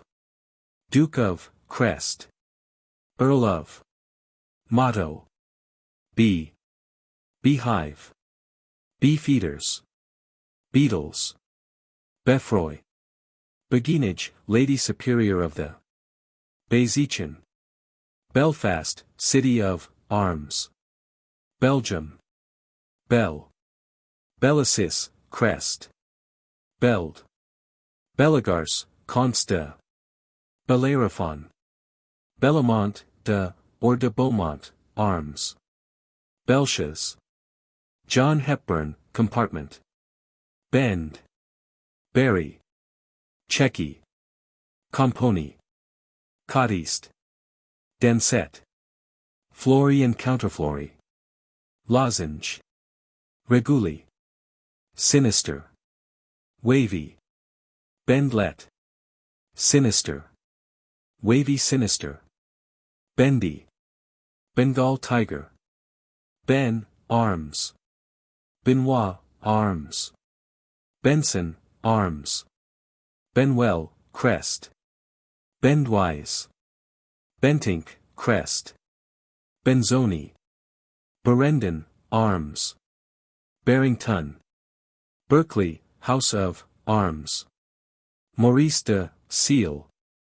Sir Maurice de, label. Robert de, seal. Sir Thomas de, arms.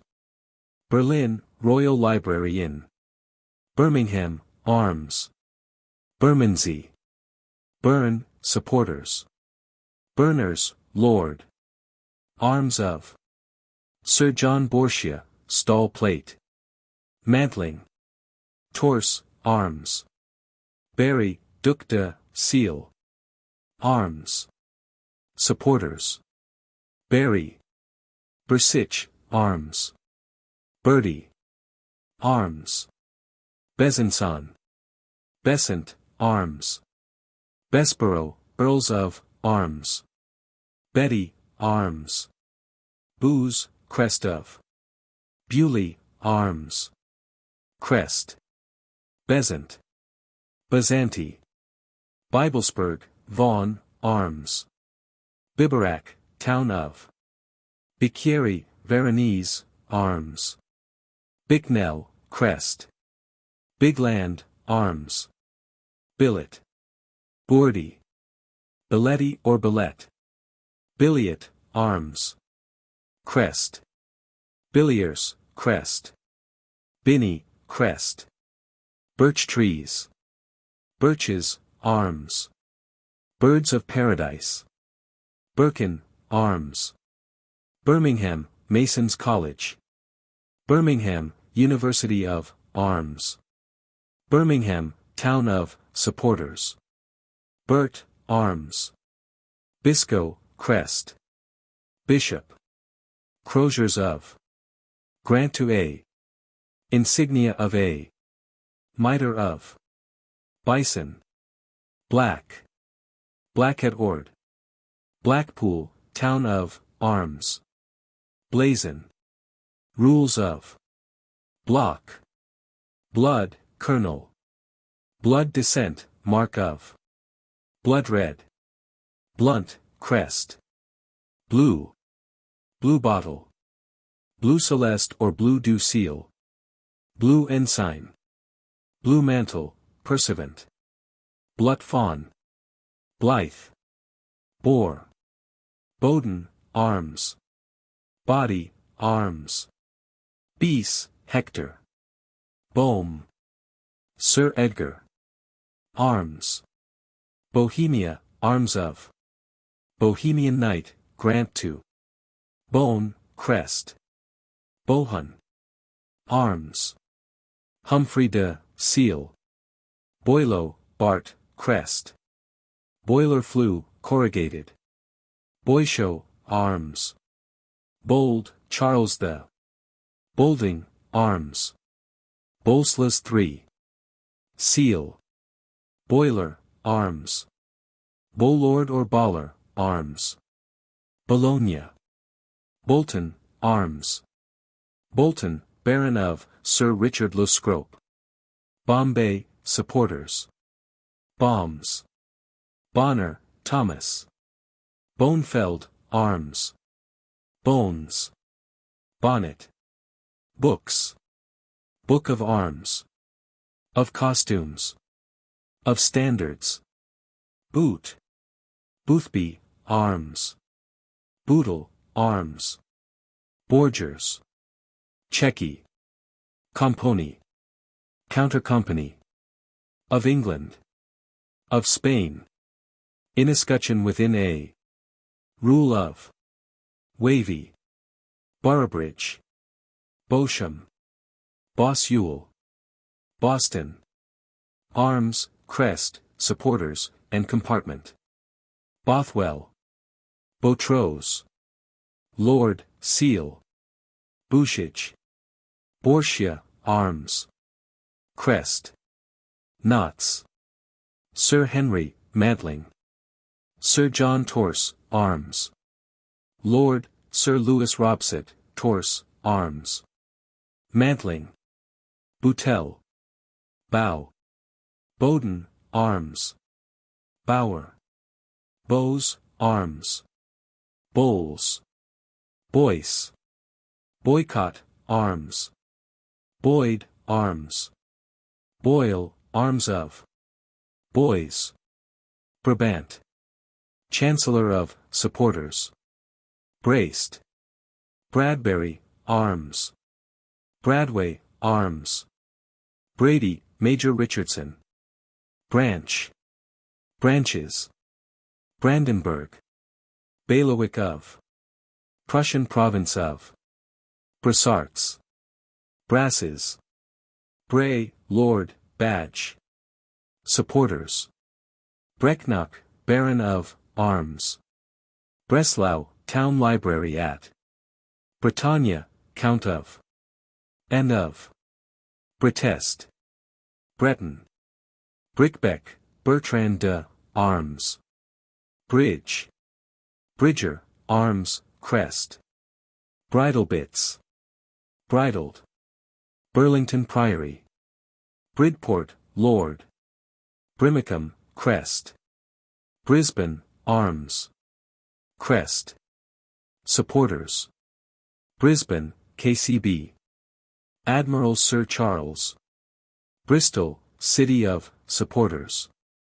Sea of, arms. Brochure. British Herald. British Museum. British Official Regalia. Brittany. Arms of. Duke of. John of, Earl of Richmond, arms of. Britain, badge. Broad arrow. Broadbent, arms. Broca's collection. Brock. Brocklebank, arms. Brodrib, arms. Broke, Sir Philip Bowes, crest. Brook, crest. Broom, badge. Brotherton, arms. Thomas de. Broughton. Brown. Brown Westhead. Brown, arms. Bruce. Motto. Robert. Bruges. William of. Brug, Richard Dell. Brewis, Robert de. Bruneter. Brunner, arms. Brunswick. Duke of, Magnus I. Duke of, crests. Brussels, City of. Brussels, Royal Library at. Berzestowski, Counts, arms. Buchan, crest. Buck. Buckleries. Buckets. Buckingham, town of, arms. Duke of, Edward, portrait. Arms.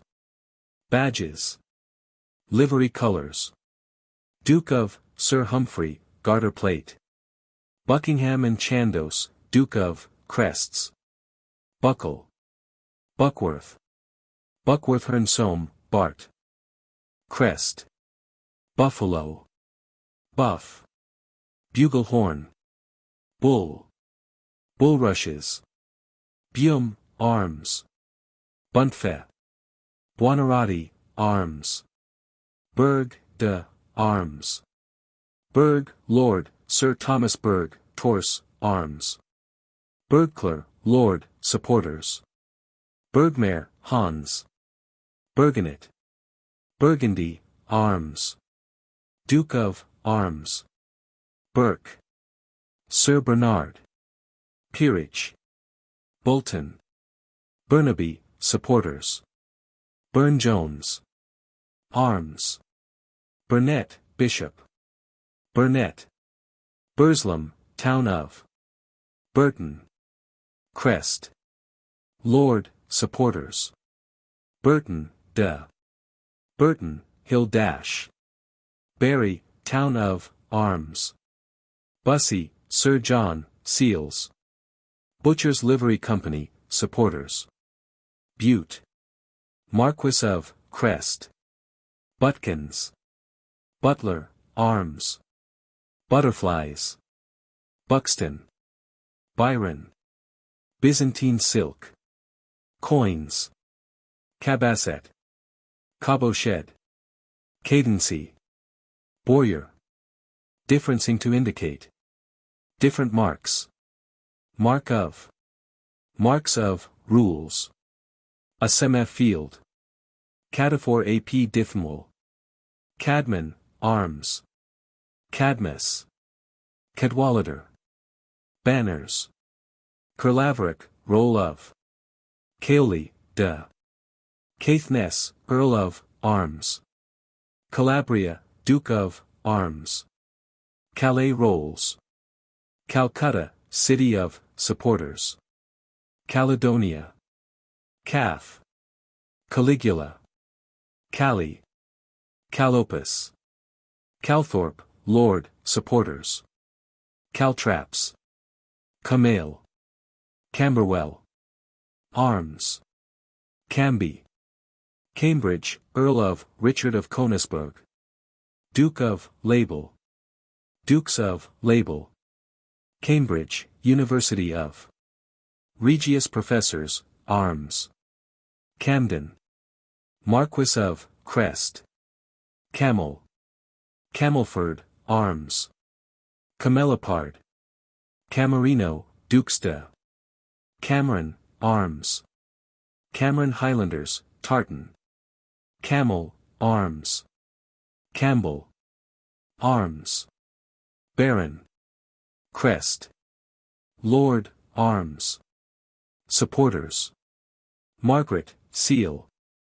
Campbell and Lorne. Camperdown. Canada. Maple. Canavet, Nicholas. Cannon. Cantaloupe, arms. Thomas de, arms. Canterbury. Archbishop of. Cathedral. Rebus at. Town of. Canting, arms. Canton. Of augmentation. Of England. Or quarter.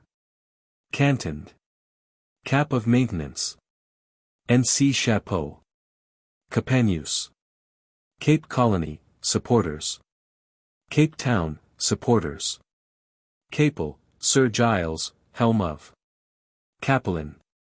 Cape Lot. Caps. Caracalla. Cardinal. Carew, Lord, supporters. Carinthia, arms. Carlisle. Carlos, Colonel, arms. Carleon, arms. Carmichael family. Carmino. Carnation. Carnegie, crest. Caroline, consort of princess. Car. Carriages, arms on. Carrick. Carruthers. Carter, arms. Carteret, de. Cartouche. Carver to His Majesty. Grand, insignia of. Carysfort, Earl of, crest. Case. Casks. Cask. Cass and crest. Cassithas, Conde de, augmentation. Castile, Boyar of. Castile, Eleanor of. And Leon. Castile, King of, Don Pedro. Castle. Castlemaine, Lord, Hancock, arms. Castles. Castle Stewart, Earl of, supporters. Cat. Catamountain. Catanii. Catapults. Catherine Wheel. Caton, R.A. Cauldron. Cavalry, Colonel of, the insignia of. Cave, motto. Cavendish. Motto. Coston, arms. Crest. Seba, arms of. Cedar tree. Celada. Celestial coronet. Sendry. Centaur. Chabet. Chadwick, crest. Chafee, crest. Chain, armor. Chains. Chaldean bas-relief, 4000 BC. Challoner, arms. Chalmers. Arms. Chamberlain, Grand, insignia of. Brandenburg, Lord High, insignia of. Of England, Lord High, insignia of. Hohenzollern, hereditary, insignia of. Chambers, arms. Chamier, crest. Supporters. Champagne. Champney, Richard. Chancellor, the insignia of. Of England, Lord High, insignia of. Chandos le Roi d'Ireland. Channel Islands. Coins of. Chapeau. Chapel Royal, Dean of the, insignia of. Chapelle de Fer. Chapels Royal in Scotland, Dean of, the insignia of. Chaplet. Chapel. Charge. Charges, addition of small. Placed. On a bend. Specific number. Charlemagne. Crown. Charles I. Coronation ring. Seal. Charles II. State crown. Warrant of. Charles III, Spanish Order of. Charles IV. Charles V. Supporters. Charles VI. Charles VII. Charlton. Arms. Chart. Châtelherault, Duchy of. Chatham, arms. Chatlup. Chaucer. Chauces. Chape, arms. Cheeky or Checky. Chemil, arms. Cheney, arms. Churleton, lord. Cherries. Cherry tree. Cherubs. Chessrooks. Chester. Herald. Earl of. Hugh Lupus. Ranulph, seal. Chettle, arms. Chevron. Checky. Vare. Chevronel. Interlaced. Chevrony. Chevron-wise. Chichester, Earl of. Badge. Chichester, C. of. Chichester Constable, arms of. Chief.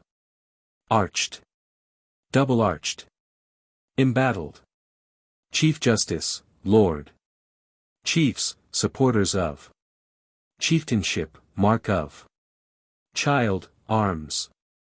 Childebert, arms. Childeric, badge. Chimera.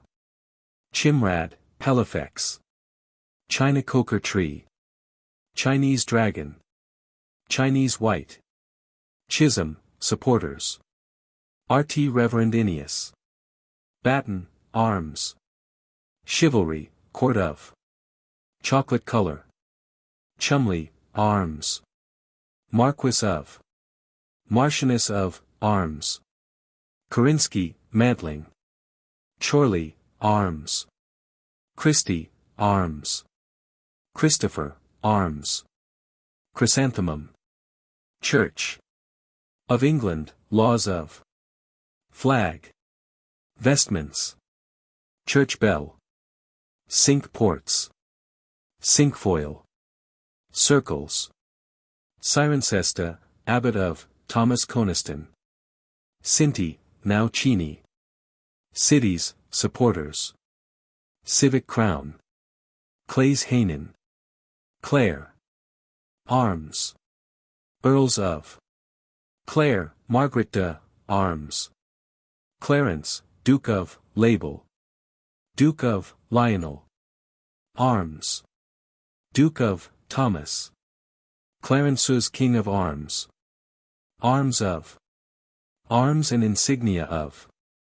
Clarendon, arms. Sir Roger de. Claret color. Clarion. Clark Kennedy, Colonel Alexander, augmentation. Clark, arms.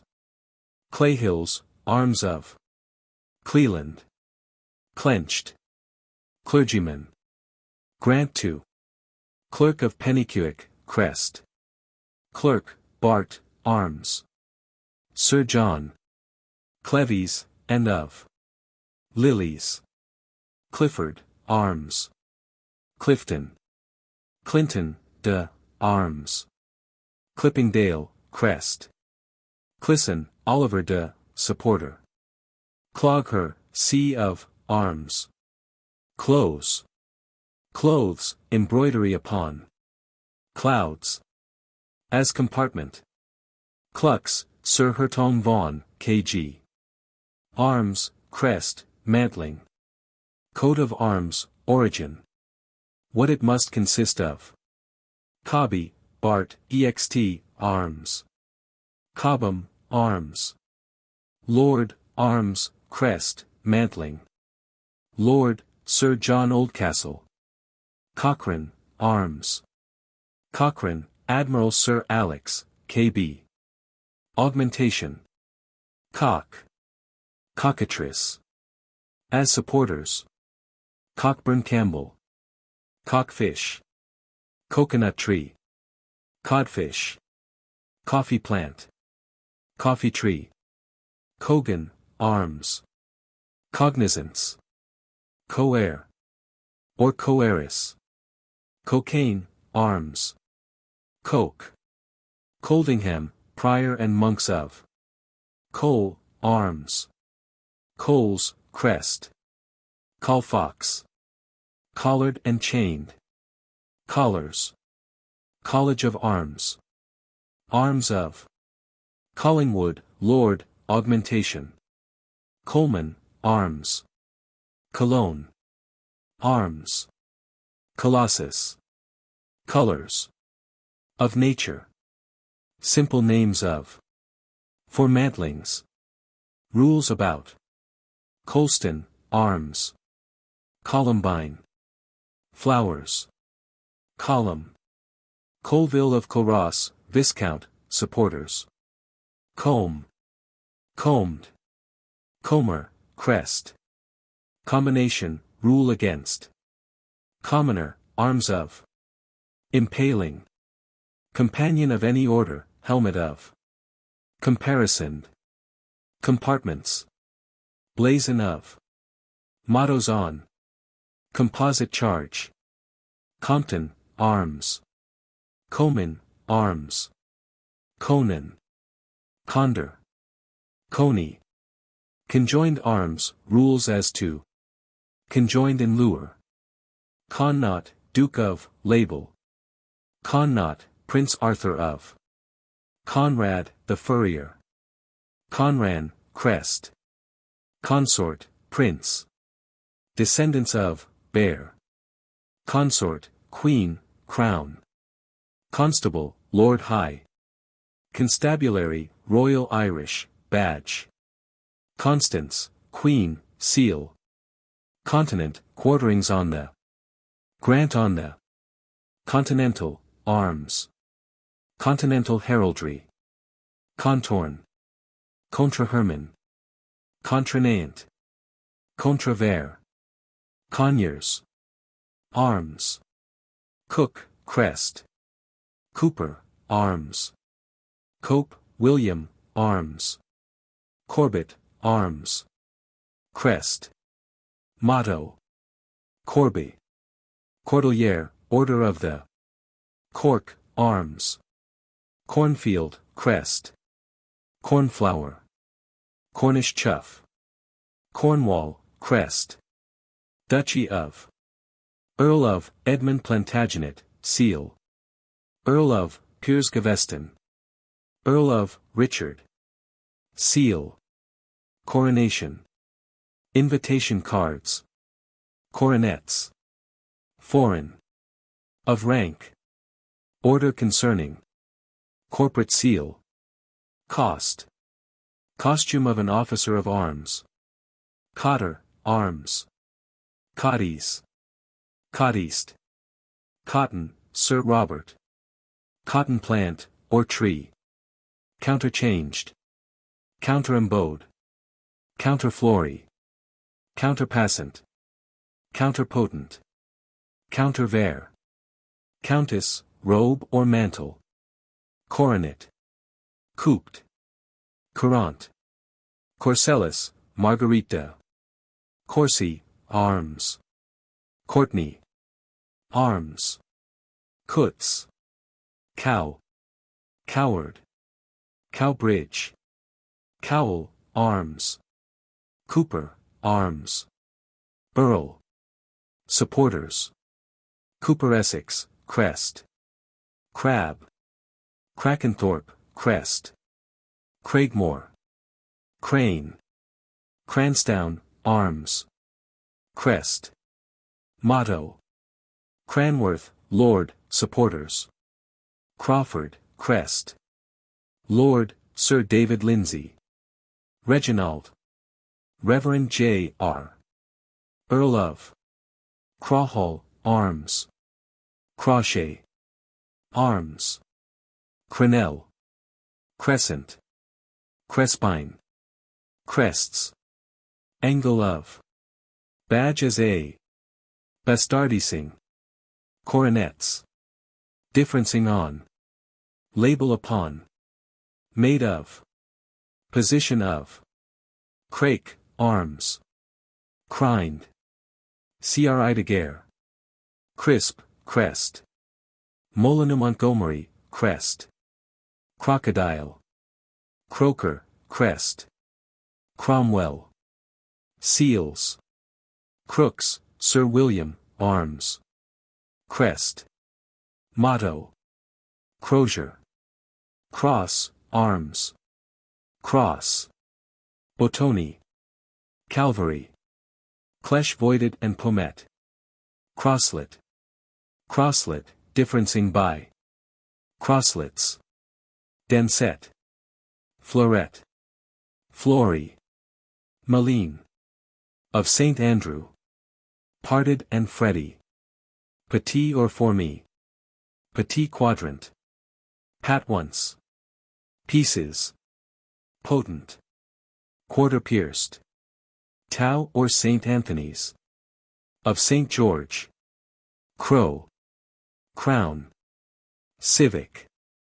Imperial state. Of England.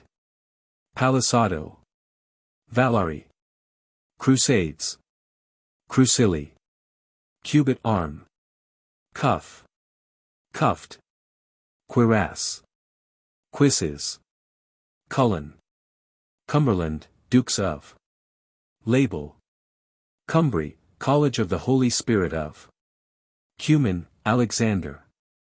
Cumming Gordon. Arms. Arms, crest, motto, and supporters. Cummins, arms. Cunningham. Cunliffe, arms. Cunningham, arms. Supporters.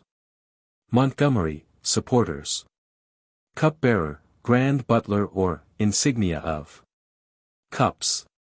Cure. Curiosities of blazon. Curiosities of heraldry. Curzon, arms. Motto. Cushions. Cypress trees. Dalbrets, supporters. Dalbry, Arnaud, supporters. Dalencon, Duc. Arms. Comte, Jean 4. Supporter. Dangalim, Counts, arms. Darcy, arms.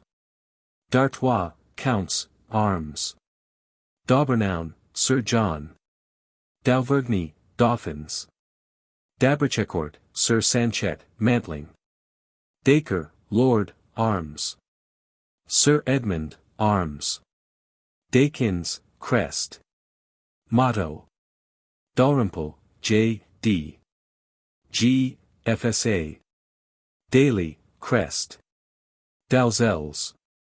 Dalziel. Dalziel. Damant, arms. Danby. Arms. Dancet. Daniels. Dannebrog, Order of the. Danicourt. Derbyshire. Darcy de Nath, Baroness. Supporter. C. Darcy. Darnaway. Dartmouth, arms. Earl of, arms. Supporters. Darwin, town of, arms. Dashwood, Bart, Sir George John Egerton. supporters. Daubeny. Arms. Crest. Badge. Mantling. Daughters, arms of. Difference marks. Dauphin. Arms. Dauphiny. Davenport. Crest. David II. Seal. Davidson, crest. Davies. Arms. Motto. Sir Thomas, crest.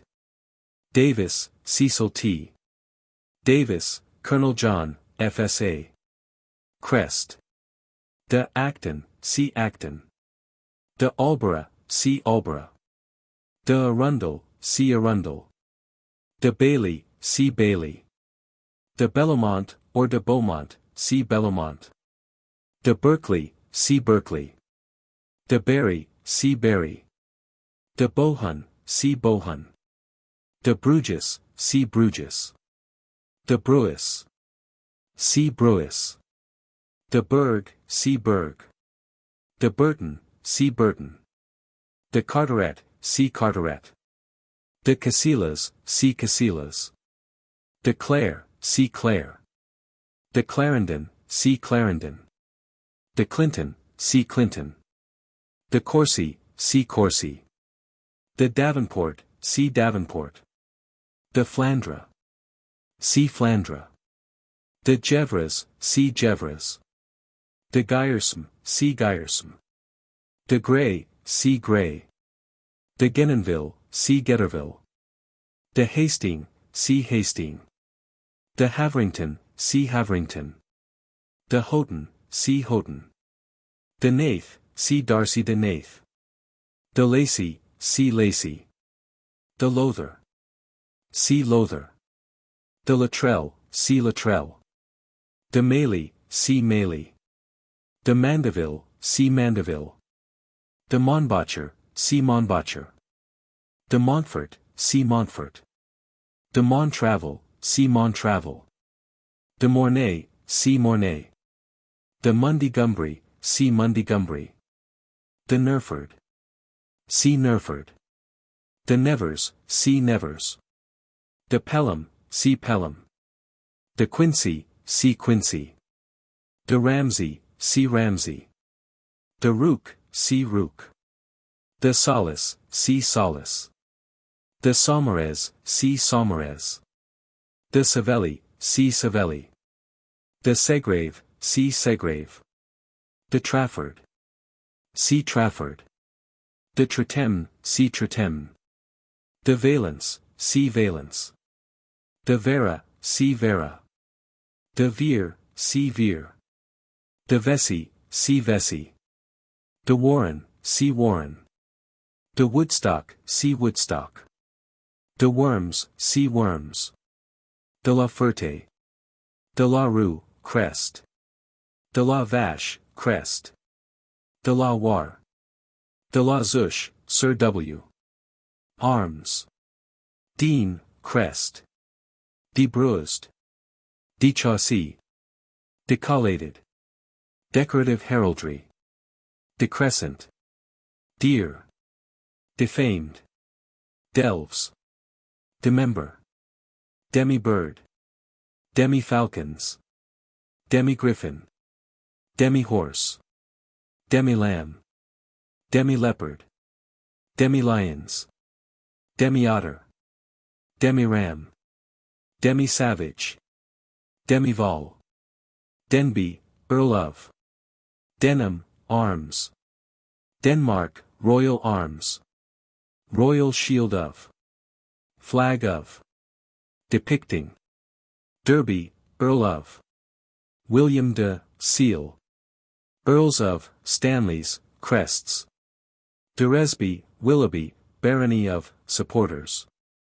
Derry, see Londonderry. Desart, Lord. Dessenberg, Count Spiegelzoom, arms.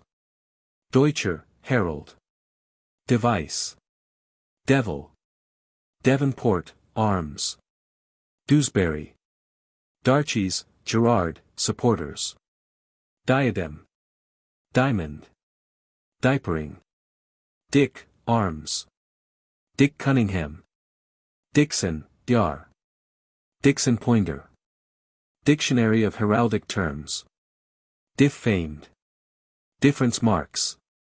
Optional. Borgers as. Position of. Compulsory. Differencing. Modes of. Diggs, Dame Judith, arms. Dighton. Dignity, cap of. Dillon, Viscount. Dimediation. Dingwall. Diocletian, coins of. Disarmed. Dismembered. Displayed. Distaff. Distinction. Canton 4. Marks of. Marks of, practice. Distinguished Service Order. Members of, insignia of. Daubry. Arms. Dock or burdock, arms. Dodds. Dodge, arms. Crest of. Augmentation. Doe. Dog. Dogfish. Dolphins. Dominion and sovereignty, arms of. Dunnington, Lord, supporters. Donnersberg, arms. Donomore, Lord, supporters. Dorchester Church, stained glass. Door. Arms. Dormer, arms. Double-headed eagle, supposed origin of. Double catterfoil. Doubly codiced. Douglas. Arms. Bart, supporters. Earl of, seal. Chapeau. Supporter. Badge. And Mar, Countess of, Margaret. Dolton, arms. Dove. Dover. Dovetailed. Downs, arms. Docks or doxy, arms. Dragons. Dragon. Ship. As supporters. Drake, Sir Francis, arms. Dress of an officer of arms. Dryer. Drummond, supporters. Sir James Williams, arms. Of Meginch, arms of. Dublin. Archbishop of. Arms. City arms. Visitations of. Ducal coronet. See also coronet and crest coronet. Duchess, mantle. Coronet. Duck. Duckworth, arms. Dudley, Earl of, supporters. Lord, crest. Duff Sutherland Dunbar, Bart, Sir George. Dufferin and Ava, Marquis. Supporters. Duffield, arms. Duke, robe or mantle of. Coronet. Those having rank and title of, coronets. Dukenfield. Dumas, arms. Dumbarton, arms. Dunbar, crest. Bart, Sir Alexander James, crest. Sir Archibald. Crest. Sir Patrick, label. Brander, arms. Duncan, admiral, arms. Duncombe, crest. Dundee, city of, arms. University of, arms. Royal Burgh of, arms. Dunn, Bart, Sir W. Arms. Dunstable, Sir Richard, badge. Duplessis Angers. Durand, Sir Mortimer, supporter. Durban. Durbino, Duke. Durham, Bishop of. Insignia of. Dean of. Cathedral. Sir Alex. Durning Lawrence, arms. Dusgate. Dykes, crest. Dykemore, arms and crest. Eagle. As supporters. Shields displayed on the breasts of. Eaglets. Ealing, borough of, arms. Eared. Earl Marshal. An hereditary Marshal of England, insignia of. Deputy, insignia of. Batons. Earls, robe or mantle of. Coronet of. Earth color. East India Company, supporters. Eastern Coronet. Ebury, Lord. Eccles, Arms. Town of. Ecclesiastical Banner. Emblems. Heraldry. Eklund. Eddington, Arms. Edel. Edgar, King, Seal. Edinburgh. College of Surgeons. Castle. Edoc. Edward I. Edward II. Edward III. Seal. Edward IV. Badge. Seal. Edward VI. Seal. Supporters. Edward VII. Coronation of. Edward the Black Prince. Crest. Helmet. Edward the Confessor. Ring of. Seal. Edwards, Arms. Eel. Eglinton, Earl of. Supporters. Berenvist. Eiderduck. Eighth son. Eisenhutfey. Eisenhutline. Eldest son, difference mark of. Elephant. Elgin, Royal Burgh of. Elgin and Kincardine, Earl of, supporters. Elizabeth, Queen. Supporters. Ellis. Arms. Crest. Elmhurst, Crest. Elphinstone, Lord, supporters. Ely, Abbess of, Arms of the Sea. Embattled. Counter-embattled. Emblazon. Emblazonments. Early. Of mottos. Embode. Emerald. Empress, German, late, label. End. Endorsed. Endure. Enfauntleroy. Enfield. England. Badge. A bowyer of. Canton of. Lord Chief Justice of, insignia of. Kings of, George I to William IV. Arch-treasurers, insignia of. Lord High Constable of, insignia of. Mottos in. Regalia in. Rose of. Royal Arms of. A throne heir apparent, label. English regalia. In gold. Enrailed. Enguerrand for. Enhanced. Enniskillen, Earl of, supporters. Ensign. Owl in. Or flags. Enis, arms. Epauliers. Eradicated. Erased. Erect. Ermine. Spot. Ermine spots. Ermines. Erminites. Erminois. Errol, Earl of. Badge. Erskine, augmentation. Escallops. Escarbuncle. Escutcheon. Of pretense. Of pretense, quarterings on. Espin, arms. Esquire, helmet of. Grand, insignia of. Essex, Earl of, mantling. Torse, arms. Garter plate of. Effigy. Mandevilles. Estoiles. Estwer, arms. Eton College, arms. Ettrick. Evans, arms. Captain John Viney, arms. Sloane.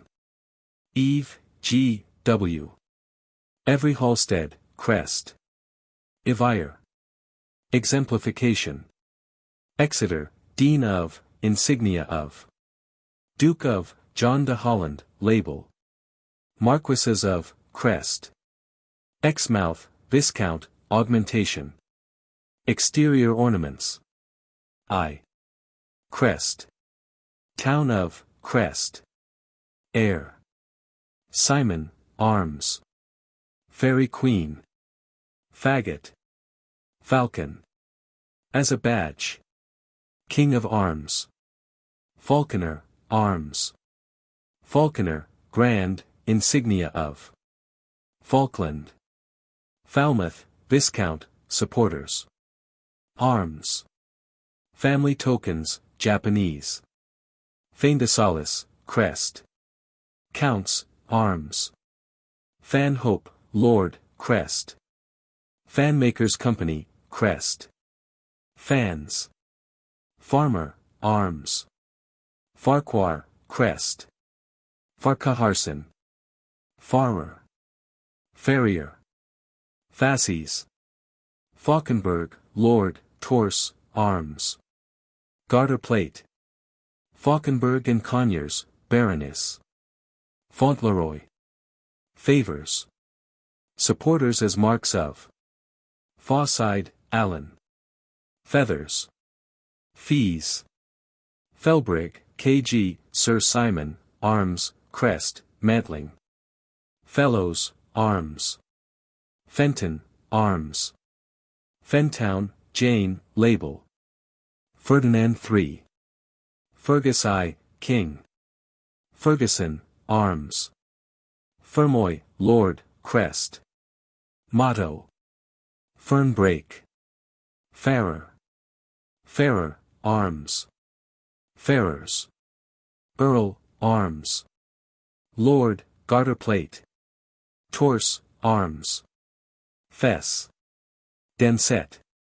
Embattled. Flory. Wreathed. Festbuck. Fetterlocks. Feversham, Earl of, supporters. Farrington, crest.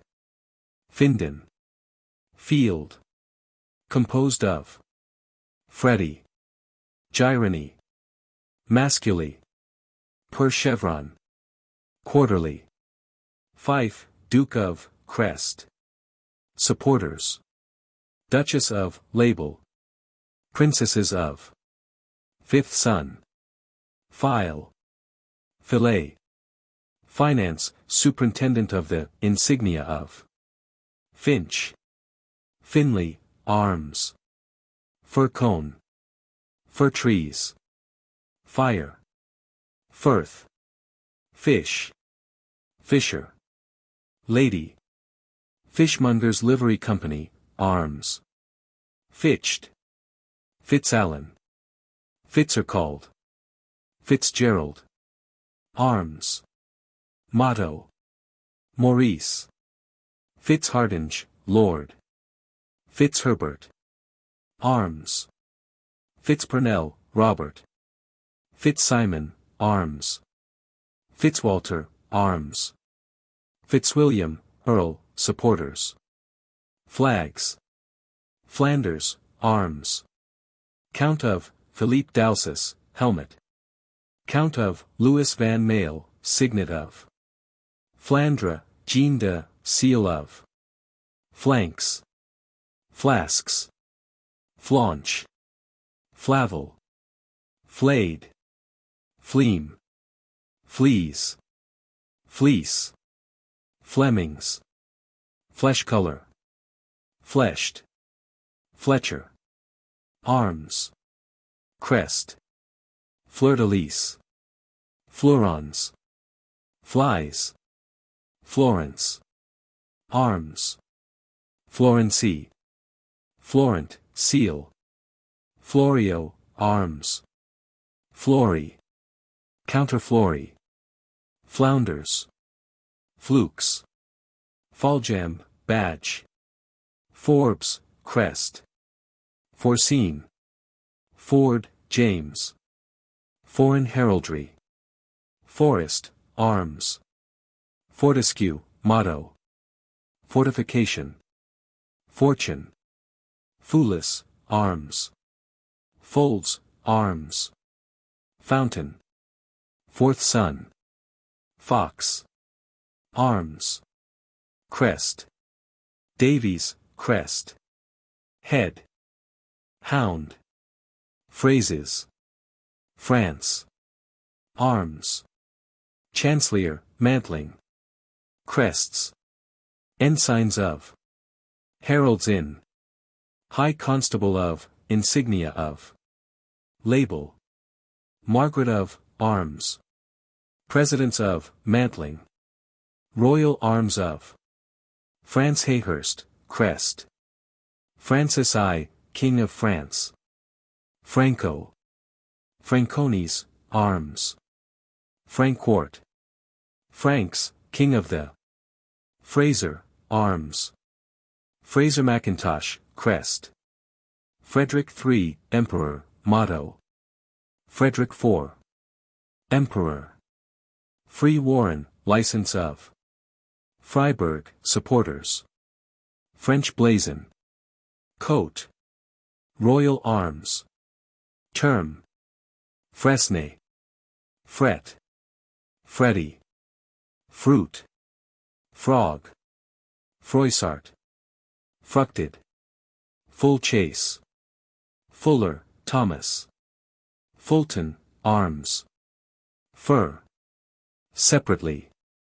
Furison. Furnival, Baroness. Fusel. Fusily in bend. In bend sinister. Philpot. Fysh, Sir Philip Oakley, crest. Gabions. Gadflies. Gads. Galbraith. Galley. General of the, insignia of. Galloway, Earl of, Stuart, arms. Sea of. Galpin, arms. Gam. Sea paw. Gamboa, arms. Gamecock. Gondolfi, arms. Gandhi, arms. Garbet, motto. Garbs. Geary. Garland. Garnished or. Garter, King of arms. Arms and insignia of. Most noble order of the. Chancellor of the order of the, insignia of. Knight of the, insignia of. Knights of the, rules. Stall plates, mantlings. Star of. Garvey. Garvin Fisher. Garwinton, arms. Garzun. Gasoline, arms. Gascoigne. Gatehouse, crest. Gaul. Gaunt, John of. Gauntlet. Ged. Geddes. Geese. Guggen Hermelin. Gegensterskrukenf.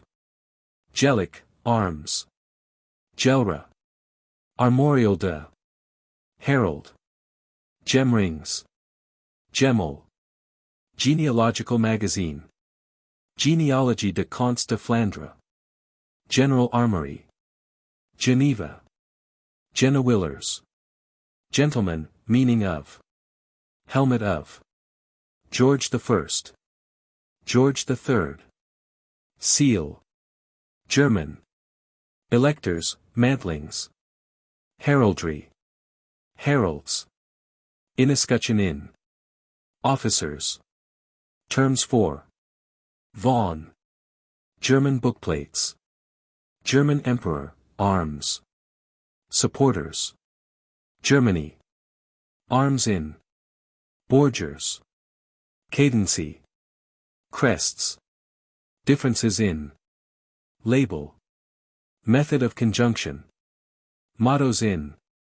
Supporters in. Gevres, de, supporters. Geiss, arms.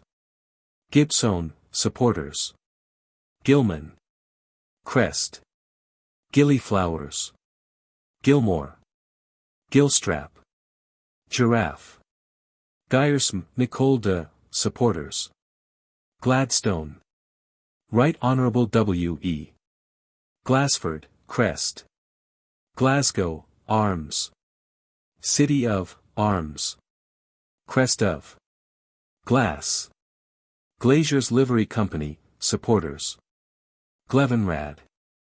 Glissant. Glossary of terms used in heraldry. Gloucester. Cathedral, rebus at. Duke of. Duke of, label. Duke of, Richard. Duke of, Thomas, badge. Duchess of, label. Herald. King of arms. Gloved. Gloves. New. Goat. As supporter. Gold. Ermine spots. Ingots of. Use of. Gold Hermelin. Golden Fleece, Order of the Badge. Goldie, Arms. Goldie Scott. Gulp. Gom. Gooch. Arms. Good Chief, Arms. Gooden, James. Goodfellow. Arms. Gordon, Arms. Crest. Highlanders. Tartan of. Gorges. Gorget. Ghostwick, Sir John, Helmet. Gothic. Shield. Goff, Lord, Augmentation. Supporter. Gourds. Gut. Grace, Knights of. Ladies of. Knights of, and other members, insignia of. Graham, Crest. Grafton, Duke of. Graham, Crest. Graham Wigan, Crest. Grailly, John de, Garter Hull Plate. Grammar of Heraldry. Granada, King of. Grandchildren, Label. Grand Quarterings. Grantmesnil. Grants of Arms. To a Bishop. To a Woman. Crest. Fees. Granville, Earls of, de Carteret. Grapes. Grass. Grasshopper. Graves, Lord, Supporters. Great Central Railway, Arms. Great Torrington, Arms. Grecians. Greece, Kingdom of, Supporters. Arms. Green. Greenwich, Mason of, Arms. Greg. Grenades. Green, Henry. Gresham, Crest. Sir William, Badge. Gressley. Arms. Grieve, Henry. Grey. Arms. John de, Arms. Sir John. Of Rithen, K.G. Sir John, Arms, Crest, Mantling. Grey and Hastings Controversy. Greyhounds. Gridiron. Greases. Griffin. As Supporter. Griffin or Griffin. Grifton, Richard. Grimaldi Roll. Grimke Drayton, Crest. Grocers Livery Company, Arms. Supporters. Grosvenor. Arms. Sir Gilbert Lowe. C. Scrope. Grove Air. Ground of the Shield. Grove, Arms. Grunenberg. Gruthwise, Lord of, Louis de Bruges. Griffin, supposed origin of. Griffin Marine. Guard, Yeoman of the, Badge. Guards of the Gate, Captain of the, Insignia of. Gudgeon. Geldres, Duke of. Mary of, Seal. Gige. Gillam. Guise, Arms of. Crest. Supporters. Gules. Gull, Bart, Arms. Crest. Augmentation. Gulston, Crest. Gunstone. Gutdio. Dewhile. Delarms. Daor. Depoix. Desang. Guillen. And Lancaster, a herald of the Duke of. Gules. Guatkin, Crest. Gwilt, Crest. Gynes. Gyron. Gyrony. Habited. Hacked. Hadrian, Emperor, Coin. Hagelshamer, Sigmund, Arms. Hague, Arms. Hyles. Haynot, Counts of, Badge. Hales. Arms. Halford, Augmentation. Supporters. Halifax, Lord. Town of. Ham. Hamilton, Arms. Crest. Duke of. Lady. Hamilton Grace. Hammers. Hammersmith, Crest. Hampshire, Earl of. Hanbury, Crest. Hand. Hanover. Arms of. King of. Princess Frederica of, Coronet. Hanoverian Guelphic Order. Habsburg.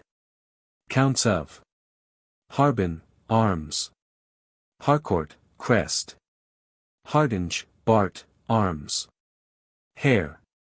Hargenvilliers. Harrington. Harleian MSS. Harley. Harman, Arms. Harmestier, John of. Harold. Harp. Harpy. Harris. Crest. Harrison, Arms. Crest. Rogers, Crest. Hart. Sir Robert, Bart, Arms. Supporter. Harter. Harvest Flies. Hazeley, Arms. Hastings. Arms. Sir Edward. Edmund de, Label. Lord, Badge. Hat. Hatchings. Hatchments. Hatton, Crest. Hauberk. Horient. Embode. Haverington, Sir John de. Hauberk, Sir Richard, Helm of. Hawk. Hawk, Lord, Supporters. Hawkey, Arms. Hawk's Lure. Bell. Hawthorn Tree. Hay, Bart. Motto. Supporters. Hain, Crest. Haze. Hazel Leaves. Heads, Varieties of. Herd, Sir Isaac. Hern, Arms. Heart. Escutcheon. Shield. Heathcock. Hedgehog. Heir or heiress. Crests. Crests heritable through. Heirs general. Portioners. Quarterings. Hefner-Alteneck. Hellard. Hell Church Gate. Hellemus. Hellenes, kings of the. Helmet. Of a peer. Lady's sleeve upon. Crests. 2. Helmschow. Helt. Henderson. Henige not. Henry I. Seal. Henry II, Badge. Coins. Henry III. Badge. Seal. Henry IV. Crown. Seal. Henry V. Badges. Garter plate. Henry VI. Badges. Seal.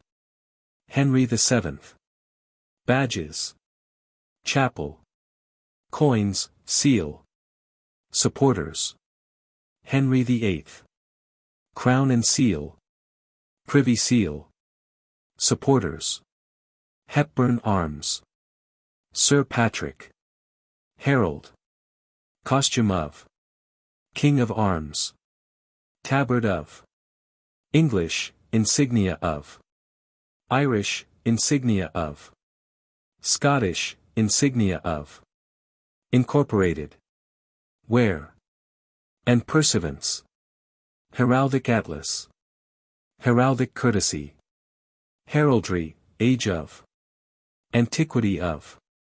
Origin of. Heraldry of Continental Nations. Herbert. Hereford, City of. Bishop of, Arms. Earls of. Earls of, Badge. Earl of, Richard Clare. Herman, Crest. Hern. Herodotus. Heron. As supporters. Herring. Herring net. Herschel, Sir W. M. Arms. Herschel, Lord, supporters. Hazelridge or Haslerigg, Arms. Hesse. Duke of. Grand Duchess of, late, Label. Hesse-Homburg, Princess of, Label.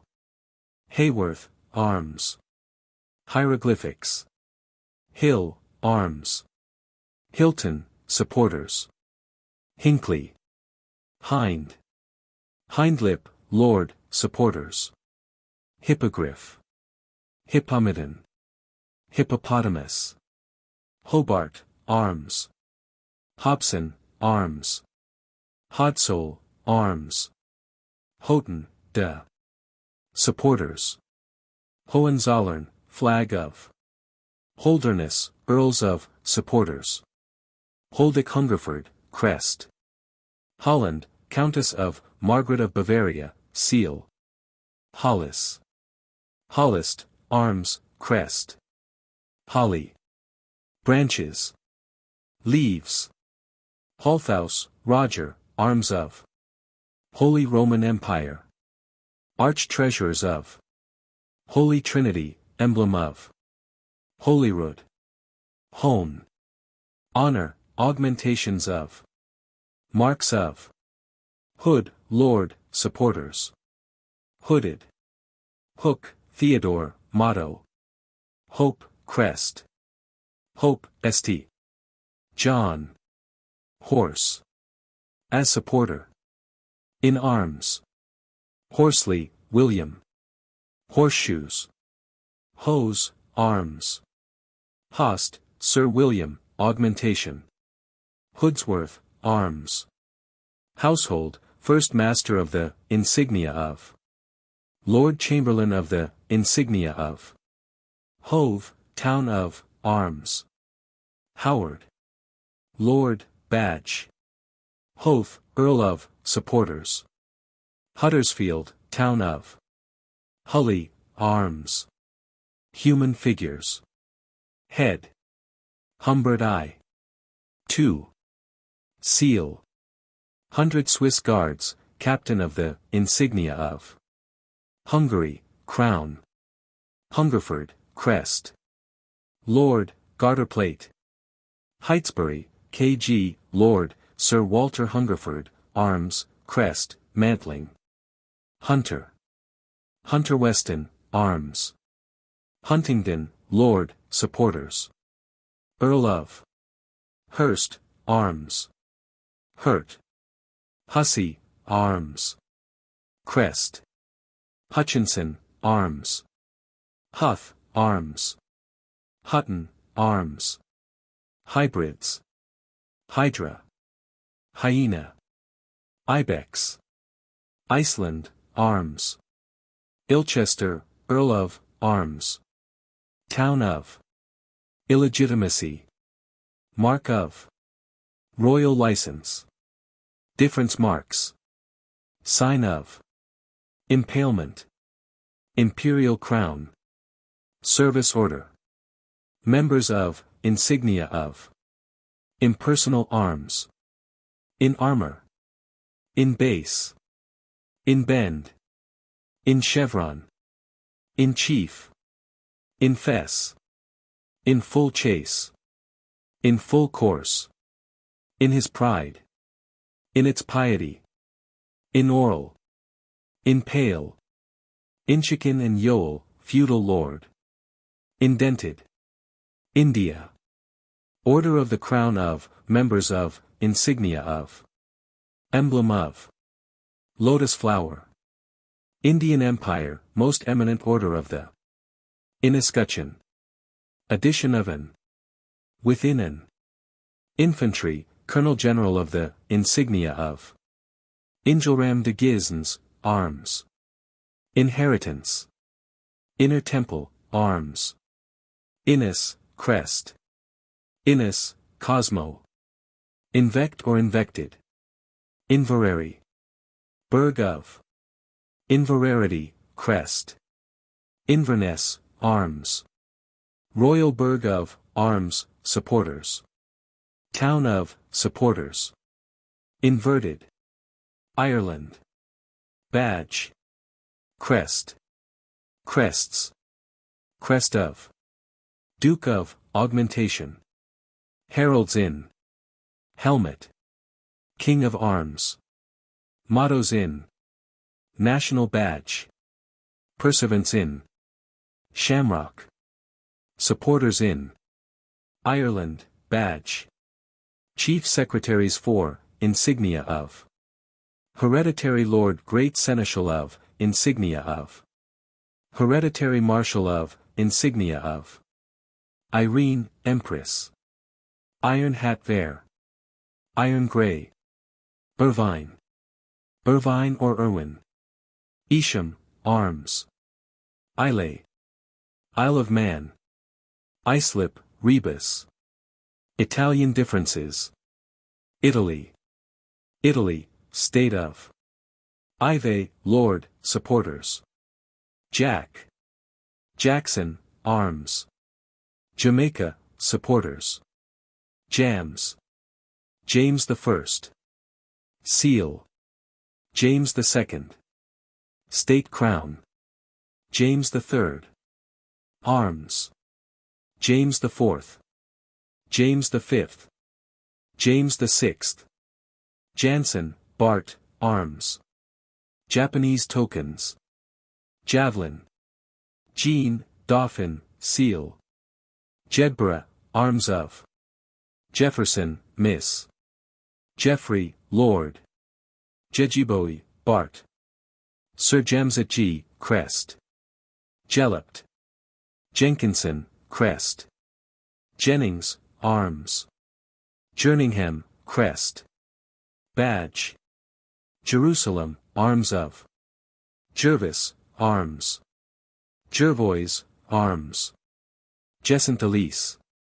Jess and Jessede. Jessel, crest. Jeune, crest.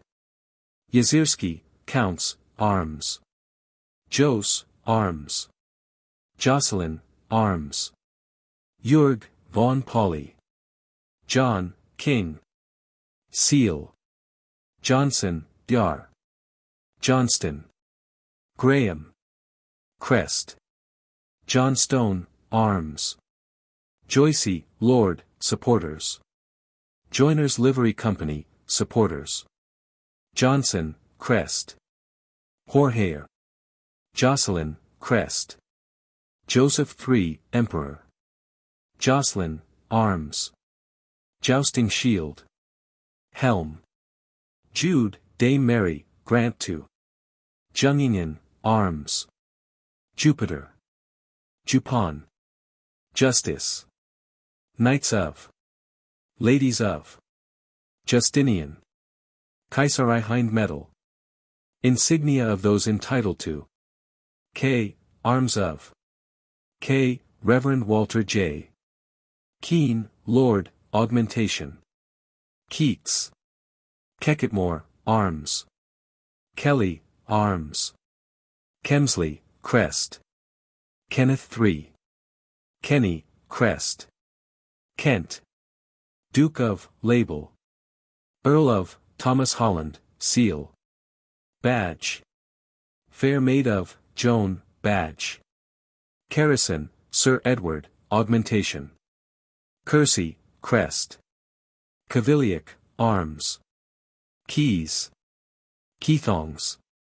Killick, arms. Kilmarnock, town of, arms, supporters. Kilvington. Kimono. King. King of arms. Crown of. Crown or coronet of. Kingdom, constable of the, insignia of. King's flag. Livery. Favor of, augmentations. Gamekeeper to the, insignia of. Grand Master of the household to the, insignia of. Guards, captain of the, insignia of. Kinloss, Baroness, arms. Kinnaird, Lord, supporters. Kinnoul, Earl of. Augmentation. Kintor, Earl of, augmentation. Crest. Kikunan Hanamon. Kirimon. Kirk, arms. Kirkcaldy, Royal Burgh of. Kirkwood. Kitchener, Lord, augmentation. Arms. Viscount, supporter. Knevet, Elizabeth. Knight, arms. Impales, arms of wife. Widow of. Bachelor, wife of. Helmet of. Knight and Rumley's heraldry. Knighthood. Banner of. Order of. Companion of any order of, impaling. Knights of any order, widow of. Knight's bachelor, impaling. Helmet of. Commanders, helmet of. Insignia of. Grand Cross, helmet of. Supporters to.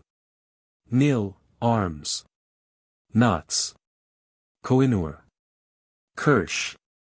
La Cordelière, order of. La Dolce. La Tour du Pin. La War, motto. Label. Lacy, de. Ladies, supporters to. Lady, armorial bearings of. Arms of. Lady, colors of. Lady sleeve. Lady, unmarried, arms. Laird, compartment. Laderberg, arms. Lake, Dr. Edward, augmentation. Laking, Bart, GCVO, Sir Francis. Lamb. Lambell. Lambert. Crest. Lambeth, arms. Lambrican. Badges on. Lampla, CE, crest. Lancaster. Badge of. Henry of. Herald. King of arms. Earl of, Edmund Crutchback. Earl of, Thomas. County Council, seal. Duke of. Motto. Duchy of. Duchy of, seals. Town of, arms. Livery colors. Roy d'Armes del North. Lance. Land, conditions held under. Landgrave, Conrad. Landscape. Augmentation. Coats. Landschaden, crest. Lane, crest. Arms. Sir Thomas. Mistress Jane. Lanesborough, Lord, supporter. Langridge, arms. Langton, crest. Lanigan O'Keefe. Lantern. Lanyon. Lapwing. Lark. Latham. Latimer, Lord. Arms, crest, mantling. Laurel. Branches. Leaves. Tree. Lorry. Arms. Lausanne. Law, arms. Law and practice of heraldry in Scotland. Lax, Mrs. Sarah. Leyland Barrett, arms. Le Corbeau. Le Fitz. Le Grosvenor, C. Grosvenor. Le Mans, Cathedral of. Le Moyne, crest. Le Neve, Sir W. M. Le Strange, styleman, supporter. Lead. League of Mercy, decoration of the. Insignia of those entitled to. Leek, Stephen Martin. Leaves. Leconfield, Lord, supporters. Lee. Leeds, arms. Duke of, supporter. Lees, arms. Leeson, arms. Leg. Leg irons. Leg. Leg, arms. Legged. Leg. Augmentation. Leicester. Earls of. Earls of, Simons de Montfort. King of arms. Town of, arms. Lee, arms. General. Gerard. Town of. Leighton, Lord. Leinster, Duke of, supporters. Leipzig, Town Library of. Leith. Town of, arms. Leland. Lehman, Sir John, crest. Lemon tree. Lempriere. Lennox. Leon, arms. Leopard. Face. Leopard Leon. Leopold, Markgrave, seal. Lerwick. Leslie, arms. Crest. Motto. Lestrange. Lethbridge, Sir Roper. Arms. Lever, arms. Leveson-Gower, arms. Lewis, arms. License. Lichfield. Dean of. Liechtenstein. Liebrake, arms. Life Guards. Lighthouse. Lilford, Lord, arms. Lillingfield. Lilienhaspel. Lily, arms. Lily, arms. Lily. Lily Staple. Lincoln College, Oxford. Earl of, William de Romare. Dean of. Sees of.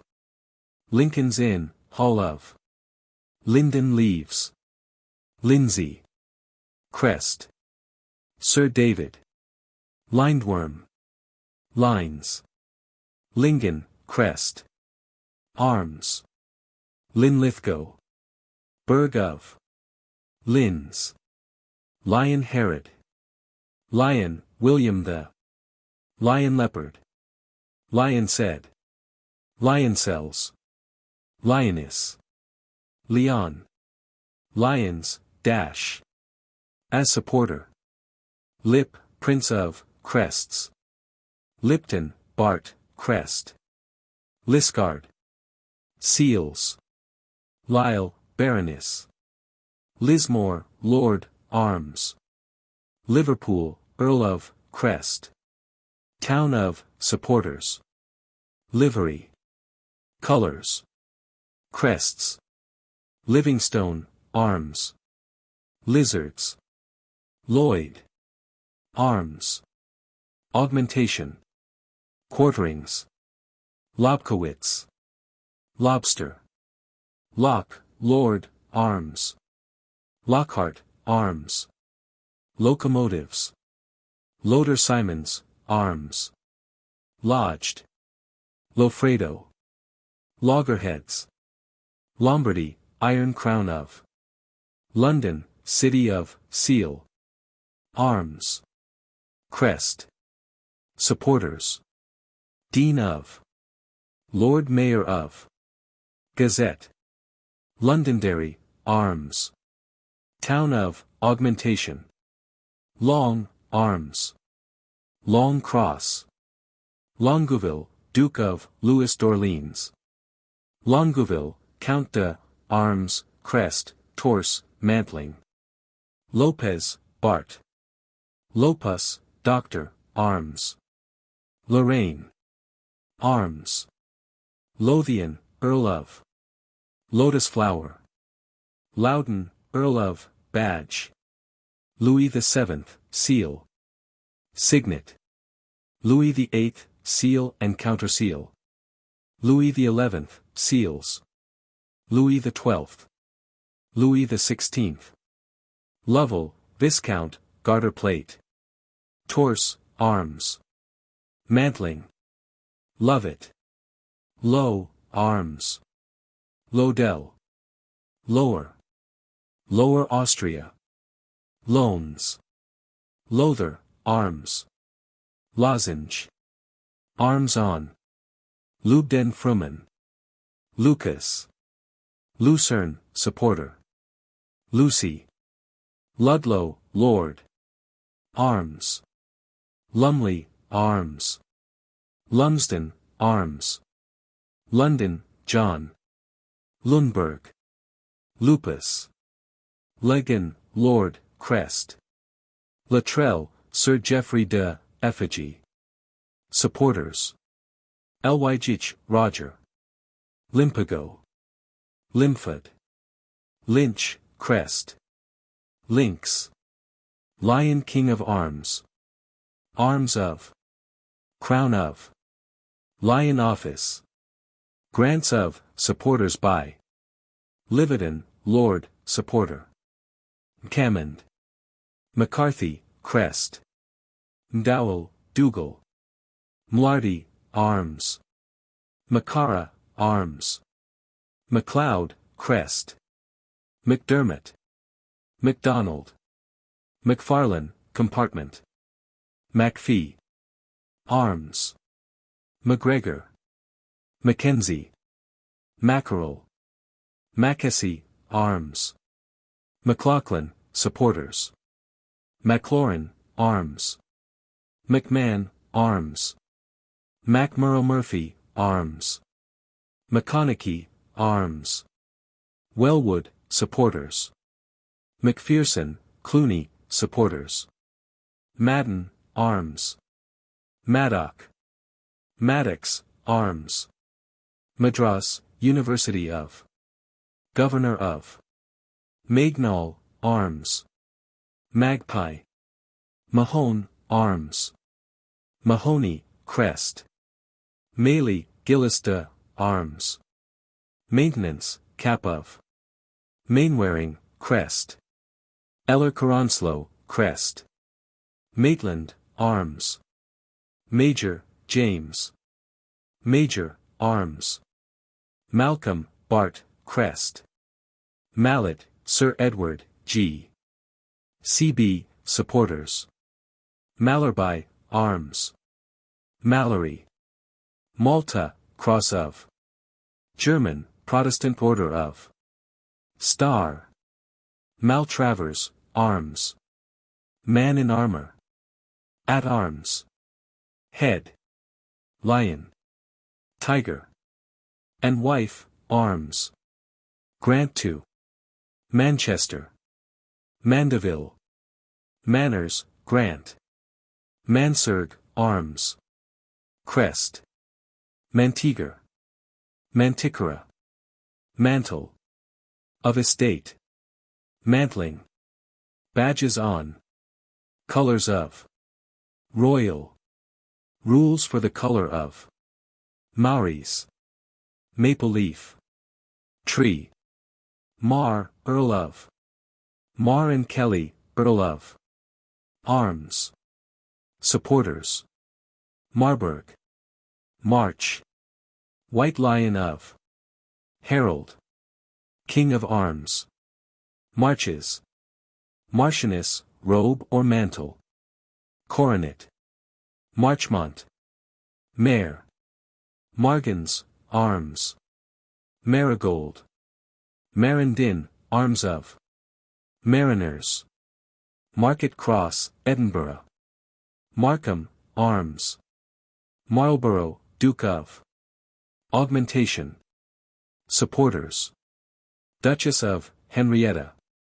Marquis, coronet. Robe or mantle of. Marriage, impalements to indicate. Signify. Mars. Marshal of the Empire, Lord High, insignia of. Marshals, Earl, order concerning robes, coronets, and Marshal. Crest. Badge of. The insignia of. Marshalling. Martin, motto. Martlet. Marwood, crest. Mary. Queen. Badge. Maryborough, town of, arms. Marylebone. Crest. Massel. Field. Massels. Mask. Mason, arms. Crest. Mason's College. Massey, Mrs. Mastiff. Matheson. Matthew, Dame Mary, grant to. Matilda, Queen. Matriculation. Maud, the Empress. Mauerkrone. Maul, crest. Maunch. Maundeville, Sir John. Mauritanian. Maudsley, arms. Maxwell, arms. Maynard. Meath, Earl of, supporters. Mecklenburg-Schwerin, Duke of. Crests. Medicis, Pietro de, augmentation. Meeking, arms. Meergries. Maynil. Barony of. Melbourne, University of. Mells. Melrose Abbey. Melusine. Membard. Memorials. Ménétrier. Menteith, arms. Earl of. Label. Menuvere. Menzies, Bart. Supporters. Mercer's Livery Company, arms. Merchant Adventurers Company, supporters. Mercury. Meredith, arms. Merit, order of. Members of, insignia of. Merlet. Mermaid. As supporters: Merman, Mertz, crest. Messerny, arms. Metal. Baton of. Metcalfe. Methods of blazoning. Methuen, lord. Midas head. Middlemore, crest. Middlesex, arms. Mierozuski. Mignionelli, arms. Mikado. Milan. Duchy of, arms. Military men, grants to. Milrind or Fer de Malines. Milner. Viscount, supporters. Minamoto Ashikaya. Minamoto Tokugawa. Miniver. Minchel, Sir Robert. Minutili, arms. Mirandola, princes and dukes of, mantling. Mirrors. Mitchell, arms. Mitchell Carruthers, crest. Mitford, arms. Mitre. Moyer. Mole. Molesworth. Molet. Mon. Monastery. Monbacher, de, Bertrand. Money curl. Quarterings. Montague, arms. Montague, K.G., Marquis of, Garter plates. Montague, Lord. Montague, Lord, crest. Montefiore, arms. Montandre, Eleanor. Montfaucon. Montfort, de. Simon de. Badge. Montgomery, arms. Viscount, supporters. Monty. Arms. Montravel, Comte Tardy de, arms. Montrose. Burg of, arms. Royal Burg, arms, crest, mantling and compartment. Monumental brasses. Monopeny, arms. Moon. Moorcock. Moor, arms. Crest. Sir John, K.B., grant to. John. Sir John W. Moorhen. Moors. Mount Stephen, Lord, arms. Mountain Ash. Mountjoy.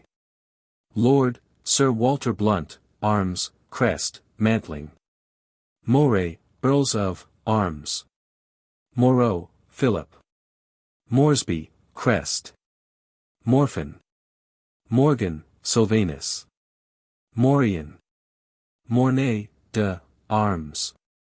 Morris, William. Morse. Crest. Mort d'Arthur. Mortimer, arms. Edmund, seal. Morton, Earl of, supporters. Earl of, Douglas, crest. Mosley, arms. Moss, Sir H. E., arms. Motion, arms. Motto. Mowbray, badges. Supporters. And Storton, Lord. Badge. Supporters. Trente du Quartiers. Mule. Mullet. Mun, Marquis of, arms. Mundygumbry, de, John, seal. Monroe, Sir Thomas. Munster, Earl of. Muntz, arms. Mural crown, or coronet. Murfin. Murray, arms. Murray. Muschamp. Museman. Musselborough. Town of, arms. Nayant. Embode. Nairn, arms. Nascent. Naked flesh. Names, bastards. Napier, Alexander. Lord. Naples. Napoleon. I. Mantling. Narcissus flowers. Narwhal. Nassau, arms of. National Bank of Scotland. National flag. Nature, color of. Naval crown, or coronet. Navarre, arms. King of. Naylor, Sir George. Nebulae. Needlemakers' Company, supporters. Nelson, Admiral, augmentations. Earl, augmentation. Town of, arms. Nenufar leaf. Neptune. Nerford, de, Alice, arms. Nevers, de, Count, John. Neville. Crest. Of Raby, arms. New Galloway, town of, supporter. Newcastle-on-Tyne, see of. Newdigate. Newlands, lord, supporters. Newman. Arms. Colonel, augmentation. Nunes, Sir George, Bart. Newton, lord. Nicholson, crest. Nicholas, Sir Harris. Nightingale, Bart, arms. Ninth son. Nisbet. Nobility, arms as a sign of. Nombril. Norfolk, Duke of. Thomas Mowbray. Duke of, augmentation. Duke of, Thomas Howard, badge. Normandy, Duke of, John, seal. Duchy of, arms. Normandy, Marquis of, supporters. North British Borneo Company, supporters. Northumberland, Earl of. Earl of, badge. Duke of, Percy, arms. Crest. Northumbria, Vicecomes of. Norroy King of arms. Arms and insignia of. Norway, flag of. Norway, HM Queen of, label. Norwich. City of, supporters. Nottingham, town of, supporters. Earl of, Thomas, Earl Marshal, crest. Nova Scotia. Baronets of. Badges of. Insignia of. Noud. Nude figures. Nugent, Bart. Supporter. Nuremberg, city of, arms. German National Museum at. Nuvoloni. Oak. Branch. Leaves. Slips. Tree. Oaks, arms of. Oakham, town of. Oban, town of. Obelisk. Oberwappen. O'Connor, Don, supporters. Odo. O'Donovan, supporters. Easel. Office, rod of. Officer of arms, official dress of. Official arms, impalement. Official insignia. Regalia. Ogilvy, compartment. O'Gorman, supporters. Ogress. O'Hara, arms. Okapi. O'Keefe, Lanigan. Oldham. Olive tree. Oleglin. Omens. Ondozant. Ophinicus. Or. Orange. Tawny ribbon. Orders of knighthood. Ovesti. John of Jerusalem. Ordinary. Ordnance, Master General of the, insignia of. O'Reilly, supporters. Orkney. Oral. Gemel. Orleans, Duke of. Arms. Duchess Charlotte Elizabeth of, seal. Ormond. Knot. Earls of. Ormsby Hamilton, crest. Ormskirk. Ori, arms. Oryx. Ostfriesland, Reitbergs, princes of. Osprey. Ostrich. Feathers, badge. Oswald. Utherlake, John. Otter. Audubon, Moyer of. Otway, arms. Supporters. Sir Robert. Ounce. Outram, supporters. Oval. Overall. Owen, arms. Ownership, badge as a sign of. Owl. Ox.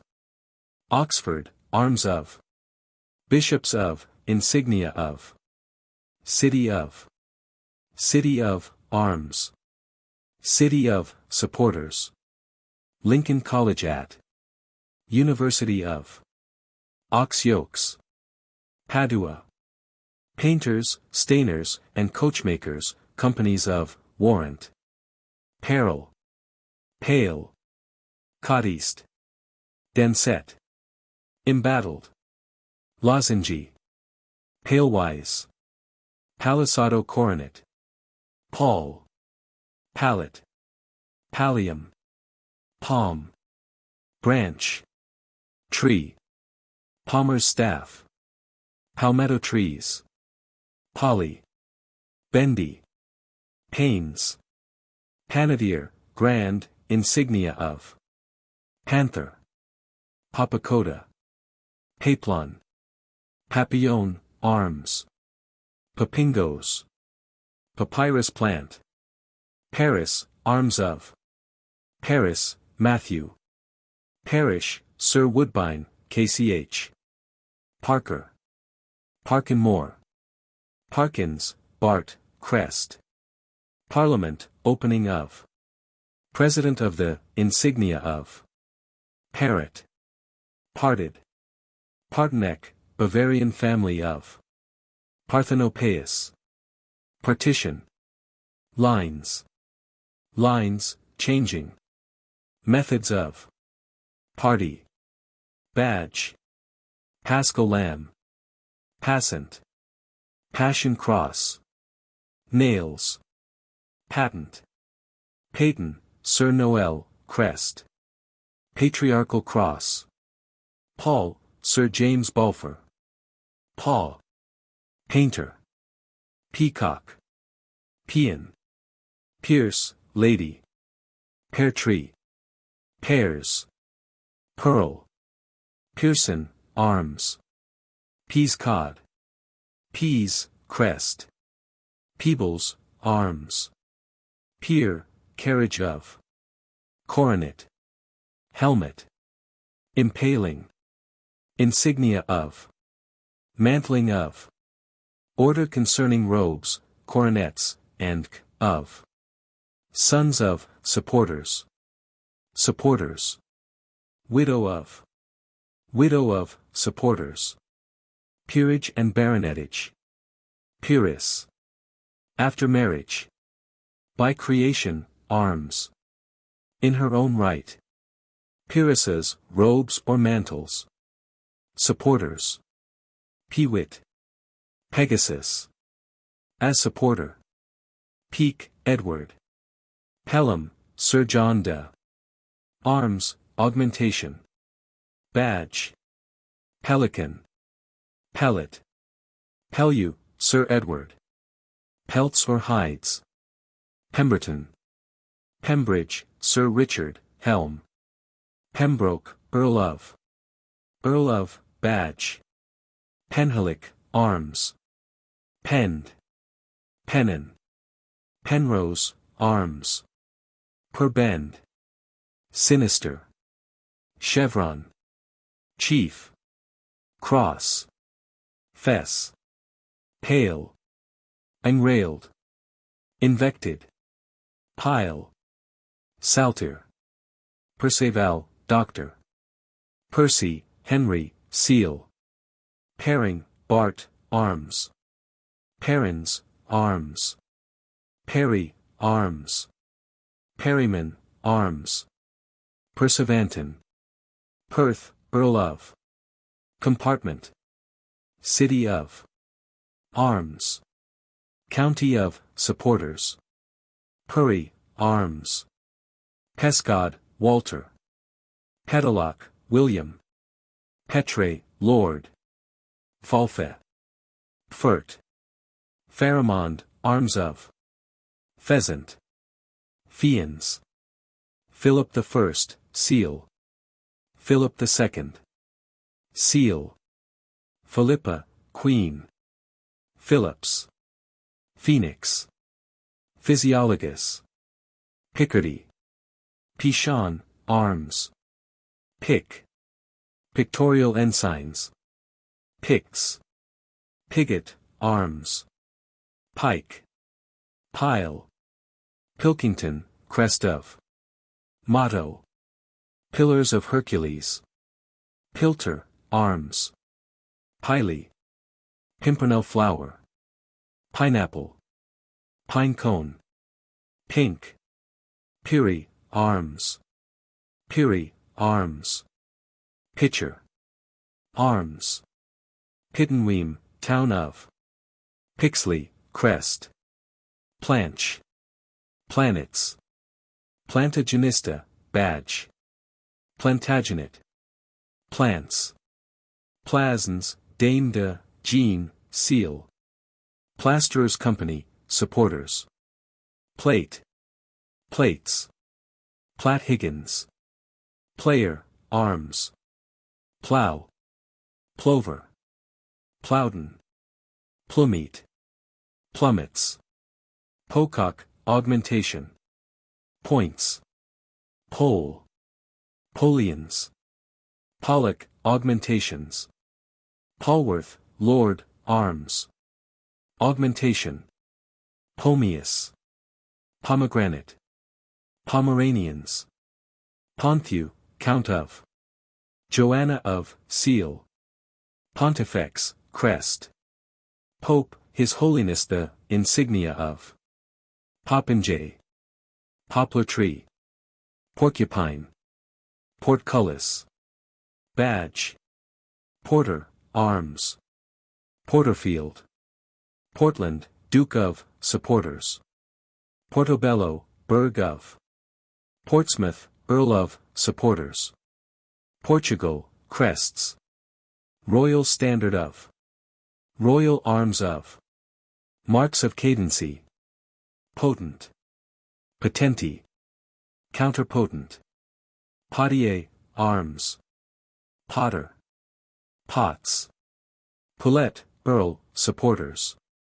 powdered with, pointer, prankhelm, prankerhelm, prawns, precedence, presenter, insignia of, preed, arms, pretense, escutcheon of, Prevost, supporters, price, Prittobrune, primrose, Viscount, of Dalmeny, Prince Arthur's book, Prince of Wales, supporters, princes, helmets of, ecclesiastical, insignia of, principal king of arms, Pringle, arms, prism, private person, flag of, proclamation, proctor, arms, professors, regius, arms, proper, provend, crest, provost of the household,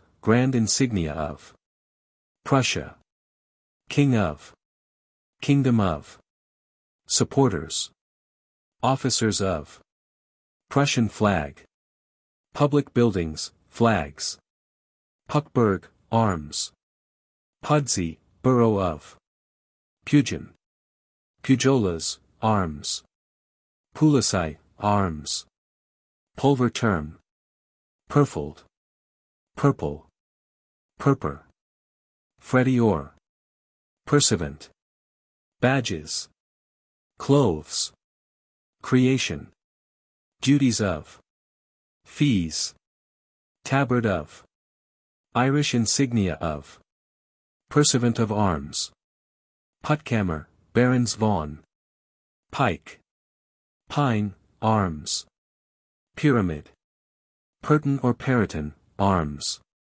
Quain, Bart, arms, crest, quarter, quarterings, augmentation takes the form of, augmentation, superimposed on, importance attached to, omitting, order of, quarterly, quartermaster, grand, insignia of, Catterfoil, double, Queensberry, Marquess of, Queensferry, town of, Quinton Durward, Quforche, quinces, Quincy, de, arms, rabbit, Radford, arms, radiometer, Raglan, lord, supporter, reguli, rakes, rainbow, raised in benediction, ram, head, As supporters.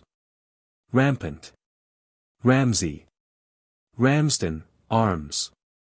Ramsey, arms. Ramsey, de, Lord, supporters. Ramsgate, arms. Randalls, arms. Crest. Ranfilly. Raphael, arms. Rashleigh, arms. Rat. Ratton, arms. Raven. Ravenna. Ravissant.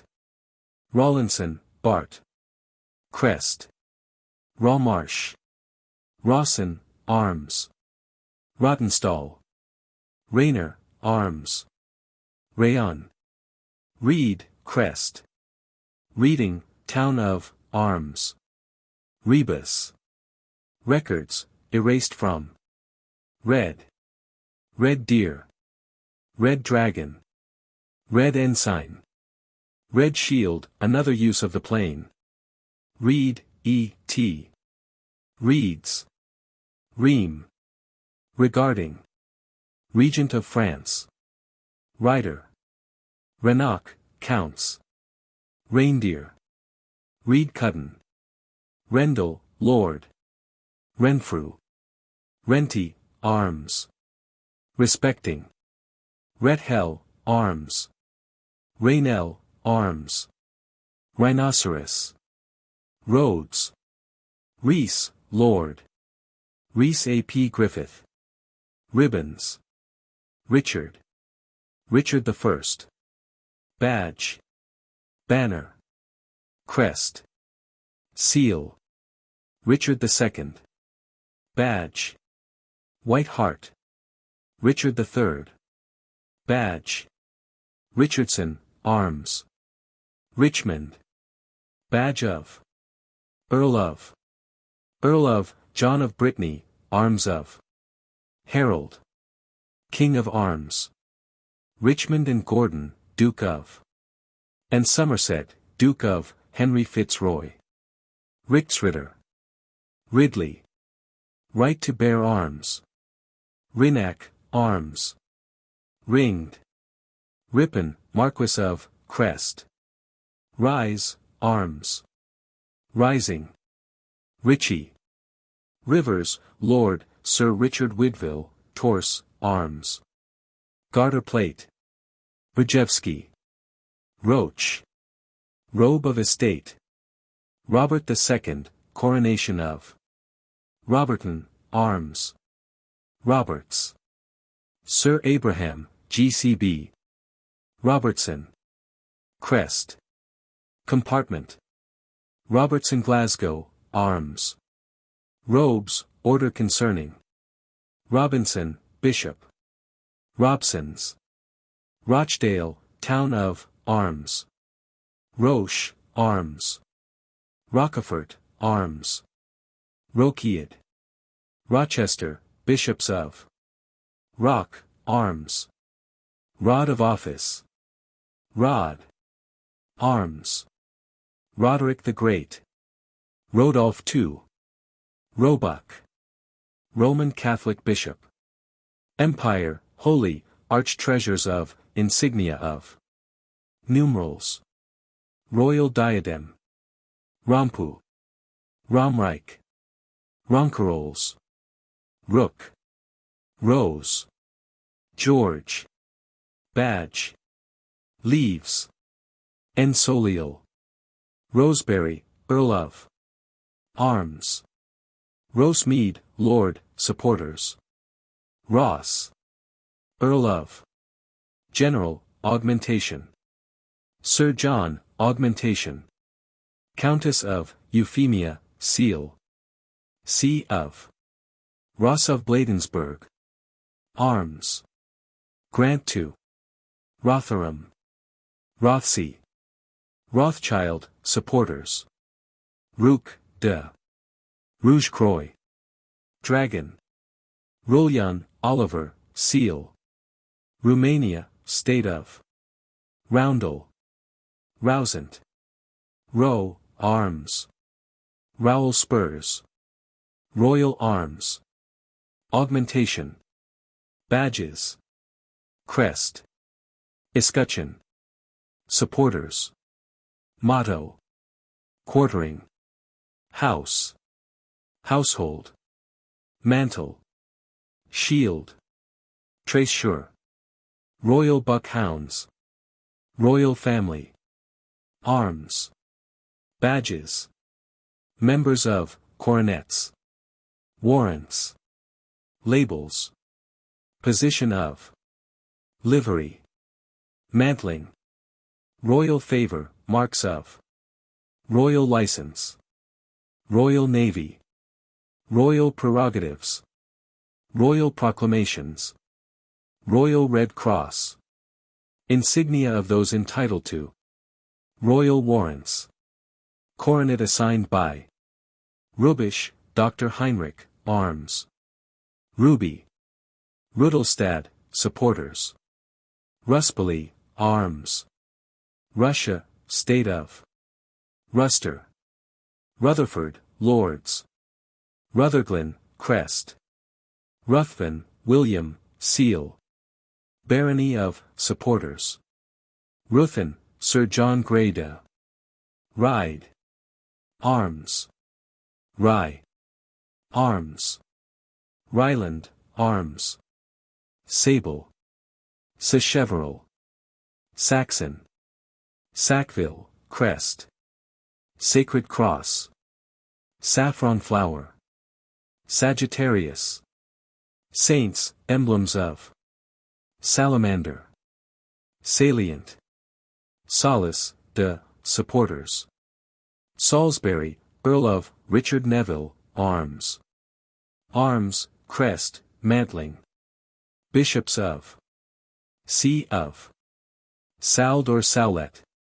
Salmon. Salter. Botoni. Cooped. Parted. Salterways. Salveson, arms. Samson. Samuel, arms. Bart. Crest. Samuelson, arms. Sandman. Sandford. Sandglass. Sandwich. Arms. Sanglier. Sanguine. Sapphire. Saracens. Saturn. Satyr. Satyrol. Saumarez, de. Savage. Sir John, badge. Savelli, Duca de, as Marshal of the Conclave, insignia of. Savoy. Sawbridge, arms of. Saxe-Altenburg, Duke of. Dukedom of. Grand Duke of, crests. Saxe-Coburg, Prince Leopold of. Saxe-Coburg and Gotha, late Duke of. Duke of, crests. Dukes of. Label. Prince of, label. Saxe-Meiningen, Grand Duke of, crests. Saxe-Meiningen-Heilburghausen, Duke of. Saxe-Weimar-Eisenach, Duke of. Saxony. King of. King of, crests. Dukes and Duchesses of. Scabbard. Scala, Veronese Princes della, arms. Scale, armor. Scales. Scaling ladders. Skaltanigi, arms. Scandinavia. Scarf. Skaisbrick. Scarsdale, lord, supporter. Scepter. Schaffhausen, supporters. Schallern. Schiffskron. Schildbuten. Schildgestel. Schildwachter. Schilter. Schleswig-Holstein, Princess Christian, label. Schaumburg, crest. Schwarzburg-Rudolstad, Prince of, crest. Schwarzburg-Sondershausen, Prince of, crests. Supporters. Schweizerbergbute, Society of the. Schweidnitz, Town of. Schweig, supporters. Schwenkel. Scissors. Sconce, arms. Scott, John. Scotland. Arms of. Royal Arms of. Badge. Borgers Inn. Crests. Royal crest. Royal crown. Crown of. Differencing in. Helmet. Heralds in. King of. King of, arms. Illegitimacy marks. Laws concerning the use of supporters. Mantling of peers. Mottos in. National Bank of, arms. Patron saint of. Quarterings in. Rematriculation. Shields in. Supporters, right to bear in. Thistle of. Earl Marischal of, insignia of. Hereditary Great Master of the Household in, insignia of.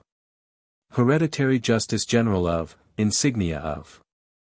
Lord High Chamberlain of, insignia of. Lord High Constable of, insignia of. Lord Justice Clerk of, insignia of. Master of the Revels in, arms. Insignia of. Scots Greys. Scott, arms. Of Gorhambury. Of Thirlstane. Sir Walter. Scott Gaddy. Crest. Scottish Bowyer. Cadency. Cadency Borgers. Crests. Field. Heralds. Heralds, King of.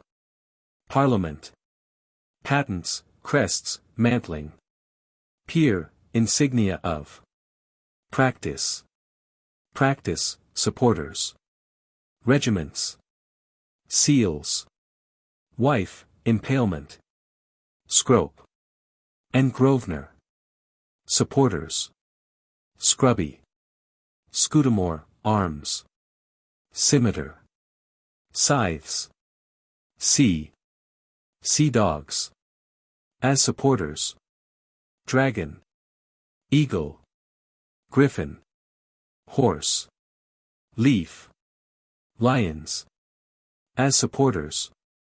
Monkey. Stag. Unicorn. Urchins. Wolf. Seal. Head. Compartment appears on. Seeks. Secum. Seca, chapter of. Second shield. Sun, difference mark. Seated.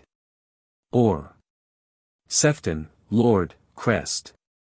Segrave, arms. John, seal. Segrient. Seascartiers. Seigent. Selim III, Sultan. Semet. Delease. Sergeants at arms. Insignia of. Serpent. Service badge. Service cross, conspicuous, those entitled to, insignia of. Seaton. Of Mountie. Captain Robert. Church of. Setvans, Sir Robert de. Seventh son. Sewell, arms. Seymour, arms. Crest. Augmentation. Jane, marriage. Shaftesbury, Earl of. Shakefork. Shakerley, Bart. Shakespeare, arms. Shamrock. Shape of shield. Sharp, grant to. Shearer, arms. Sheaves. Sheep. Sheepshanks. Sheffield, town of, supporters. Sheldon, Dame Margaret, arms. Sheldrake. Sherard, Lord, supporters. Shetland ponies as supporters. Shield. Of peace. Color of is termed. Divided by. Encircled by.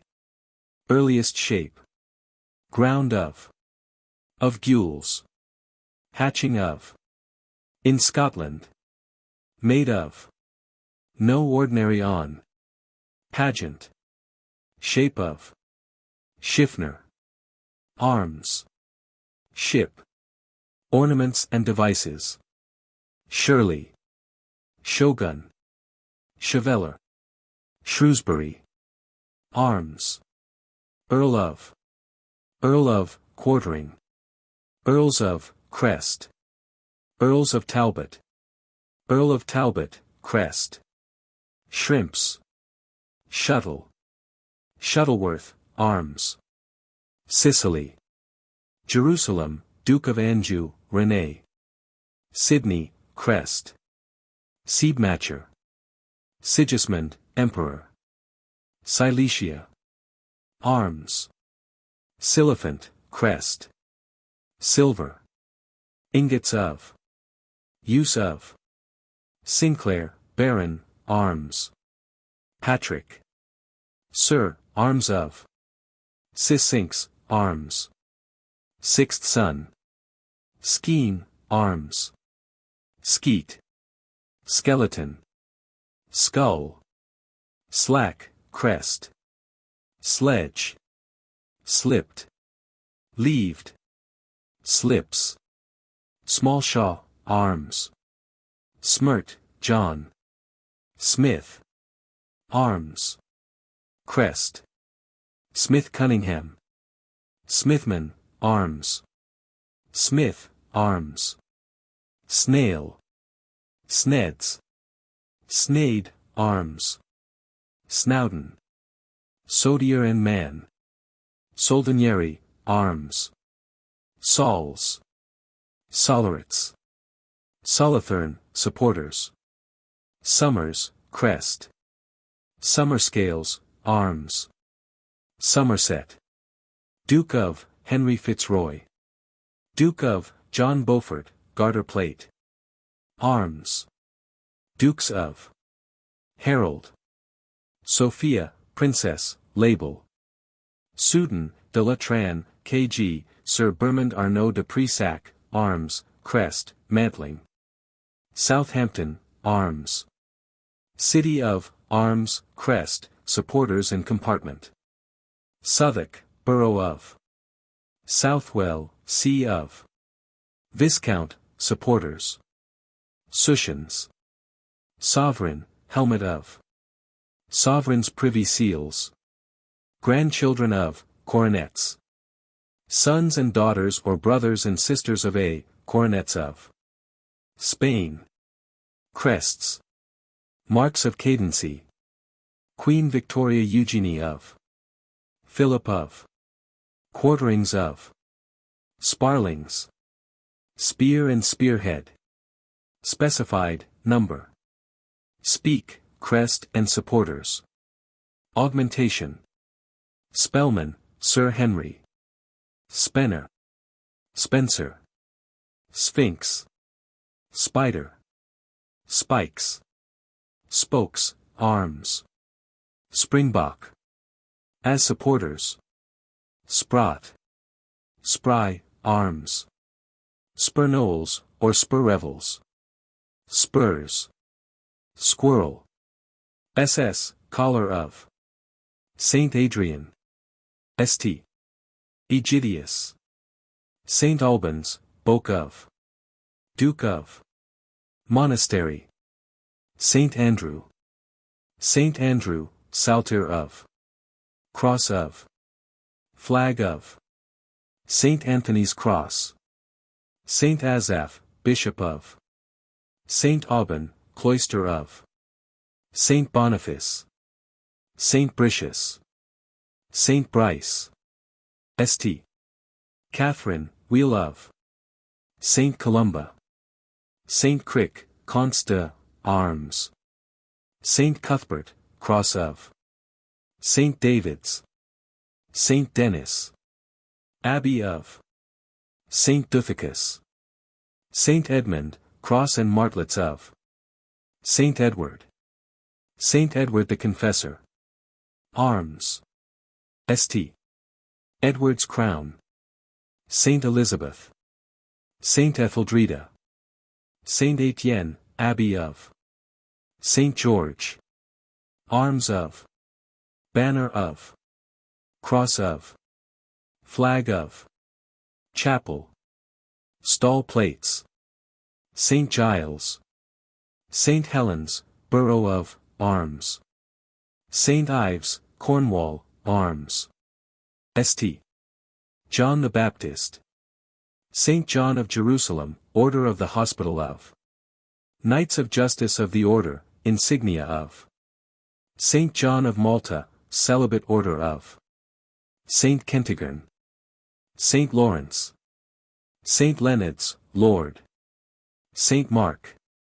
Saint Martin. St. Mary, Lily of. The Virgin, College of, Arms. Saint Maur, Arms. Saint Michael. And all angels. Saint George, most distinguished order of. Saint Mungo. Saint Neots. Saint Ninian. Saint Oswald, Lord, supporters. Saint Patrick. Order of. Knights of, rules. Supporters. Insignia of. Order of Prelate of the, insignia of. Deans of, insignia of. Chancellor of, insignia of. Saint Patrick, flag of. Saint Paul. Sword of. Saint Peter, emblem. Keys of. Saint Petersburg. St. Stephen of Tuscany, Knights of the. Saint Vincent, Lord, crest. Stable, arms. Stafford. Crest. Knot. Earl of. Stafford, Earl of, supporters. Earl of, Sir Humphrey Stafford, arms, crest, mantling. Lord, badge. Crest. Stags. Stains. Stalbridge, Lord. Standard. Badges upon. Bearer, Wettemberg, hereditary insignia of. Standish, arms. Staneland, arms. Stanley. Lord, badge. Torse, arms.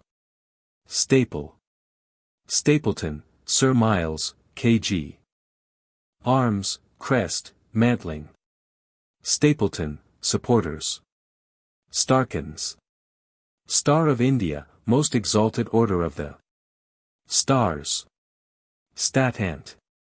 State liveries, badges on. Statute of Resumptions. Steamer. Stephen, coins. Stephen de Windsor. Sterling, William, seal. Stuart, Bart. Crest. Steward, Lord High, insignia of. Stuart, arms. Crest. Of Ochiltree. Stillwell, crest. Sterling Maxwell, supporters. Stirrups. Stoat. Stockfish. Stockings. Stalks of trees. Stoddart. Stoke Line, Lord of the Manor, arms. Stones. Story. Stork.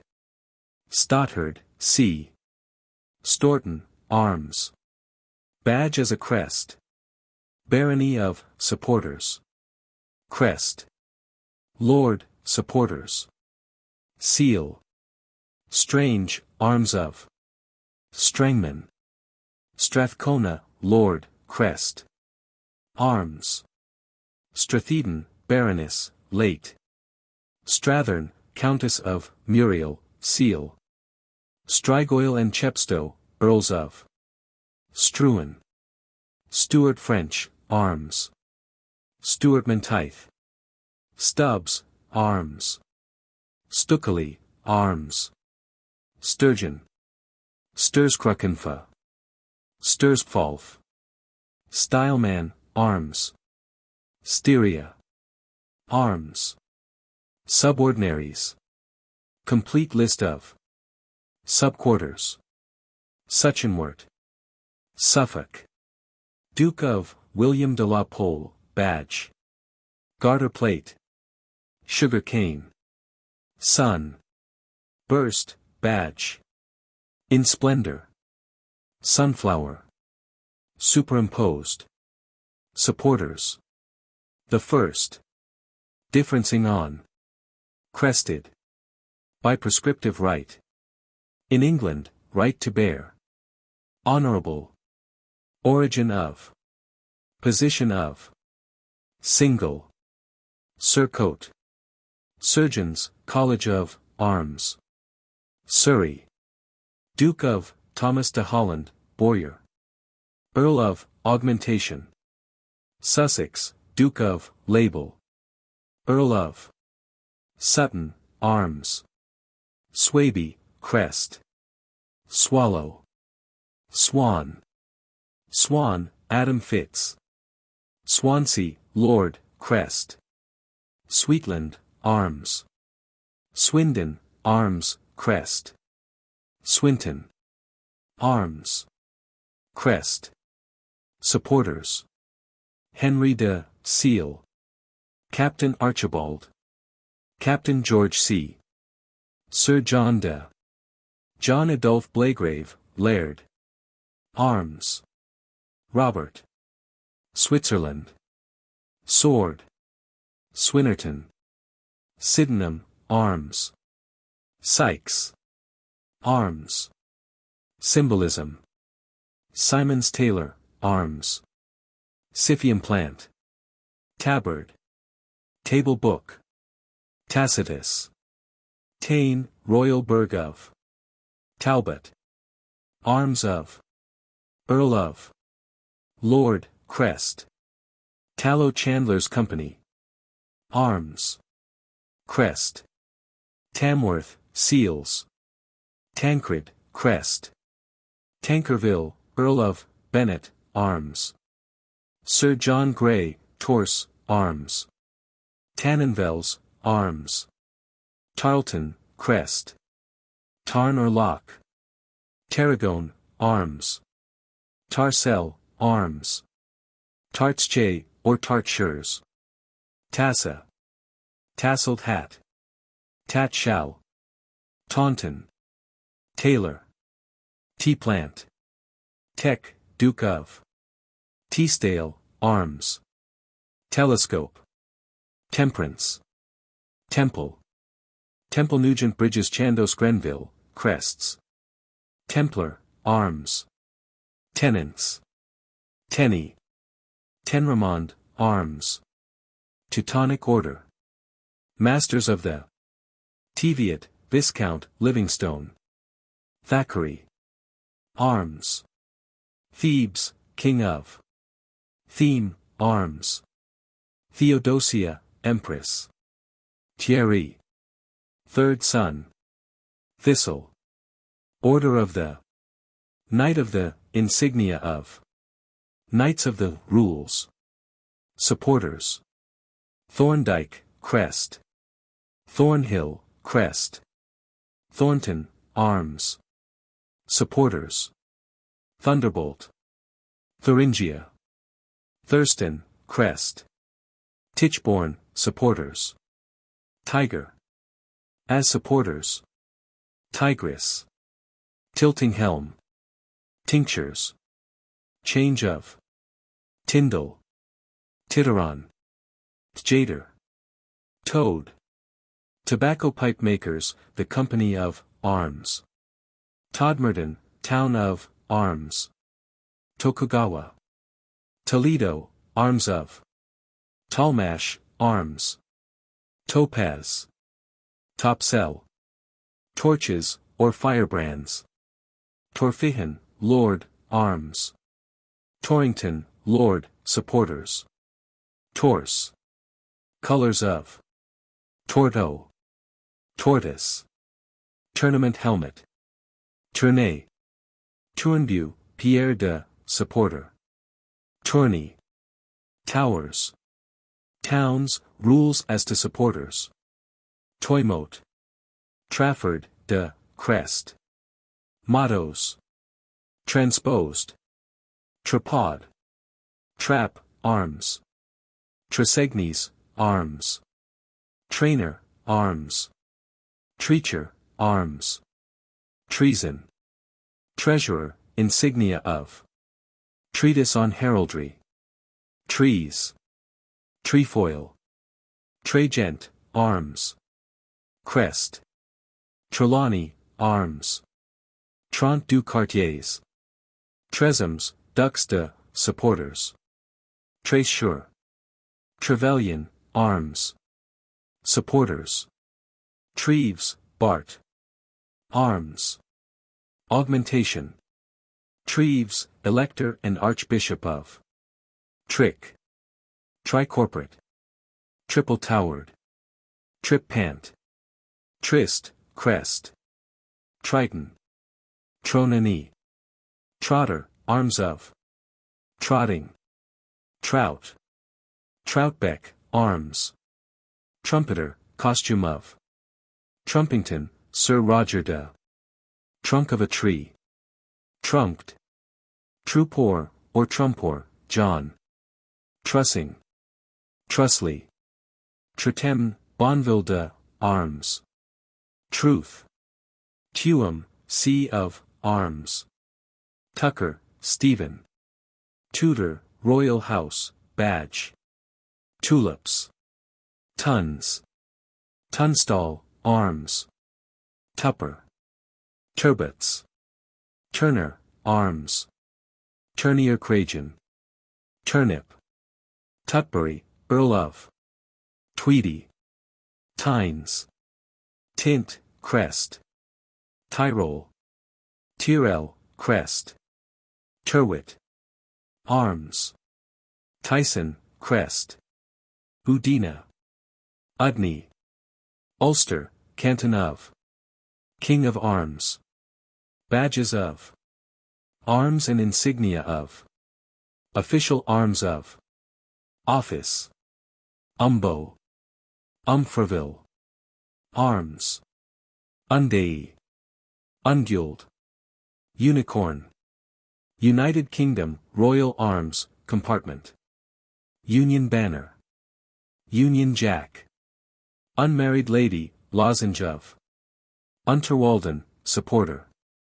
Upha, Duppada, Arms. Upton.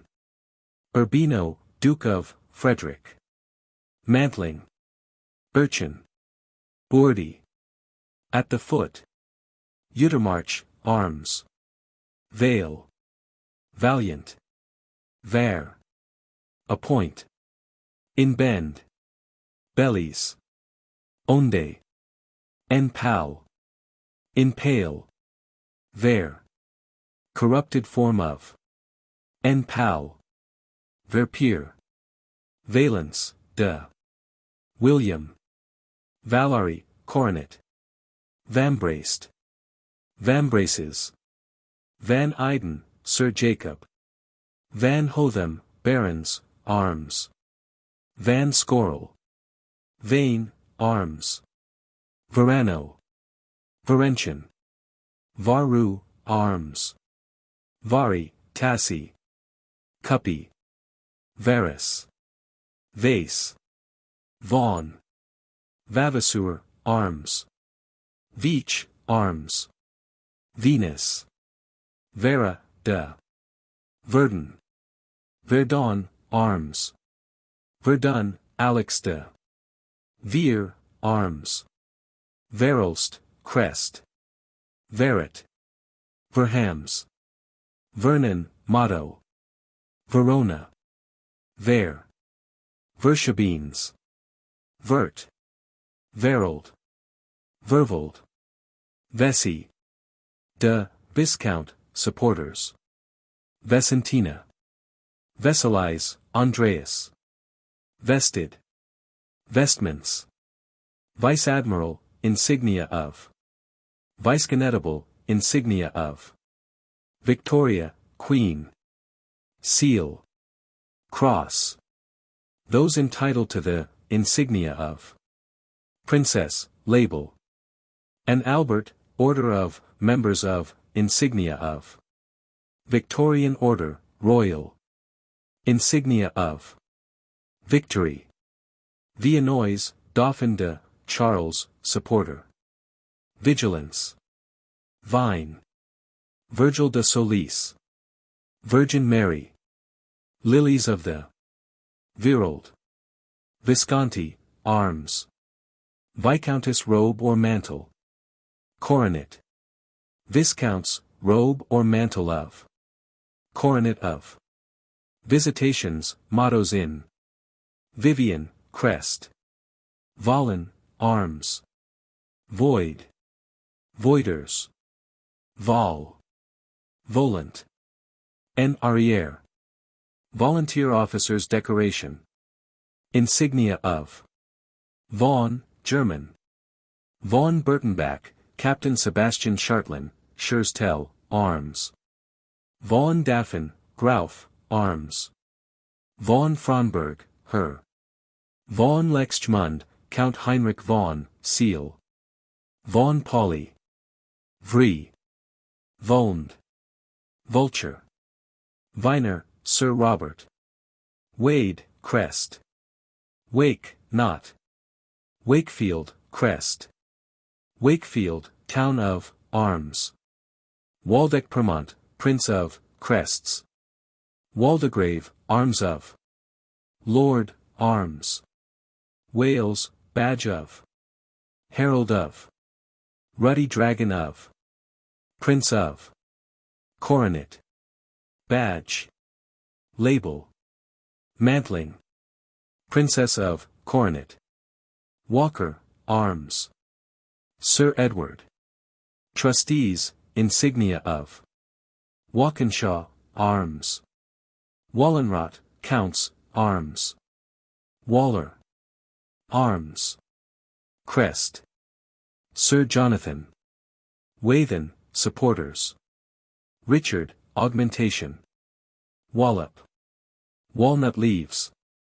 Tree. Walpole. Walrond, arms. Walsh. Wands. Wandsworth. Wapen und Stammbuch. Wapenbuch. Wapenkodex. Wapenkonnage. Wapenroll, von Zurich. Wardaldam, arms. Wareham, arms. Warnickies. Warren. Sir John de. William de, arms. Mantling. Warrington, town of. Arms. Warwick, lord. Earls of, differences. Earl of, Richard Beauchamp. Earl of, Walleran. Earl of, Thomas. And Albemarle, Earl of, Richard Beauchamp. Water. Color. Bouguettes.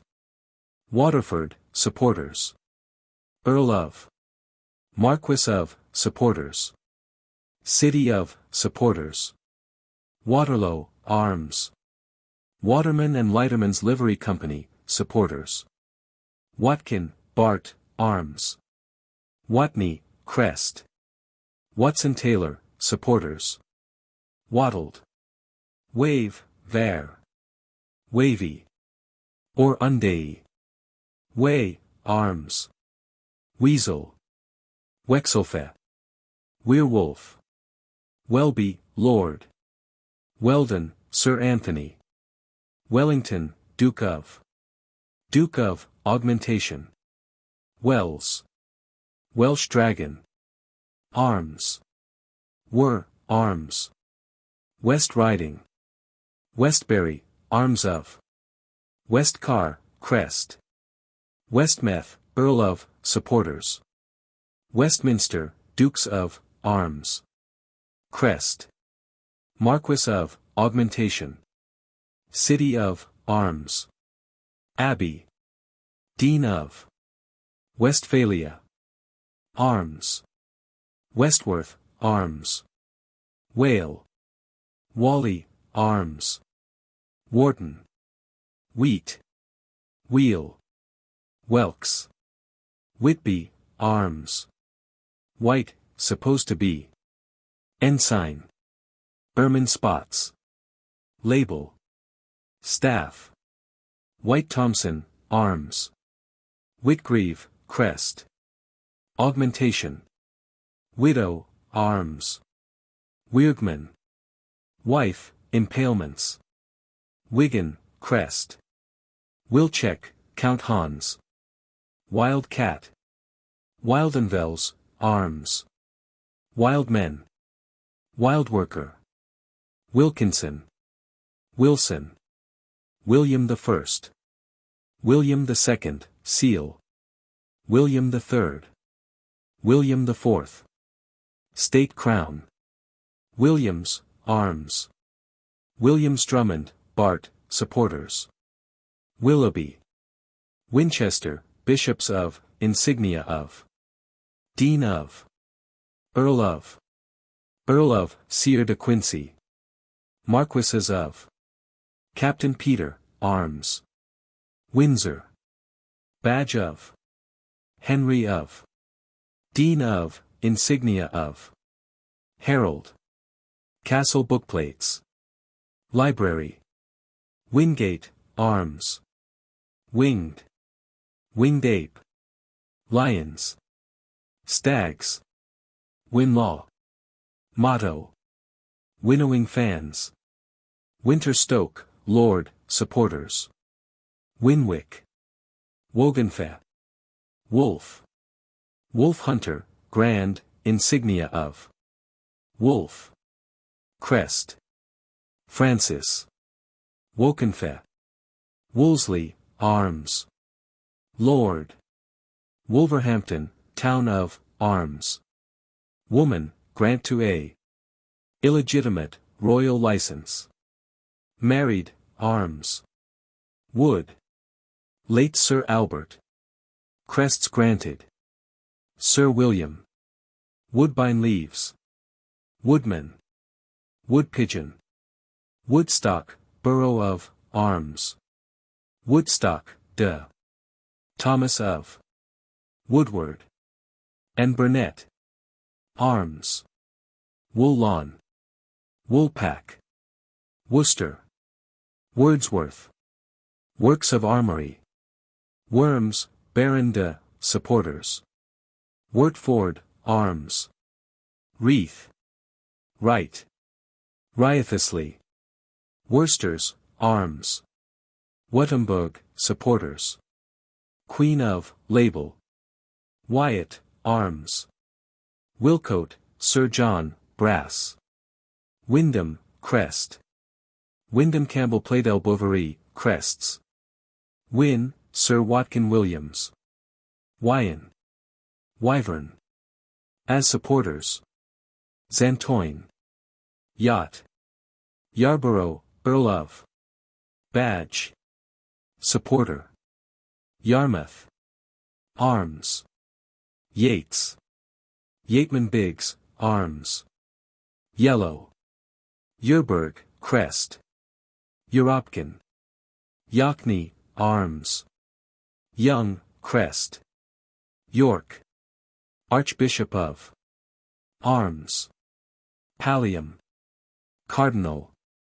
Herald. Badge of. Duke of. Duke of, label. Duke of, Edward, seal. Blazing Sun of, badge. White Rose of, badge. And Lancaster, badges. York. Crest. Yoel, provosts of, seal. Young, Sir Charles, crest. Zachary.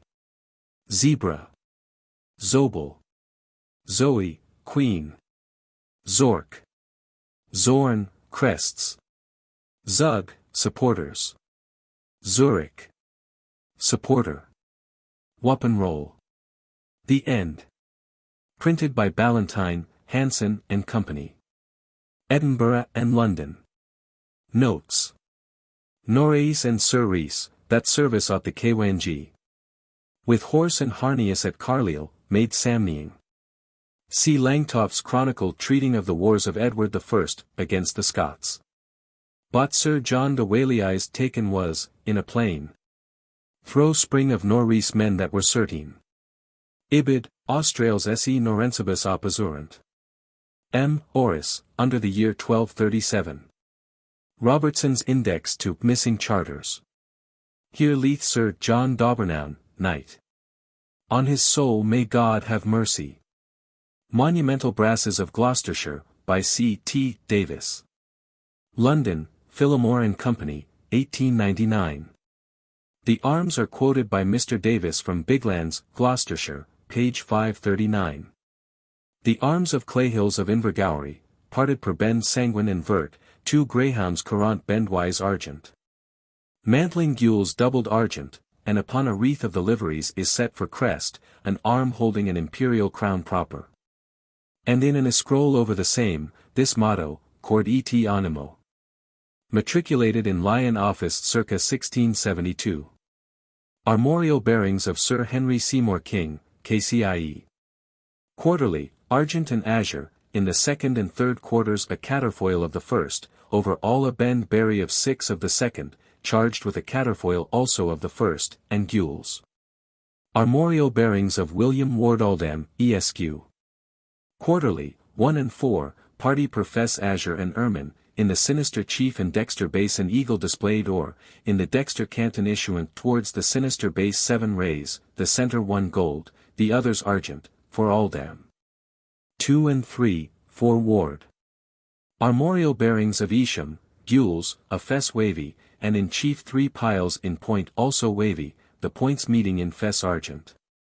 Collectanea, edition 1774, 2. 611. In M. Victor Boughton's edition of the Armorial de Gelre, Paris 1881, the bonnet is described as a mount. Arms of Rutherglen, argent, in a sea proper an ancient galley sable, flagged gules, therein 2 men proper, one rowing, the other furling the sail. Above the shield is placed a suitable helmet, with a mantling gules, doubled argent, and on a wreath of the proper liveries is set for crest, a demi-figure of the Virgin Mary with the infant Saviour in her arms proper. And on a compartment below the shield, on which is an escroll containing this motto, Ex fumo fama, are placed for supporters, 2 angels proper, winged or. Arms of Sandwich, party per pale gules and azure, 3 demi-lions passant gardant or, conjoined to the hulks of as many ships argent. Arms of Hastings, party per pale gules and azure, a lion passant gardant or, between in chief and in base a lion passant gardant or, demediated with the hulk of a ship argent. Arms of Ramsgate, quarterly gules and azure, a cross parted and fretty argent between a horse rampant of the last in the first quarter, a demi-lion passant gardant of the third conjoined to the hulk of a ship or in the second. A dolphin neighant proper in the third, and a linford also or in the fourth. Crest, a naval crown or, a pier head, thereon a lighthouse, both proper. Motto, Salus naufragius salus egris. Arms of Yarmouth, party per pale gules and azure, 3 demi-lions passant gardant or, conjoined to the bodies of as many herrings argent. Motto, Rex Eden Nostra Jura. Armorial bearings of Dodge, berry of 6 or and sable, on a pale gules, a woman's breast distilling drops of milk proper. Crest, upon a wreath of the colours, a demi-sea-dog azure, collared, maned, and finned or. Armorial bearings of James Joseph Lewis Ratton, Esq., azure, in base the sea argent, and thereon a tunny sable, on a chief of the second a rat passant of the third. Upon the escutcheon is placed a helmet befitting his degree, with a mantling azure and argent. And for his crest, upon a wreath of the colours, an ibex statant gardant proper, charged on the body with 2 fleurs de lis fesswise azure, and resting the dexter foreleg on a shield argent charged with a passion cross sable. Motto, In Deo Spiro. Upon a wreath of the colours, from a plume of 5 ostrich feathers or, gules, azure, vert, and argent, a falcon rising of the last, with the motto, Malo mori quam fodari. Armorial bearings of Peebles, official blazon gules, 3 salmon neiant and pale, the centre towards the dexter, the others towards the sinister. Motto, Contra nando incrementum. Arms of Accrington, gules, on a fess argent, a shuttle fesswise proper, in base 2 printing cylinders, issuant therefrom a piece of calico, parsley pattern, also proper, on a chief per pale or and vert, a lion rampant purper and a stag current or. And for the crest, an oak branch bent chevron-wise, sprouting and leaved proper, fructed or. Motto, Industry and Prudence conquer. Out of a ducal coronet gules, a lion's head ermine, Nicholson. Crest of Bentinck, out of a marquis's coronet proper, 2 arms counterembowed, vested gules, on the hands gloves or, and in each hand an ostrich feather argent. Plate 11. Figure 10, Lang's Catalogue, number 29. At each side of the king's seated figure on the counterseal of Robert II. 1386, the arms of Scotland are supported from behind by a skeleton within an embattled buttress, Catalogue, No. 34. Armorial bearings of William Speke, Esq. Argent, 2 bars azure, over all an eagle displayed with 2 heads gules, and as an honourable augmentation, granted by royal license, dated July 26, 1867, to commemorate the discoveries of the said John Hanning Speke, a chief azure. Thereon a representation of flowing water proper, superinscribed with the word Nile, in letters gold. Upon the escutcheon is placed a helmet befitting his degree, with a mantling azure and argent, and for his crests, 1, of honourable augmentation, upon a wreath of the colours, a crocodile proper, 2, upon a wreath of the colours, a porcupine proper. And as a further augmentation for supporters, granted by royal license as above to the said William Speke, Esq., for and during his life, on the dexter side, a crocodile, and on the sinister side, a hippopotamus, both proper. With the motto, Super Ethera Virtus. Arms of Glasgow, argent, on a mountain base vert an oak tree proper, the stem at the base thereof surmounted by a salmon on its back also proper, with a signet ring in its mouth or, on the top of the tree a redbreast. And in the sinister fess point an ancient hand bell, both also proper. Above this shield is placed a suitable helmet, with a mantling gules, doubled argent, and issuing from a wreath of the proper liveries is set for crest, the half-length figure of a St. Kentigern affront, vested and mitred, his right hand raised in the act of benediction, and having in his left hand a crosier, all proper. On a compartment below the shield are placed for supporters, 2 salmon proper, each holding in its mouth a signet ring or, and in a scroll entwined with the compartment this motto, Let Glasgow Flourish. Supporters of Lord Hawke, Dexter, Neptune, his mantle of a sea-green colour, edged argent, crowned with an eastern coronet or, his dexter arm erect, darting downwards his trident sable, headed silver, resting his sinister foot on a dolphin. Also sable. Sinister a seahorse or, sustaining in his forefins a banner argent the staff broken proper. Arms of Boston, sable, 3 coronets composed of crosses pat and fleurs de lis in pale or. Crest, a woolpack charged with a ram couchant all proper, ducally crowned azure. The caltrap was an instrument thrown on the ground to injure the feet of horses, and consisted of 4 iron spikes, of which one always pointed upwards. Arms borne on a sinister canton suggest illegitimacy. Gut de poix. Corrections made to printed original. Page 6. Herald, kappa hetero upsilon xi, corrected from Herald, kappa hetero gamma xi. Page 47. The reverse exhibits the arms of the Office of Ulster, corrected from The Reserve Exhibits. Page 327. Then it was found that, corrected from, then it was found then. Page 482. The bearer was not the person chiefly entitled, corrected from, the hearer.